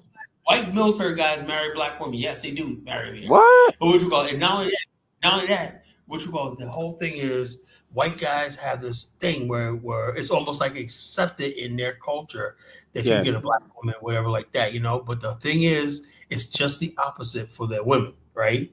Being with a black man is completely unacceptable. Let me tell you a story, right? I always tell my stories, right? When I was like 28, 29, I was dating this older chick. She was like 41. She was really beautiful, sister, brown skin sister, man, long hair, gorgeous, right? Mm-hmm. But anyway, basically, I know she likes smoking weed, whatever like that. So anyway, I took her to her friend's house, this fucking redneck-looking white guy, right? And I don't think nothing about it because they were a whole bunch older than me and whatnot, you know. He was like in his 40s or whatever like that. Anyway, the next day she goes, he flipped out on her, right? I go, What? for it. He goes, what the hell you bring that N-word here? Blah, blah, blah, blah, blah. You know, I thought we were blah, blah. She goes, no, we're just friends. We're just like, she goes, I had no idea that he liked me. I said, what do you think? You're a fine, slim, black woman. And like, that's their fantasy. Of course. I said, you can't be this freaking stupid, you know? So anyway, he basically was like, oh man, don't bring that nigga. If I ever see him again, I'm gonna call the cops, whatever like that. I'm like, that I didn't do nothing to that guy. I just came. I was just there while they did their thing. They were just smoking dope, you know, smoking weed, whatever like that, you know. So I just sat there and we went back to her house and I smashed it, you know. He was so freaking. I just thought, okay, they're just friends. I didn't know he liked her. Because like I said, I'm from New York. We didn't see white guys with black women, you know. Down here in Virginia. Yeah, no, in New York we didn't see that. There's the color line would be opposite. Is different. Yeah, we don't do that. Yeah. I thought y'all did that. Different, you know. I come down to the South, right? White not guy, the whole South. Hold on, not the whole South. Not that. All right, some of it. Yeah, not the whole South. West Virginia, Maryland, all these states. That ain't the South. That's the East Coast. Well, you could call Virginia the South. Nah, bro. Nah, it's East not, Coast. bro. Nah, they don't. They talk like y'all though. You know what I mean? We consider them niggas East Coast. Where we at? You can't. Okay, yeah, maybe. I swear to God. They so different from us. But I'm saying is this: we don't. Them niggas ain't us. All you see throughout Virginia. They talk like y'all. You know the fuck they don't. All throughout Virginia, all you see is Confederate flags. We have the claim here. Man, they East Coast. It's all look. It's all condoned. White guys basically. Most white guys tell me just said. Every white guy I knew down here at one time or had slept with a black woman. You know, they've been like that since slavery, though. Yeah, and I said, well, I was just literally shocked. You know, when I moved back. They've been like that since slavery. In New York, where I come from, in New York, that wasn't like that. You know, you sure? In a liberal city like New York. New York, we don't do that, bro. Right? He don't know. New York, man, you didn't go with those Italian girls. You stayed away. Yeah, exactly. The Italian said it straight. I had a friend of mine that was dating a white girl. His brother was dating a white girl, and they found him dead. They look it up. I scared the fuck on Italians. Dago? That shit crazy. Oh no, man, Irish boys. No. What the hell? No black, their sister. Nah, it was more like a respect thing. Like we did business with them, but also, they didn't you know what I mean? My white friends knew to stay away from my sisters. You know, it was just like that's how we got along. That's how we were all friends. We got along. We didn't date each other's women. You know. That's crazy. Yeah. You know. That's crazy. That was the 80s. You know, the 90s things changed a little bit. You know, but the 80s, man, you did not be walking out there hand in hand with a white girl. You would get jumped. You know, you get fucked. California must have been real different. Cali different. They were getting married in the 1960s. Yeah. Well, y'all different. Yeah, y'all way different. I don't respect California black people like that. You know? I ain't gonna lie, I look down on them niggas too. I ain't gonna. Exactly. Yeah. They swirl too much and they don't got no code. You know what I mean? No code. What y'all? No, hold on now. Y'all can talk about California black now. I look down. Come on, bro. Jonathan, come on, bro. Maybe they the Mexicans bully. Be real. Sad. I ain't gonna lie. Wait, the what? The who? The Mexicans, bro. They be like bullying they be bullying the black people down there bad, bro. That's just sad. Where at? In California, everywhere. They don't do that in LA. Yes, they do. They don't do that. I know the people in California. They said y'all can't even go to East LA. That's what the black people told me. You can't go to. You mean the gang people? You mean the gang members? He was a educated brother. They said they couldn't go to East LA. Yeah, clown. That's what he told me. I'm just saying. He lied. The only people that have conflict with each other is usually just the gang members, and that's really just a Southern California thing. Bro, I remember one time I was out there in 2020, bro. Me and my friends from East Coast, we were just standing outside smoking weed. And, you know, some Mexican dudes tried it. You know, we wasn't going, but, like, they'd try you if you in a big group. You know what I'm saying? You don't even got to be in the gang, bro. You just be a black person standing So will they be like, what's up, S.A.? Nah, they'll try to send somebody. They'll just try to send, like a Mexican over to you to ask you for a lighter, and they'll be over in like the car, like watching you or something, and they'll say something from the car in Spanish to you. I'm like, what? They call you my Oh, then yeah. If you mean they bang on the blacks and the Hispanics bang on each other, then yeah, of course they kill each other too. You gotta say what's up, with the I ain't gonna lie. The only thing I don't like though is that a lot of time when they do this shit, they target literally the innocent people. Like I remember the Mexicans, they killed a little black girl, little black boy. In retaliation, the black dudes go and kill the little Mexican boy. It's like, can't y'all kill each other? See, crazy. Like, kill each other. Why y'all killing innocent people? And then they decide to have a truce. But whatever the case may be, they're not getting punked down there. That's not, The Mexicans not even close in to New it. York are like real different, man. Cause they like they don't Indian have a real- Mexicans. They like native. They not the white Yeah, ones. the little short ones. Yeah, they the Yeah, Mayans. they work like a mofo. Them little short ones, That's the man. Mayan ones. They ain't the Indian. That's Yeah, the little They ain't the white. The I white hardly ones see look different. no tall Mexicans. Come to Texas. You I gonna might see see them niggas. one. Yeah, I'm sure they got them big Some old motherfucker. Yeah. huge out there. But we got the little short Mayan Mexicans. I guess those are the ones they'll come to the cold. Yeah, they 'Cause, you cool. know, They cool. yeah, the little small ones are nice. No, all of these Mexicans are bad. What's All wrong these with you, Ed, now? All of these Please, Mexicans are bad. You gotta get you a For real? girlfriend. Why you say that? For real. Yes, And they now- all and bad. now, They are you racist. backed up or something, brother? They all racist. You can't be from a racist country like Mexico and then come to America and not be racist. That doesn't work out. I see a lot of people. What's going, up, a lot of Kyla? black How you people like it going to like Liberia? You finally learn how to fix your mic. Yeah, I Oh, like see? it, but I would like it better if I was back in the States and you were over here where you supposed to be. But you have me thinking that the crime people don't know how to work microphones. I was eating my fufu and goosey soup, so I had to prepare myself to come on. No, but you ain't seen fufu in Put on 20 your years. locator so we can get you deported. Put on your locator so we can hear the I had snapper fish last night. I mean, it was so spicy. That shit was good, man. Ate it with a fork. Me and Isabella ate it with a fork. That shit was so good with rice. That shit was so delicious last night. You know, I'm in Ala Lagoon for a couple of nights. You know, until we get our apartment They ready. eat a goosey soup in Liberia. Liberia. I don't eat everybody's soup, man. Really, honestly, I don't eat everybody's soup. If it ain't chicken noodle or New England, Yeah, crazy. Hey, Kyle, ain't nothing wrong with no goosey soup. Nah, I eat it with rice.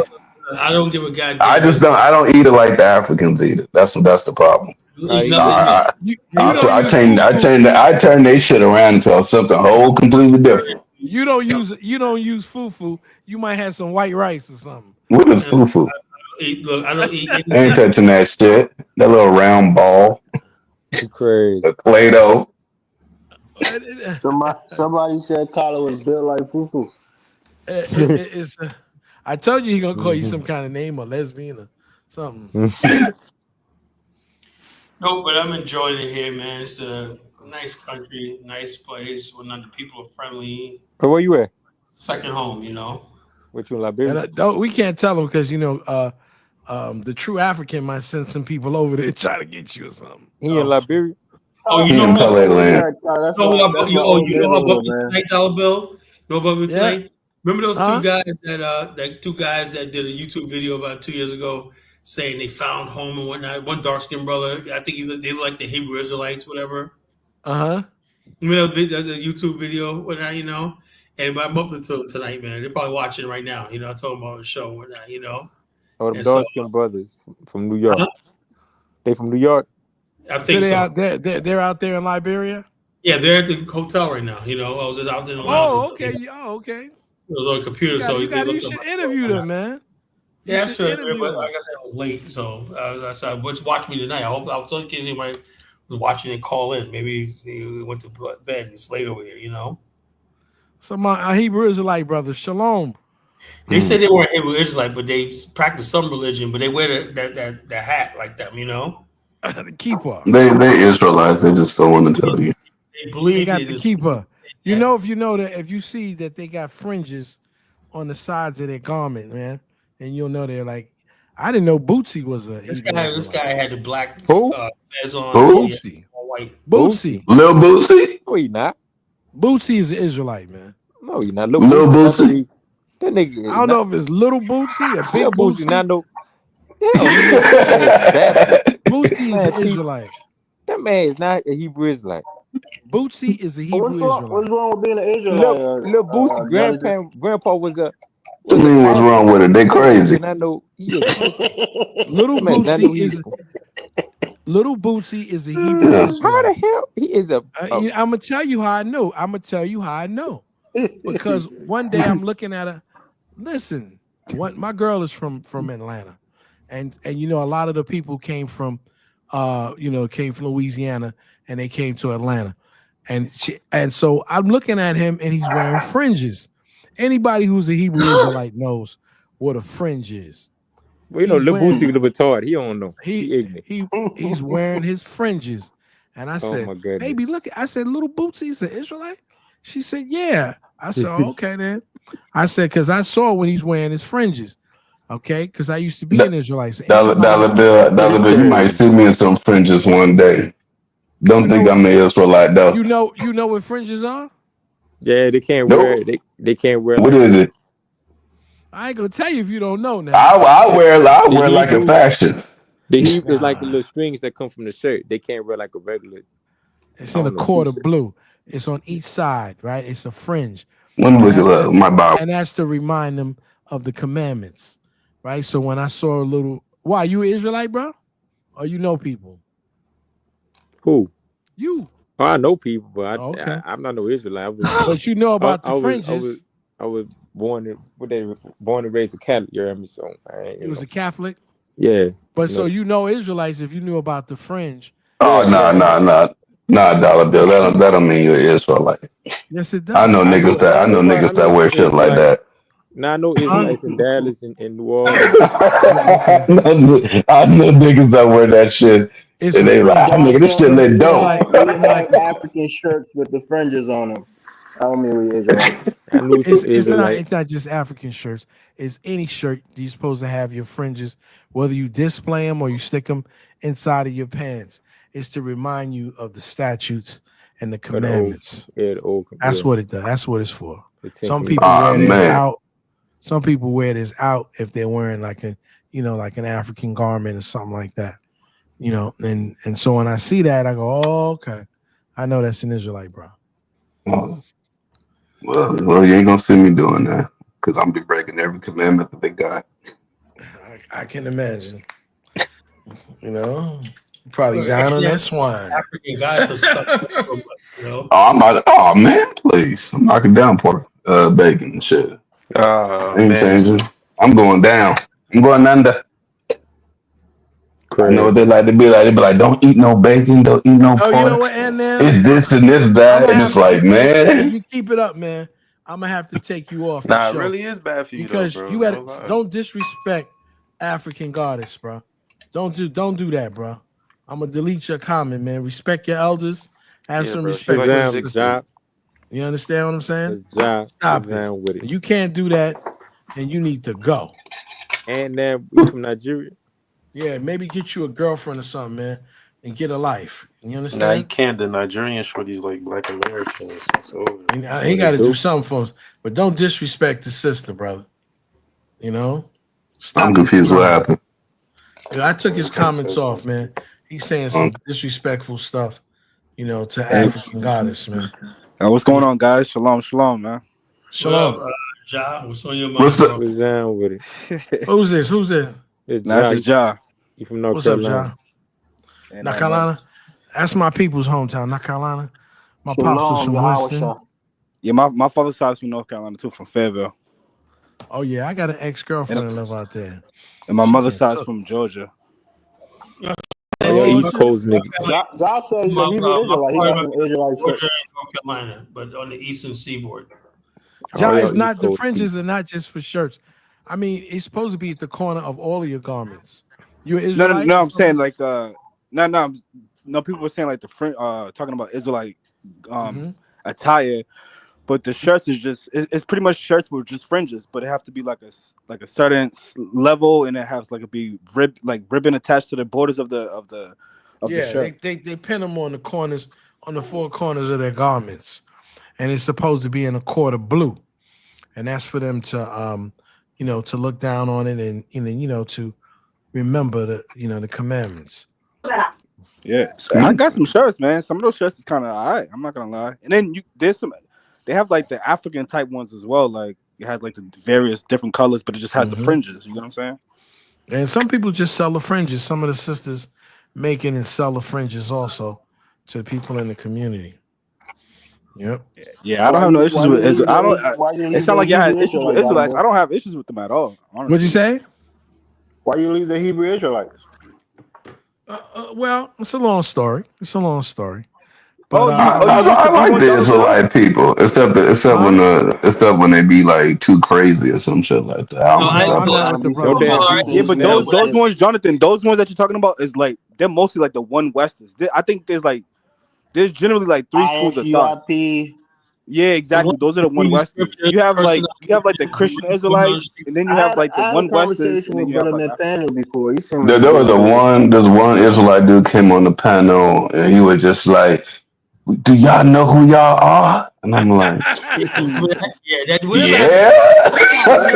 And he's like, "We not just anybody." I went to bed that night. Jamaicans are Benjamins. Black Americans are yo, Dollar Bill, which camp was your part of? Those brothers, but I mean, which camp was you a part of, Dollar Bill? I was out of New York. No, but which camp? So I wasn't in that camp where to me the biggest and probably the best one is IUIC because they're the ones who have. Yeah, they literally have camps in like Africa, Caribbean, in the Caribbean. The one that I was from, it was they were Ethiopian Israelites. Okay. And with Rabbi Matthews, they came out 123rd Street and Harlem. They had a temple out there. That wasn't my temple, but that's where my. Oh, so they were more like Orthodox. They might be real Israelites actually. Ethiopians got some. Some people say the Israelites are they call themselves the Beta Israel. Beta Israel. Those are the ones who migrate. Those are the ones who were eligible to go to like Israel at one point, right? But even in Israel, the government of Israel was sterilizing the women though. That was the crazy part. You got people who were there were different camps. Like there was that guy is Yahweh ben Yahweh. I had a buddy. It's funny because it's not that funny, but ironic. A brother that was a friend of mine, Brother Maurice. I don't know what his Israelite name was. He was down with Yahweh ben Yahweh, and he went out there to Florida, and he actually lived on that community out there for several years. But they eventually, I think there was another one that went out to Dimona. They went out to Israel. Out there, and but I know a lot of Liberia first and left. Yeah, they came there first. I know a lot of them. A lot of brothers and sisters. You know what's interesting to me? I noticed that most of the Black Americans, African Americans in general, who go to Africa, who actually go to Africa to live there permanently, they tend to be Israelites. If you notice.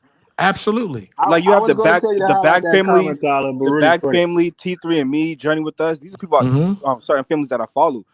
They all believe that they're Israelites, but they believe that Africa is the promised land, not Israel. Or some of them will say Israel is a part of Africa. You know what I'm saying? Yeah, so they call them, those people are Edenic or Eden Israels, right? And some of them, see the ones that I used to roll with, they were Torah only. They didn't believe in Christianity. But the majority of them are Christian Israelites, even the Edenic ones who see Africa as their homeland. Okay, they're mostly Christian.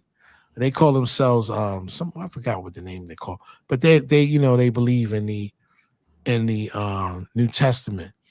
And I had a friend, his father passed away. He had a temple in the Bronx, real nice brother. And we used to chat every now and then. I think he still got a congregation out there in the Bronx. Nice brother. You know what's also interesting, right? That I've noticed. It might be Messianic Israelites. I believe in the Messiah. Yeah, they believe in the Messiah. Yeah, but you know what's also interesting? I've noticed because I grew up in a lot with a lot of these ideologies in my kind of vicinity, right? But I noticed that Rastafarians, the Nation of Islam, and Israelites, there's some overlapping sort of similarities that they do have. it's specifically about black people saying that black people are the chosen people, and Africa is the promised land. They all share that sort of ideology. Yeah, you'll find a Do lot you of still them. believe in the doctrine, Dollar Bill? Are black people the chosen people of God? Do I believe that black people are chosen? Absolutely, I believe black people are the The chosen. African Americans are definitely the chosen people of God. I don't know about the rest. How we gonna make it out this Absolutely, I believe situation? that African people are the chosen people, without question. Without I agree. question. I agree, and I think more black people should think like that as well. Wait, I think we're the smart all minority. black people? All black people? Well, you know what I said? I say all Jonathan. African. I say all African people, right? What? So, Come on, Dollar Bill. well, listen. I believe that all of our problems we can solve on our own. How about that? And with self-determination, we can do what we need to do, and think within ourselves. And I think the whole world eats off us, right? Doesn't the Yeah, whole we world got eat off some new us? people on the panel, bro. Yeah, but Dollar Bill, the whole Smart world minority. eats off us, but they don't We eat got off some all new of it. people. Well, Just I mean, us. listen, I don't, I try not to draw so much distinction, even though I understand we have different You got cultural. to. I know we have different cultural perspectives, and I know that even as African Americans, we're our own tribe. I have no problem with that. But I'm not gonna. I don't sit up here and say, "Well, I'm better than you," because I don't do that. I don't believe that because I've seen some I want my pre-Ubuntu Dollar Bill back. You see, I've seen some Hey, but African Dollar Bill, American. let me ask you a question. Do you think that sometimes you and them Carla saying black people are the can chosen come off people to as take being away condescending welfare? sometimes towards Africans? He's crazy. Well, life sometimes is condescending, right? So I mean, when people discuss certain things, right, we all get in our feelings, right? And sometimes when we let our feelings take over our logic, right? I noticed that to me it becomes an African thing. Everybody wants to fight for supremacy, and so everyone feels that their way is the right way, and so everybody stands on their square, and everybody argues, and everybody curses each other out, and all that stuff. But I think what happens is we have to really identify who our true enemy is. And so I don't mind working with other people who are like-minded, right? They don't have to necessarily be, Let me ask you a from question, my Dollar. tribe. Most Africans, basically, if we say we always talk about the white man, right? Right. I would say 99% of Africans will disagree with you. Yeah, They'll but say, you know what? I think most of our perspective comes from our dealings with people from West Africa, right. right? So that's why I said, And so we have to look at Africa in its totality. You have I Eastern agree. Africa, you have Southern Africa, and I And think, even within the West Africa, because they all those tribes don't act the same or have the same characteristics. and you got Central Africa. So like Collins has some great experiences with people from Angola, right? And he can trace his ancestry to the Angolan people, and he seems to to deal with them pretty well. And so maybe that'll be a situation where we can put our Afristan. when I talk to Angolans, the difference is when I talk to Angolans and I talk to Ghanaians and Nigerians, this Angolans and Zambians basically, for some reason, have the same sort of race. That's what I have to deal with. That some sort of race conflict. Because when they came from the southern part of Africa where the white people actually were. Exactly. That's what it is. Exactly what it is.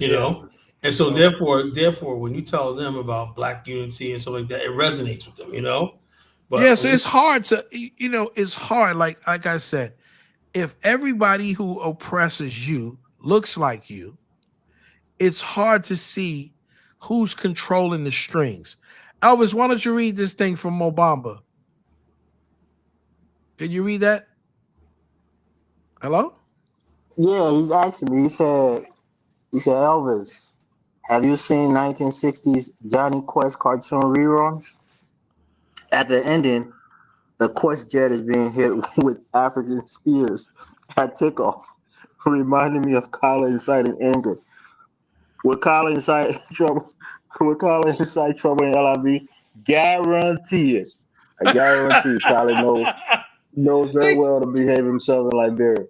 Colin says they you don't love want him in no, Liberia. Congo, one little country below in Liberia. Let me tell you. I'll tell you one thing, right? When I get talking, right, I have an audience with like people here. When I get talking and whatnot, and what I say, people agree. They always tell me, Africans always tell me, Colin, man, secretly, keep saying what you're saying, man. We can't say what you say when not, but you're telling the truth. Like the guy that's commenting on the video from last night, you know, he said, yo, but he said, look, Mark, I listened to it today. He says, you guys, I don't know who you are, but you guys are really cooking. So in other words, basically, I say stuff that, you know, like you don't want to hear but love. That's why I say the college nation say things that you don't want to hear but love and everything like that. So in other words, basically my whole thing is I say things to make you think, you know. I'm not always right. Kyla, those people that tell you that, do they go in your DM a couple of days later and telling you how hard things are in the country and they need $20 or $50 from you? No, it's not that. It's not even people here. Just people basically. There's a lot of people on both sides who are just sitting back observing. They understand something's not right, right? But the educational system in Africa have never prepared them for this, right? So when they hear somebody like me talking, they say, you know something, I understand where this guy's coming from, you know, even though that's not my experience because there's no way an African ever going to understand what we're going through because I bear the scars of my ancestors. The scars of my ancestors back are on me, you know. My mothers and grandmothers and aunties being sold into slavery to a white man to bear his children and whatnot. That's in me, you know. They don't have that anger. Also, the fact that we were taken from our land, right? It's a key difference, right? When you are ripped from your land, right, you've lost everything. In any sort of history, right? When you remove people from their land, you just permanently made them a slave, landless. So we left after everything, after all these years, everything like that, we were left landless, right? And I don't want to hear nothing about this as our country too, because there's a comedian that's out right now. Let me find her name, but she said something very, very poignant. I think you guys, everyone's pound, better start paying attention to this. This right-wing stuff, this dangerous right-wing stuff is surfacing again, you know? And white people coming back with it. I don't think it's necessarily about Trump, but I think they're just emboldened now to talk a lot of stuff that they would never have done like a decade ago. Because they got their ass whooped in Cincinnati. Let them bolden up so we can whoop their ass. What I'm saying is this, though. The thing is, it doesn't even matter. Like, they know we can physically like that. But what they're doing is the narrative of black people, who's American. There's black people out there now basically going ahead saying that they're Americans. Okay, this chick right here. Okay, her name is. Wouldn't date a guy her name is Carolyn. Wouldn't date a guy who worked at McDonald's. Leonardo something, you know. Is it because her name is Leonardo something, you know. Anyway, basically, but she does a comedy skit, right? And she's basically just going in on Indians, black people. And she's growing. She's like the #1 comedian in America right now. So there's an appetite for anti-blackness. I thought that was dead during Obama. Tyler, that's always been around. That's not new. Oh, but they kept it thing. Now you did not have like her. She's defining the cancel culture. Before, if you said something wrong, remember that guy that used to do Home Improvement? He said something, got canceled. Remember that? There was a lot of people that basically got canceled by saying, remember Michael Richards? You remember that dog, right? Yeah, when he said the N-word or something like that in a comedy. Oh yeah, I remember. He got canceled, you know. Now what I'm saying now is these comedians are coming back saying racist stuff, right, and getting away with it. That's fine, though, Carla. I don't want them to get canceled. What did I say about people who believe that? Now she made a comment. Listen to this very carefully, right? She made a comment saying the multiculturalists, right? You got to decide what side you want, right?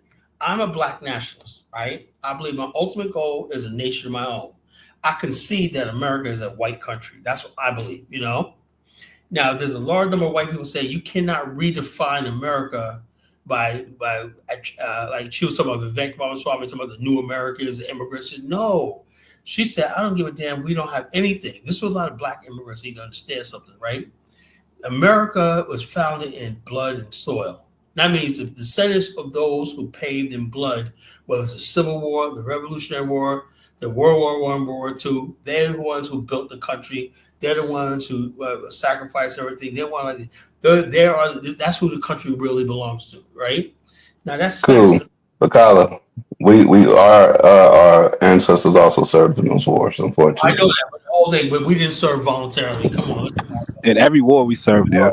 We served in every war. Then don't matter. We served in it, and fuck them. We were fighting somebody else's enemies, you know? The war in the Philippines, that was not war, you know? That was not war. The war of Fuck the 18... Philippines. The thing is, though, Carla, you mean Vietnam the thing War? is this. Are you talking about Vietnam War? We served in the Philippines too. The Philippines became a colony. We helped them become a colony. Okay. Yeah. But the thing is, Carla, why we're not going to allow the anti-black white people to be like this and that, and whatever we say goes. Fuck them. Yeah. Fuck them. Hey, They can say whatever they want to say. We'll say the opposite. Now, the only thing we won't do is just cape for everybody else. So that's all. I gotta get off. The wife is waking her up on that, you know. Yeah, take care of the wife, bro. You gonna handle it from here? Yeah, I'll be here for a little while, not too long. Okay, you can end the stream, okay? All right, no problem, brother. Thank you. You guys. Have a good night, Carla. Good night, bro. My brother. Get to the wife. Yes, sir. Go ahead, brothers. And so African God has said history is important, and knowledge about your history and other people's is important. Absolutely. Cut yourself off, Kala. I'm gonna have to mute you, man. I don't want you here. I muted him. Yeah, I muted him so he won't be hearing his personal business. Basically, man, what I think is that we have to come to some type of consensus, right? I think it's easy. The easy way out is for us to yell and scream and argue with one another and profess how different we are. That's beautiful. There's nothing wrong with you being different, right? That doesn't mean that you're better than somebody. And if we can get past that, then we can get some real work done, right? And we can get in work in some of these African countries, okay, and do something. And and people can wake up out of the malaise, some of these weirdos who don't think they're African, and some of the weirdos who think we're not African enough. All of that to me, it makes no sense. There's real opportunity in Africa, and I don't think that, I can't wait to go. I can't wait to go on the tour so I can see some of the opportunities, and I'm seeing a lot of opportunities. And I think that because America is doing what America is doing. Not allowing, do you know there's no visas now coming from the 54 countries of Africa, that Trump has turned down the whole thing? You cannot get a visa now. You used to be able to come here and have like a 90-day visa or whatever. They shut that down completely. Yeah, but that's not something that's specific to Trump. That's not unique to Trump. Even during the Obama administration and Biden administration, only about 4 African countries were eligible for those visa waivers programs, right? Yeah. So I think Trump is just the visible face of a long-standing sort of policy or attitude that America has always had for Africa. True. Listen, I think Trump is the manifestation of what he's the person that white people, want to, they want him to be the boogeyman, but they actually feel the way he feels, right? He's the one that gets up and says what they truly feel. And so the thing that I'm saying, I appreciate that. We should all appreciate that, to be honest. I appreciate it, because I think black people in general, we tend to get real complacent. I think one of our problems is us as a collective, we get complacent and think, people are our friends or whatever. But just be. I would rather deal with an open enemy than a person who pretends to be a friend, but secretly is an enemy. You're absolutely correct. And a lot of people were under a malaise, man, and they didn't see. So that's why I'm trying to say, I'm not trying to sit up here and argue, even though you got people like Aunt Nam that try to trigger me off. I'm ignoring, these people who are trying to trigger me off and want me to argue, because I could be, taking away an opportunity for someone who wants to go to Africa. And, all they have to do is play me back and say, oh, you said this about Africans, and people actually, it's amazing on both sides, right? I hear people just saying some of the most stupid, ridiculous things, grown people, and want to stand on it. It's not like Dollar you Bill, get let Dave up. Where's Dave? Where's he at? He says in the back. All right, hold on. I'm adding him to the stage. Dave is to the stage. Yo, what's good, brother Dollar Bill? What's up, Dollar Bill? What's up? Yeah, are you going to get out there and see Collar, man? Yeah, I'm trying to go out there, man. I'm trying to arrange. You better slide through, Dave. Because if I go to Liberia and y'all Liberians don't show up, that's gonna really speak volumes. Wait, is Collar in Liberia right now? I always pull up. Hold up. I ain't Elvis. Yeah, I know. You know, Elvis ain't been there like 20 years. I don't know, man. I pull up every Damn, year. Elvis. I've been pulling up in Liberia every year since 2010, bro. So I pull up. You know, the funny thing is, damn, they more tapped into Liberia than you, Elvis. What's going on, man? It's crazy. I don't know that. I don't know what Elvis is doing. You know, is Elvis on the panel? Yeah, he's here. He left. Oh, he's just quiet. When Dave come, I guess Elvis ran. Elvis don't want to be when a real Liberian pull up. Oh, I gotta add him to the stage. Elvis is here. Elvis. There we go. Elvis ain't going nowhere. Uh-oh. The miracle crime war just begun. Don't let the whole thing Look at Annam. See, Annam. See, the problem with you is you think that I have to be confined to the hoods of America. And you would love for me to be confined there. But you can't confine me. You can't constrict me. I can go anywhere I want to go in the world. And believe it or not, because of my DNA, Africa belongs to me too. So just like you can come here and get a job and get you a little hood rat from the hood to get your, to get your green card, I can go to Africa. That's it. Dollar Bill, you know what I don't like, Dollar Bill. You know what I don't like? I don't like when us Black Americans have to explain our Africanness to anybody. Like, we don't have to explain that, bro. No, I don't. But you know what? I like to. You see, the whole thing is I used to get triggered by that, but I like to. I like to educate people, right? Because people can say the stupidest things. Like, for instance, I'm looking at that show the other night when Carla had this dude on, and he was like, yeah, we got our African-American soul food, man, and that has nothing to do with Africa. Really? Amen. That's stupid. That's not true. That's not true. That's true, Dollar Bill. It is not. Okay? Because there's some elements. You gotta get some West African food and be like, what the fuck? No, but hold on, but Jonathan, there's some elements like we have black eyed peas, we have okra, fried okra, like we have certain things. Wait a minute. Now, don't tell me that we got black eyed peas. Do you cook it the same? It doesn't matter. See, it do matter. Because we cannot allow people to say that you took something that God put on earth. No, you didn't take and then you claim it as if you did something special. No. That's not what. That's crazy. That's crazy to me. That's taking it from the wrong perspective, right? That's the perspective I'm taking it from. Dollar bills. Just because you live in an area in which something comes out of the ground, don't be like, oh, this is my culture. Listen, just because we have the same thing, because by default. So let me ask you a question, Jonathan. Do you have an issue that some elements of our culture does come from West and Central Africa? You found it something like he's in West Africa. I'm pro Africa, but I do acknowledge the differences. We can acknowledge our differences and be proud about the differences. But I would say the core root of our culture comes from West and Central Africa. It don't. Well, where does it come from? As someone who lives, it don't. I'm sorry. I have yet to see it. Okay. So if someone's going to say that, you got to prove it. You gotta don't show me no video. I want you to land on the soil and be like, yeah, this is how we are. This is how we do. This is what we do. You ain't gonna see that, brother. I'm just give me a minute.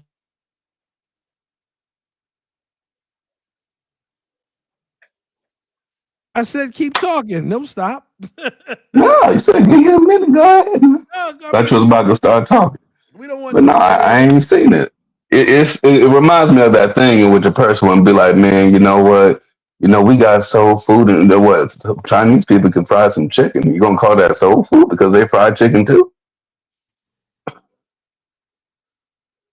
Come on now, they don't even clean their chicken. Let's come on. So now there's a different way of how they do it. Do you know that they prepare They their don't even food clean it. differently in Come on. West Africa than we prepare our food in America?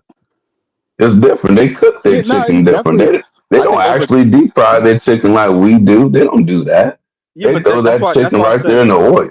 You say But that this. you do that? I think No, your but this is grandma will why. smack you. But this is why I say I think the core roots, and there's some underlying things within our culture that I think comes from Africa. You get what I'm saying?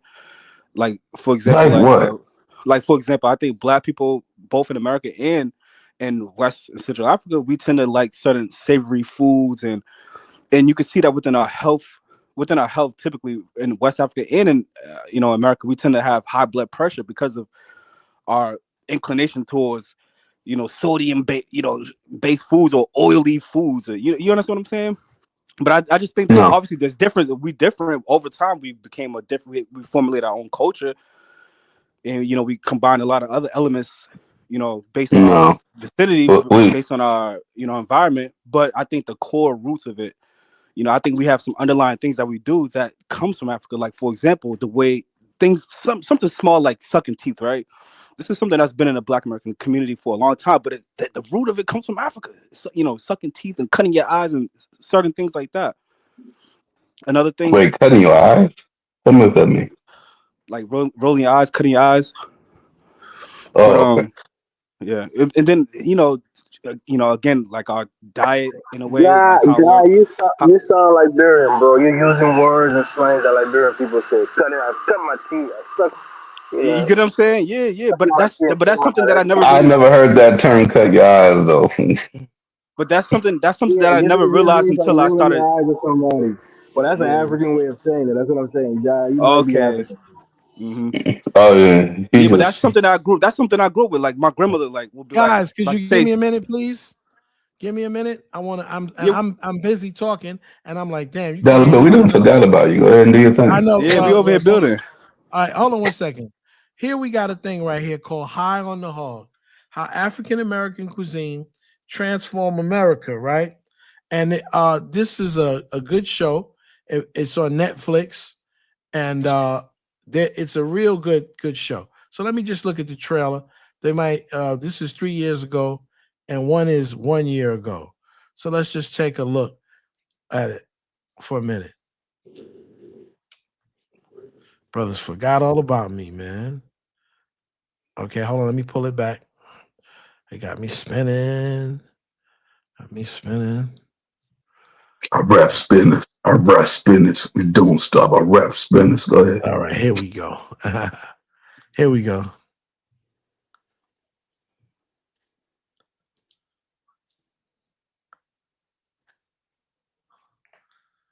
High on the Hog tells the sweeping history of African American food, first as a book and now in a highly acclaimed 4-part series on Netflix.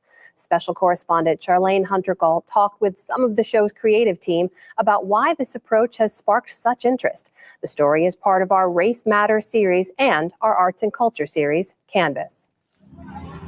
High on the Hog begins in Dantokpa Market, Benin, West Africa, tracing the history both of African American food and the slave trade, from there to the United States. A journey that helped host Stephen Satterfield explore his roots. I just feel like, the experience of seeing my own likeness, isn't it, reflected, isn't it, in the hair. I see our style and the garments and how we wear stuff. And in our swagger. Our swagger, our ingenuity, our resourcefulness. The show's title is based on the breakthrough book published over a decade ago by historian and writer Dr. Jessica B. Harris, whose work I've applauded in the past. They brought rice, the yams, peas, beans, black-eyed peas, fava beans. All of those things that now join us are things that came with us. That's right. Harris guides Satterfield in the first episode. I felt so nurtured and so honored to be a part of her work and legacy in this way. Executive producers and creative partners Karis Jagger and Fabienne Toback studied and marked up Harris's book for months. Yeah. Hers is crazy. Every post-it, yeah, every look, mine is note. crazy too. Looks like some of my books. How did you find her, and how much help was she in your initial creation of the series? Well, a dear friend of mine sent me the cover of the book, and he said, read this, it's going to change your life. I sat and read it in one sitting. Paris and I have been working together. This is for fair use, educational purposes. I gave it to her, and we just like read it and cried and just was like, oh, this is the culmination of many, many, many years of her work. So we really wanted to treat it with the utmost care and consideration. Like its source material, High on the Hog acts as an historical corrective, pushing back on the erasure of the contributions of African-American chefs and cooks. Like James Hemings, a Paris-trained chef, and for most of his life was Thomas Jefferson's slave, Hemings helped introduce mac and cheese to America. But this legacy was largely unknown, even to his own descendants. So you must have grown up eating mac and cheese. Well, sure, we all did, didn't we? Yeah, we all did, right? Yeah. And so how did it feel once you realized that you were a descendant of the person or the family that helped popularize this dish in the U.S.? Well, first of all, I didn't grow up with that knowledge. I didn't learn that until recently. And now that I know that, I'm wondering where my royalties are. A few decades after Hemings' death, free Black entrepreneurs in Philadelphia, like Robert Bogle, went on to found the nation's first professional catering businesses. These companies became a fixture of high society and served Black and white clients into the 20th century. My family was one of those first pioneers of that, the Dutrells. So this is one of the first photos I saw of the family that I was like, wait a minute, people live like this? Yes. How come we don't know more about this? Yes. Like, what is their story? Where did she come from? What are they doing? So I love this photo just because like it says so much. Yeah. The thing for us with the book was to constantly keep weaving the hard stuff with the joy. So, and I think that's, that's the route that we were taking, because I think without one, it becomes overwhelming and you need the balance. That's such a great phrase you use, the hard stuff with the joy. And, Black history at the moment is being challenged throughout the country. Are you hopeful that the show will in some way add to the dialogue in a positive way? Absolutely. I mean, when we looked at developing this book into a series, there's indisputable facts in the book. It's not an opinion piece. These are stories of people that are deeply woven into the nation, on our nation's food. And we wanted to illuminate these histories so that they have some sort of memory or recollection from where that mac and cheese, how it came here. High on the Hog doesn't only look back, it's also firmly rooted in the present. Jagger and Toback started their own food blog, Hey Sister, to find innovators and stalwarts of modern Black food culture, many of whom the show brings together.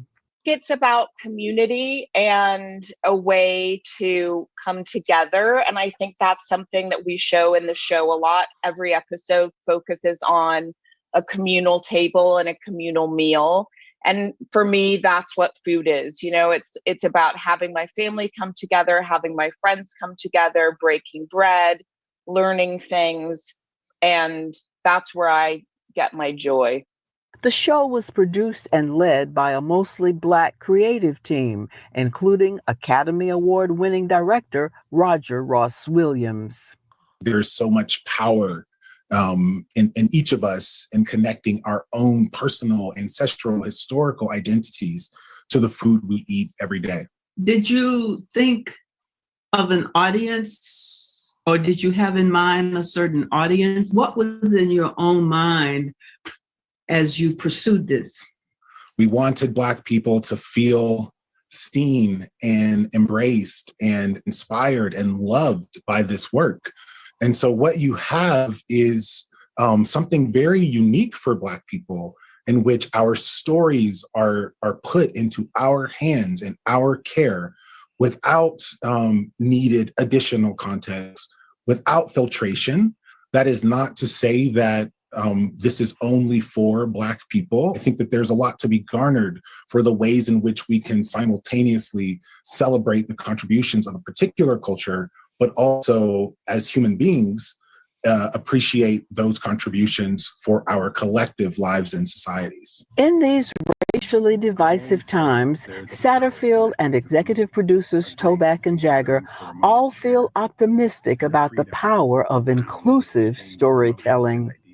We see negative cycles all the time, and I think we have to keep being hopeful that we manage to get out of them. You know, a lot of things have changed since emancipation, and unfortunately a lot of things are the same. So but let's keep being hopeful.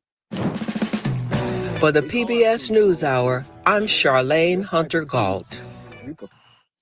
Yeah, so I wanted to see if, let me stop for a minute. Oh God. I wanted to stop because let me put that on pause and let me lock that up.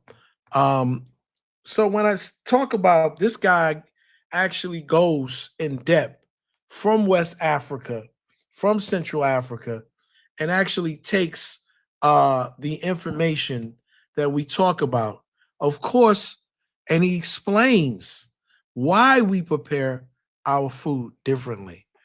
But you see, I think what happens with a lot of us African Americans, we fought so hard, and in terms of, you know, the pressure that was put on us to dilute our culture and to make us lose it, is the same feeling that we have today when we don't want to say, well, you know, you've got an African nation and we don't want to say that you guys did anything and you know that we were part of it.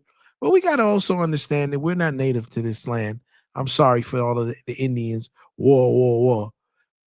We came from Africa. And with coming from Africa, we brought food with us. And we brought customs with us. And have they changed over 400 years? Absolutely. And have some things not changed? Absolutely. And so we cannot collectively remember some things, but some things we collectively do remember. And so barbecue linguistically comes from the Senegambia, thanks Mo Bamba, word mean baba cake. The technique of smoking meat with seasoning rubs comes from Africa. And many food preps in the US and in Black culinary customizations are African. So a lot of the stuff, even including the food in the Caribbean, I put it on one of my things. I call it Moyo food. And the reason that I do it is that we can fight because we don't want Africans to say they have a piece of us. You have white people who are claiming, okay, that it's Southern food. No, it's not. It's not Southern food. It's African food.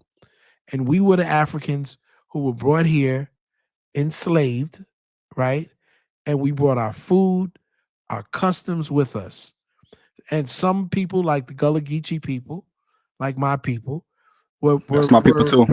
were able, hallelujah, to keep a lot of this culture because we were isolated in these different little islands, okay?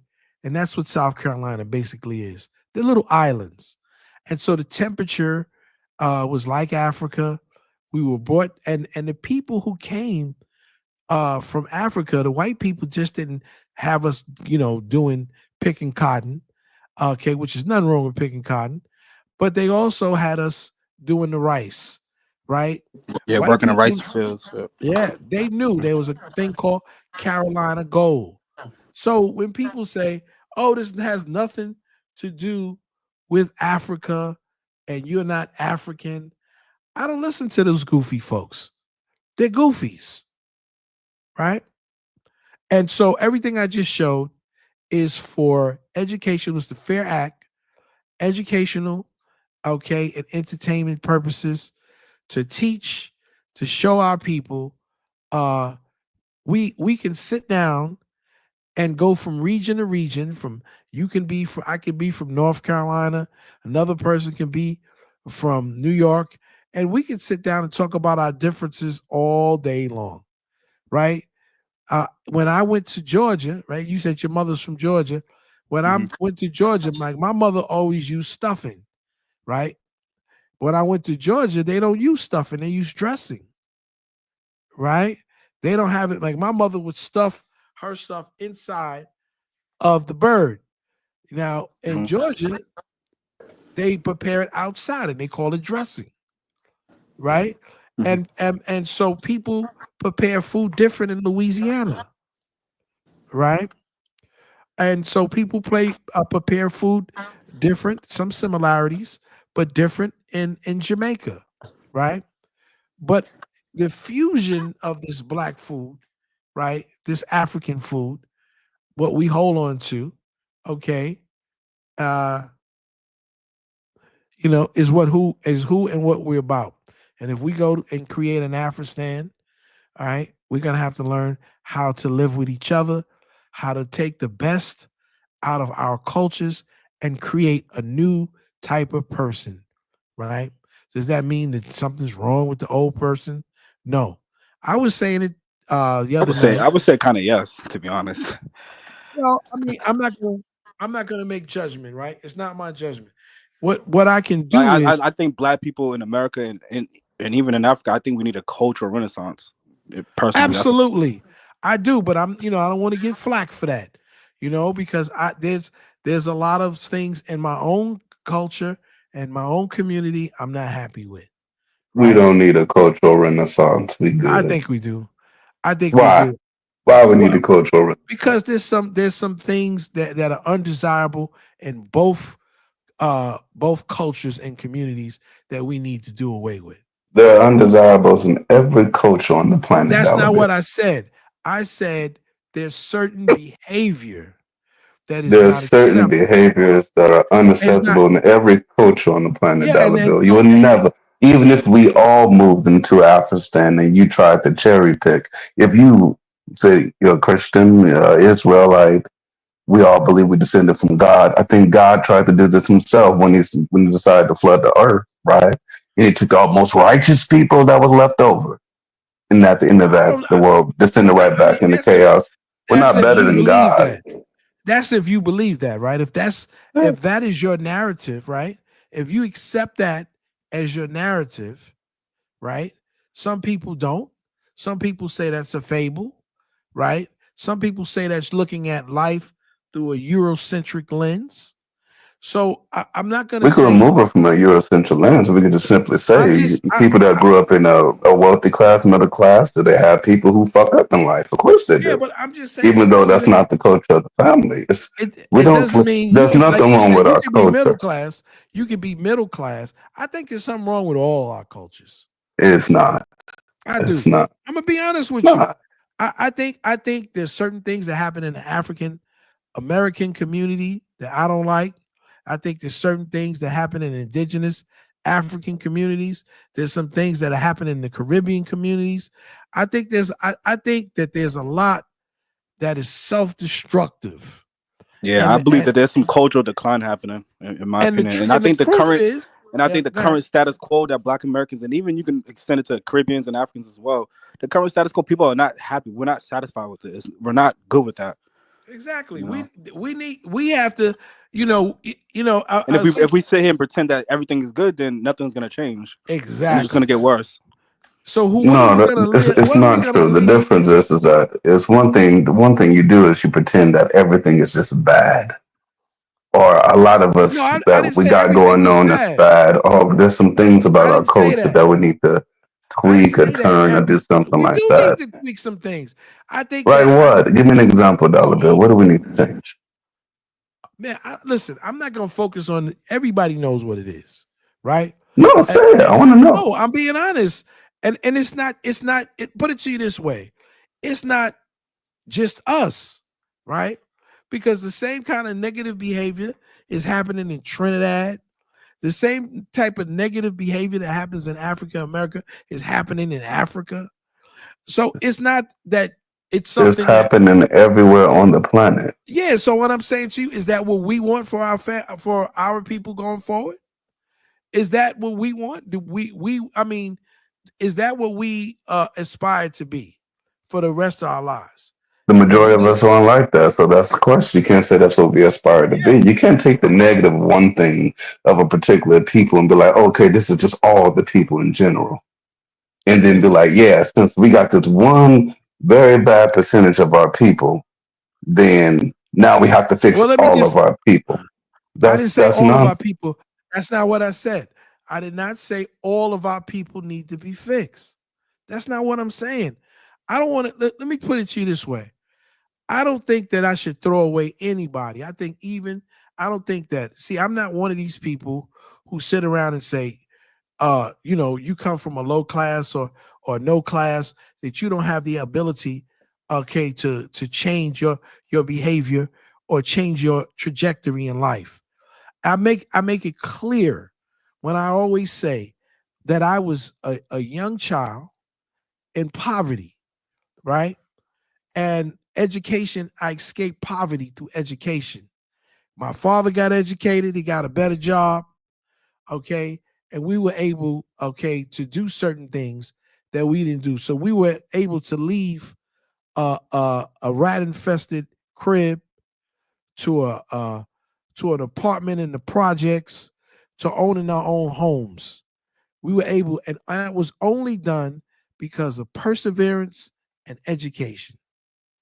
So I don't sit up here and say, if I was saying that about other people, I'd be saying about myself. I would say there's no way for me to change from being a kid in the South Bronx, living in a rat-infested crib where my father had to drown a rat, okay, that was trying to bite me because I had milk on my lips, to a kid who went to a project and it was almost like heaven sent for me to go to a project where one of my cousins killed one of my best friends and shot him in the head because he said he wanted to know how it feels to kill a nigga.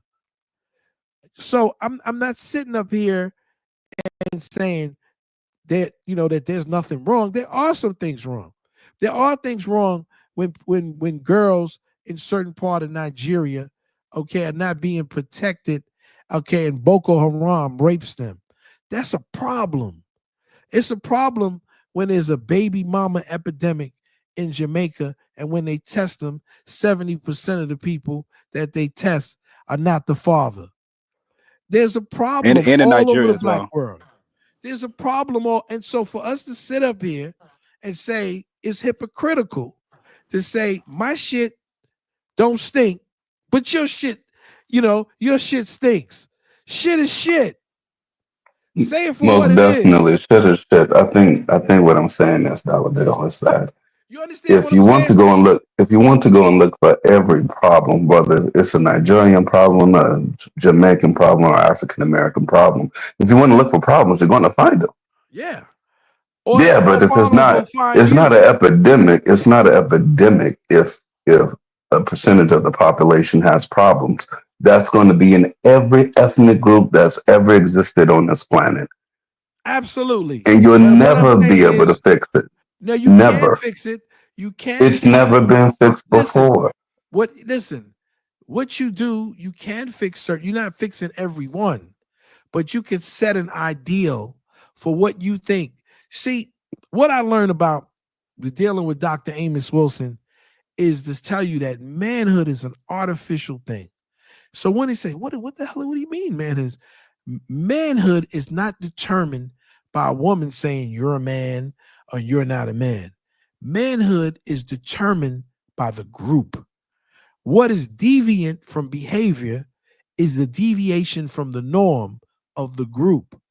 So if the group establishes certain standards, okay, and certain norms, this is how people become a people. So one thing I've learned about even being in my time of being an Israelite in Deuteronomy was very interesting, even when it came down to Moses. and the people that came out of Israel. I mean, out of Egypt, when they were wandering around for like 40 years on a trip that probably would have taken them 2 weeks if they would have to get themselves together. And so what happened was, the reason why they wandered around for 40 years in the wilderness is because all of the people with the old ideas, even though they left Egypt, they still had Egypt in them. And so because they had Egypt in them, even Moses had to die before they went into the promised land. Because what you need to create is a new type of person, a person who understands certain things that other people didn't understand. And that's why some people are just inside of their own nigritude and they will not give it up. And so those people might not make it to the Afrostan. Those people, that's a dead weight. Might go to Ghana or go to the Gambia, okay, and build them a little spot, or maybe they'll go get them a little hut and somewhere, and that's their opportunity, right? It's their birthright. But the people who we want to go to an Afrostan have to be a different type of person, a person, okay, who's willing to understand. We made some mistakes in Liberia, right? We went to Liberia and it wasn't all, and I'm not going to sit up here and say, damn, my people did all the right things and they're right and we're righteous. We effed up and they effed up too. And so here we are saying, what do we do with history? We learn from history. If we don't learn from history, we're damned to repeat it and do it over and over again. There was an issue that caused us as Africans not to think that we weren't worth anything, that we would sell our people to another people for little or nothing. That's a serious problem. So when you say to me, Aunt Nam, I need to go to therapy, you know what? Any black man who lives in this world who doesn't understand that, okay, has just given up. You feel because you've adopted the Hausa and you think that you're all Hausa, so you can't accept your identity as a Haitian. So you want to go back and talk about how Hausa you are, but you're going to ignore 400 years of being a Haitian. And so that's your denial. See, people who are in denial, they have what is called a collective amnesia. That amnesia is caused by trauma that they never dealt with. So I know I have trauma. I understand those traumas and I deal with them. Okay. But I look for the future because I'm not going to live forever. Right. And so what do I want from my people? What do I want from my African people? To be able to be self-sufficient, independent. Okay. The children should be educated. They should be able to move themselves as a superpower going forth in the world. This is what my desire is, not to sit up all day long and talk petty shit with each other and act like little freaking girls. We have to grow in our manhood. And it's a survival. I don't think people really understand that. And it's sad that most people don't understand that our survival is at hand. These white people are digging their heels in and they're saying, we got $74 trillion and we don't care if milk is $8 or if eggs are $15 because we got the money. Our parents gonna leave us and transfer the wealth. It's you black folks who are gonna have to deal with it. You're gonna have to deal with $15 for eggs. $15 for eggs ain't bothering me. I got the 15. Right? So that's what people need to really think about. How do you move ahead? Everyone ain't gonna be in the Afrostan. And maybe everyone don't want to be in the Afrostan. I'm cool with that. But everybody should take advantage of the opportunity, just like you are, Jonathan, and dealing with Africa. Is that wrong? If they choose to deal with Africa, they can. The only difference But they is should that have, but they should have the I opportunity. don't want people looking at Africa in a way as something that there's something to say, or any kind of ridiculous way. The Pan African point of view is a stupid one, and it's one that's never worked before and it'll never work. We have to All I'm come to saying that is, reality. it's their As right. long as that, if you It's come to their right. Africa and you try to be Pan African, you will be taken advantage of, and you will be ate That's not a alive. problem. That's not a problem. Nobody's telling I you. don't want my people to be stupid. Nobody's telling you that you have to lose your mind, right? We all know that there's some people that are in a malaise. It's an emotional thing for them. They come to Africa, they go to the dungeons and stuff like that, and they get and excuse me, and listen, I understand. It is an emotional thing for most of us. Most of us who recognize our Africanness, okay, and want to reach out to Africa, it is an emotional trauma. It is a trauma thing. And, it's okay. Once you get over the trauma, then you have to become a realist, right? It's not And okay though, realize. No, because it's the not only way okay. you're gonna get the If you big smack in the recognize it, face when you find out but if you that all that recognize it, emotional shit is going to damage you. That's how you get people that leave Africa, then they hate Africa. my whole That's how you thing got is, it. That's how you got for Tariq Nasheed. He used to go to Africa all the time. I don't Yeah, listen. I don't know enough about Tariq Nasheed. I don't know what his trauma he is. was the biggest. He was the biggest Pan African ever. He used to All go to I know Africa all is the time. God damn everybody it! So has a now right fuck him. to Africa. That's an African American, an African Caribbean, an African Brit, people from the African diaspora. They have a right. Now, what you saying, Jonathan, is that we need more people like yourself who have experience and who are realists, not the scam artists trying to get money from people, okay, to tell the truth about what goes on in this world. There's nothing wrong with that, man.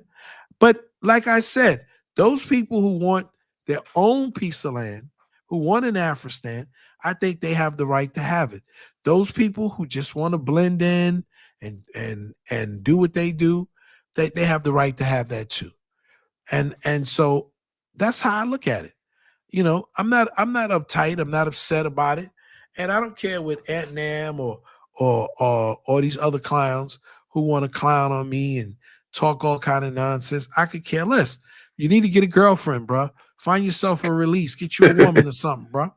And this Don't way get distracted. you won't be you won't be all jacked up because obviously you But don't I have a think I life. think it's like what you said, Dollar Bill, and this is why I don't really focus on some of the comments and some of the comments, especially from people that never join the panel. Like you never know, these people might be bots or trolls or whatever. You don't. But I think, in many cases, a lot of people are projecting their trauma onto other people as well, and they don't really see it. It's subconsciously. You understand what I'm saying? Of course. Yeah. So like I said, I don't fall for the traps. So people anymore. who are more stable within themselves, they don't really feel the need to always point out the negative in another person. You understand what I'm saying? Exactly. Like if you're more confident like within that. yourself and stable within yourself, you grew up in a lot of love and that type of stuff, right? You don't go around and just constantly point the flaws in other people or try to tear other people down. Like you would rather build them up or lift them up. You know what I mean? Like exactly. I don't know. That's just personally me. And you have to listen.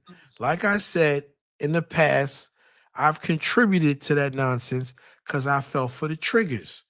And so when you realize that you have a trigger and something triggers you off emotionally, you have to regroup yourself, okay, and say, okay, you know what? I got to take a different approach in my thinking. I have to grow, right?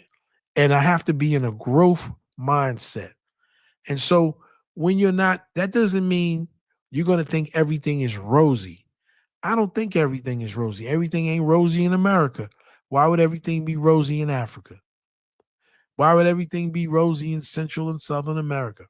But I think that I don't want to feel like, people want to just join a group of people who hate people who look like them. I just think that's counterproductive. People do effed up stuff. People are human beings. Absolutely. People are looking for opportunities.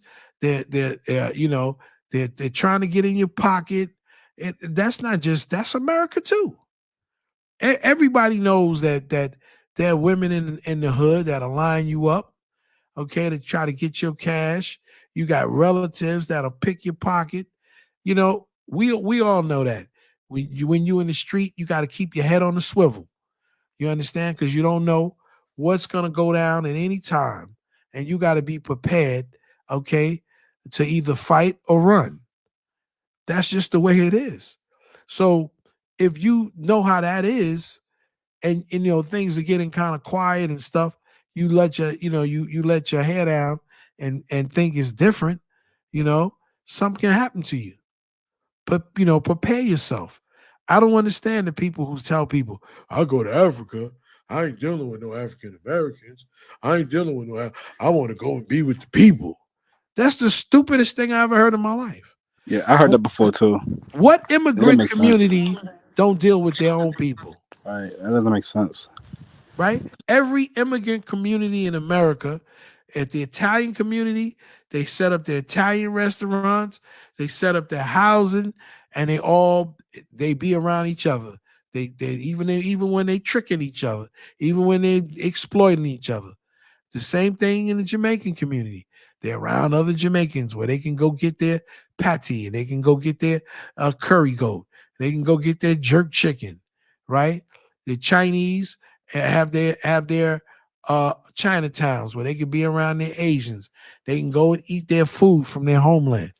We the only set of people that go to a different part of the world and start talking about, "I don't want to deal with them African Americans. It's so stupid." So, I mean, you have to grow. You got to have a growth mindset. And if you're doing the same things, it's an old saying, if you keep doing the same thing and expect different results, that's insanity. So if I want to grow and get more people to listen in, to get more people to understand, to get more people interested, I can't keep doing the same shit. I can't keep keeping the same rhetoric, right? Because you're going to get your own little 700-800 people, and thousands of people going to say, "I don't want to deal with them negative Negroes." Right? Am I wrong? Right? Yes, bro. So we got to grow, man. I like to the I like to African know what you Americans doing. that most people say that be like, "I don't want to deal with African Americans," especially ones. These people usually got YouTube channels and they full of shit. Yeah. On the ground, people who are African American deal with African American in every country that I've been to so far. And I'm glad to hear that, man. Because I thought Yeah. people were going to Africa and just getting straight up. It's an online thing. It's just purely an online thing in which people And I just hope say to learn stupid when I shit. get to Liberia. That's what I want to do, man. I want to learn. I want to learn. I mean, my mind is open to learning. I'm a lifelong learner. Since I went to school at 2 years old, and I want to continue to learn and to grow before before they turn my TV off. Before God turns my TV off. I want to get to learn, and I want to get to know. I don't want to, some people want to stay ignorant, and that's cool. Let them go their way. There's an ignorantville that you want to go where people just want to be ignorant, and they have the right. If they want to be ignorant, and some folks want to stay where they are, okay, and just hope they're gonna get a lotto or something's good gonna happen to them, but they keep doing the same crap day after day. Who am I to tell them you can't do it? Some people like singing the blues all day long. Some people love it. That's what it's all about. Some people are sadists. Some people like pain. Just like we like happiness, the pursuit of happiness. Some people like to pursue the pain. You get some women like that and some men who are like that. Because you keep picking the same person over and over again. And so why are you with that person? Nothing good ever happened out of it. you know? And so even when people talk about race, right, and racial stuff, and it used to bother me, it don't bother me. I really want black women who want white men to have those white men. I want black men who want white women to have those white women. You know why? I dated a girl years ago, and you know, I had thought she had a thing for the Ofe. And one day I saw her on the train. She was with this cat from Britain or something. And she's looking over at me and trying to flirt with me and all this nonsense. And I said, you know what? I thank God I got rid of her. Because she is a woman who want to find a white man in a black man's body. So it's better for her to go on and get it out her system and go get her a white man. You know? That's hilarious. But yeah, we have other people. We have other people on the panel. I want to hear speak other up. people speak. Yeah, Elvis, and I think there's some other people. Come on, speak up. Elvis, you still there? Elvis be eating this time of night. I don't think he probably eating. Elvis just said. Dollar. So when you going to Liberia? I'm going Next in week. 2006. I'm not Nah, going man, you going this year. You going this year now. I'm going. Nah, bro, I got a job, bro. You going this year? 6 months on, 6 months off. We done heard that statement too many times. You know what it is, man? I want to retire. Thank goodness, man. You know, I just had a good friend of mine pass away, and I was really thinking about working an additional year. Sorry about that, brother. Yeah, thank you, brother. And, you know, we used to rap and stuff about different things that we were going to do. You know, he wanted to go shooting, and he said, yeah, we're going to hit the gym together, man, and we're going to hit the range and stuff like that and do this and that. And I was always busy, man, because I'm always working, man, trying to make $1, you know? And so all of this stuff, man, he died a couple of days ago. All of this stuff that we were going to do as homies, you know, we used to run together in our 20s and stuff like that. You know, all of those things, man, they went down the drain. And so you have to realize, man, you can't keep waiting and putting off things, okay, and thinking that you have all the time in the world, you know? So I'm not going to do that anymore. And I've seen it happen. A lot of people I know a woman that saved millions. She saved $1 million, and this was like her million now. This was like over 20 years ago. She saved $1 million. So I don't know how much that is, 4 or 5 million now. But she took her time, and she wasn't a real attractive woman, and she had a dream. You know, she was going to go to this place and basically, you know, buy herself a man, a young dude. And one day she just had a massive heart attack and died. And so the people who never treated her right ended up getting all her money. And so that was for naught. And so, you know, I had to come to the realization, man, it's not worth it, man, just to keep working for money. So December, bruh, of this year, I'm done. I'm sticking a fork in it. I'm not worrying about how much money I'm going to get extra. If I keep squeezing and trying to make a little extra $100, $200 or $300, whatever it is, man, whatever I haven't done won't get done. And that's just it, man. I'm fulfilling my commitments, and I'm out, bro. And you coming home to Nigeria? I love to go to visit Nigeria. I would love. I had a cousin that. No, you're gonna be my neighbor. You're gonna be my neighbor. neighbor. I live in Nigeria. I don't know about all that. You can live, bro. Don't worry, you'll be fine. Nah, I don't know about all that. You can go to Liberia, you'll suffer. You know what it is? I don't want to say that. You know what it is, man? Like I said, my pops is gonna be 90 in April. Right? I still, you know, got my pops is still alive. He's gonna be 90 in April. I got. When you gonna upload the videos of y'all conversation? Yeah, I got to do that. And you know, because sometimes he be cussing a lot, but Pops dollar bill be cussing, bro. And so you know, he you know, he's at the age where he don't give a damn. He say whatever's on his mind.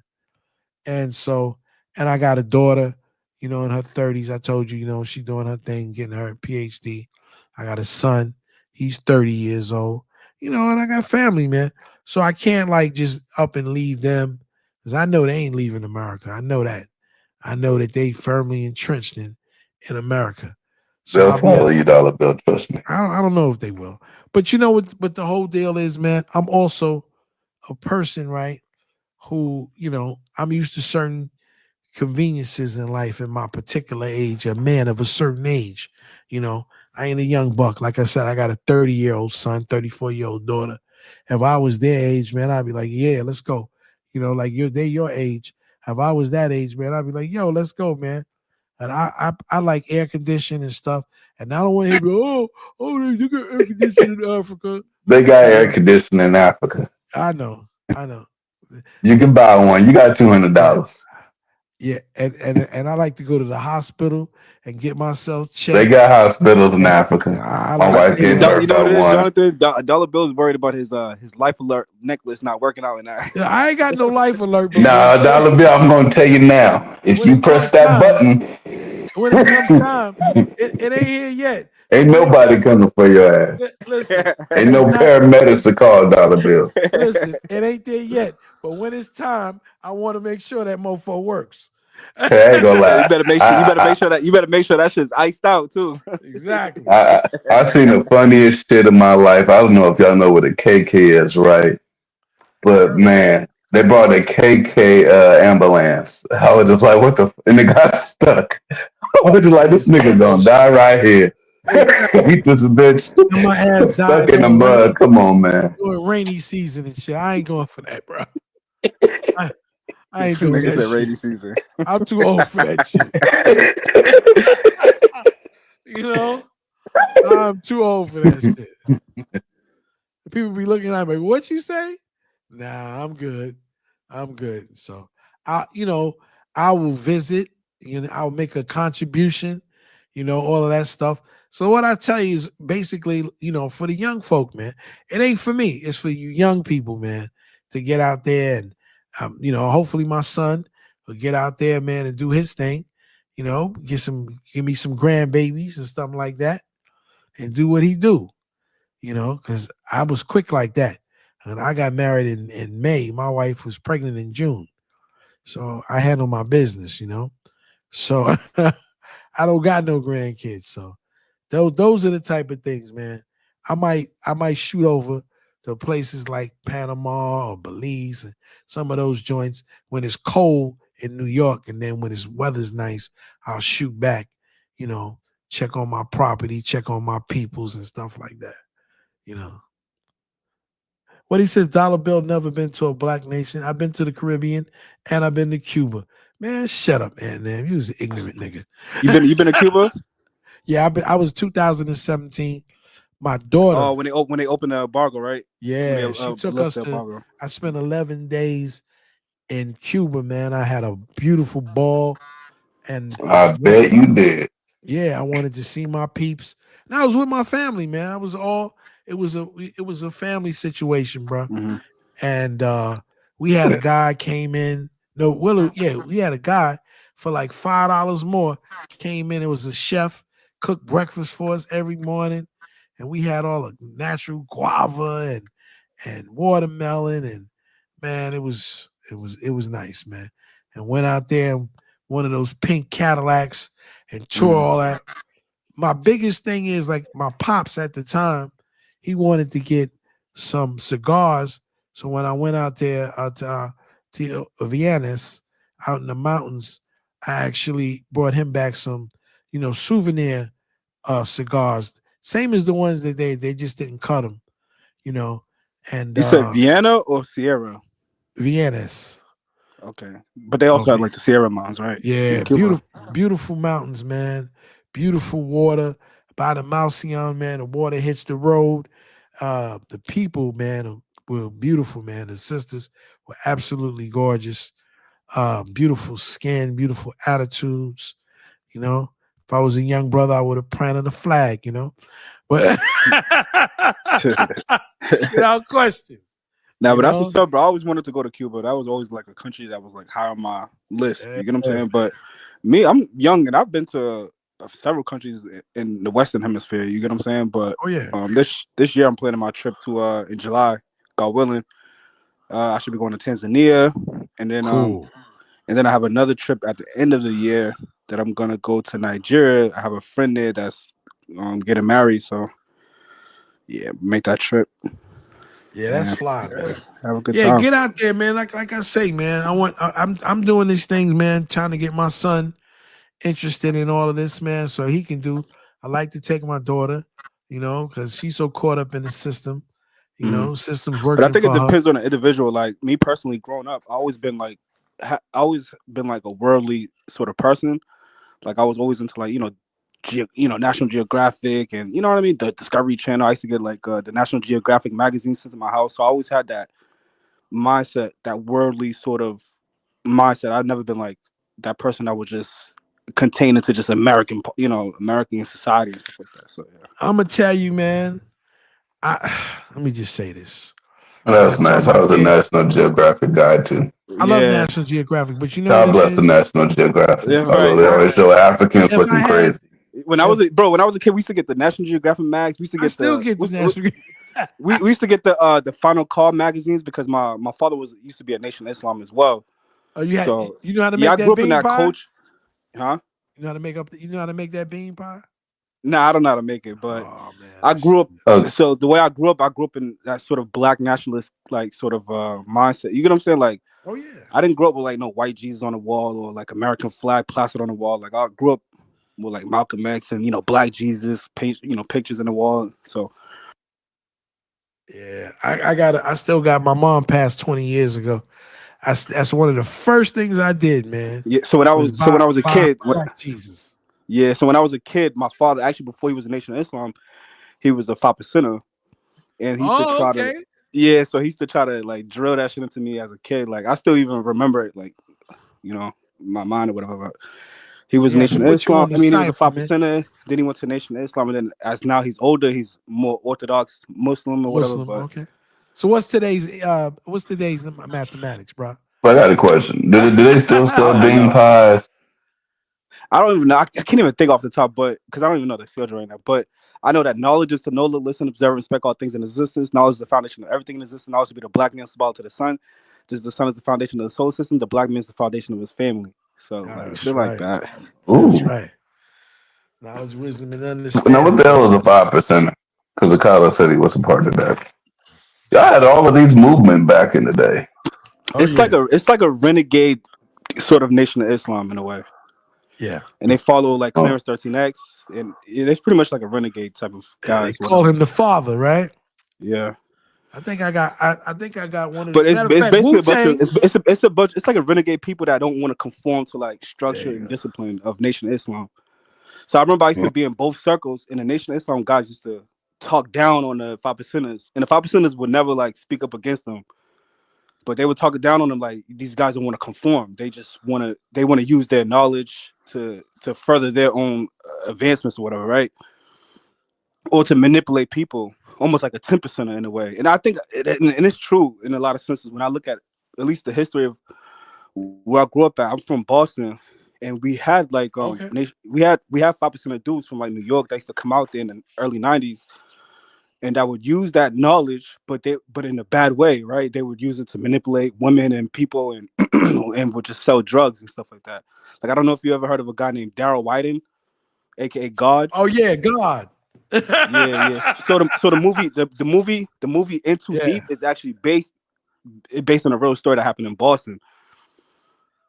Yeah, and pretty much like some New York guys came. He was a 5%er. Yeah, was he from Brooklyn or something? I think Dollar Bill dropped the link.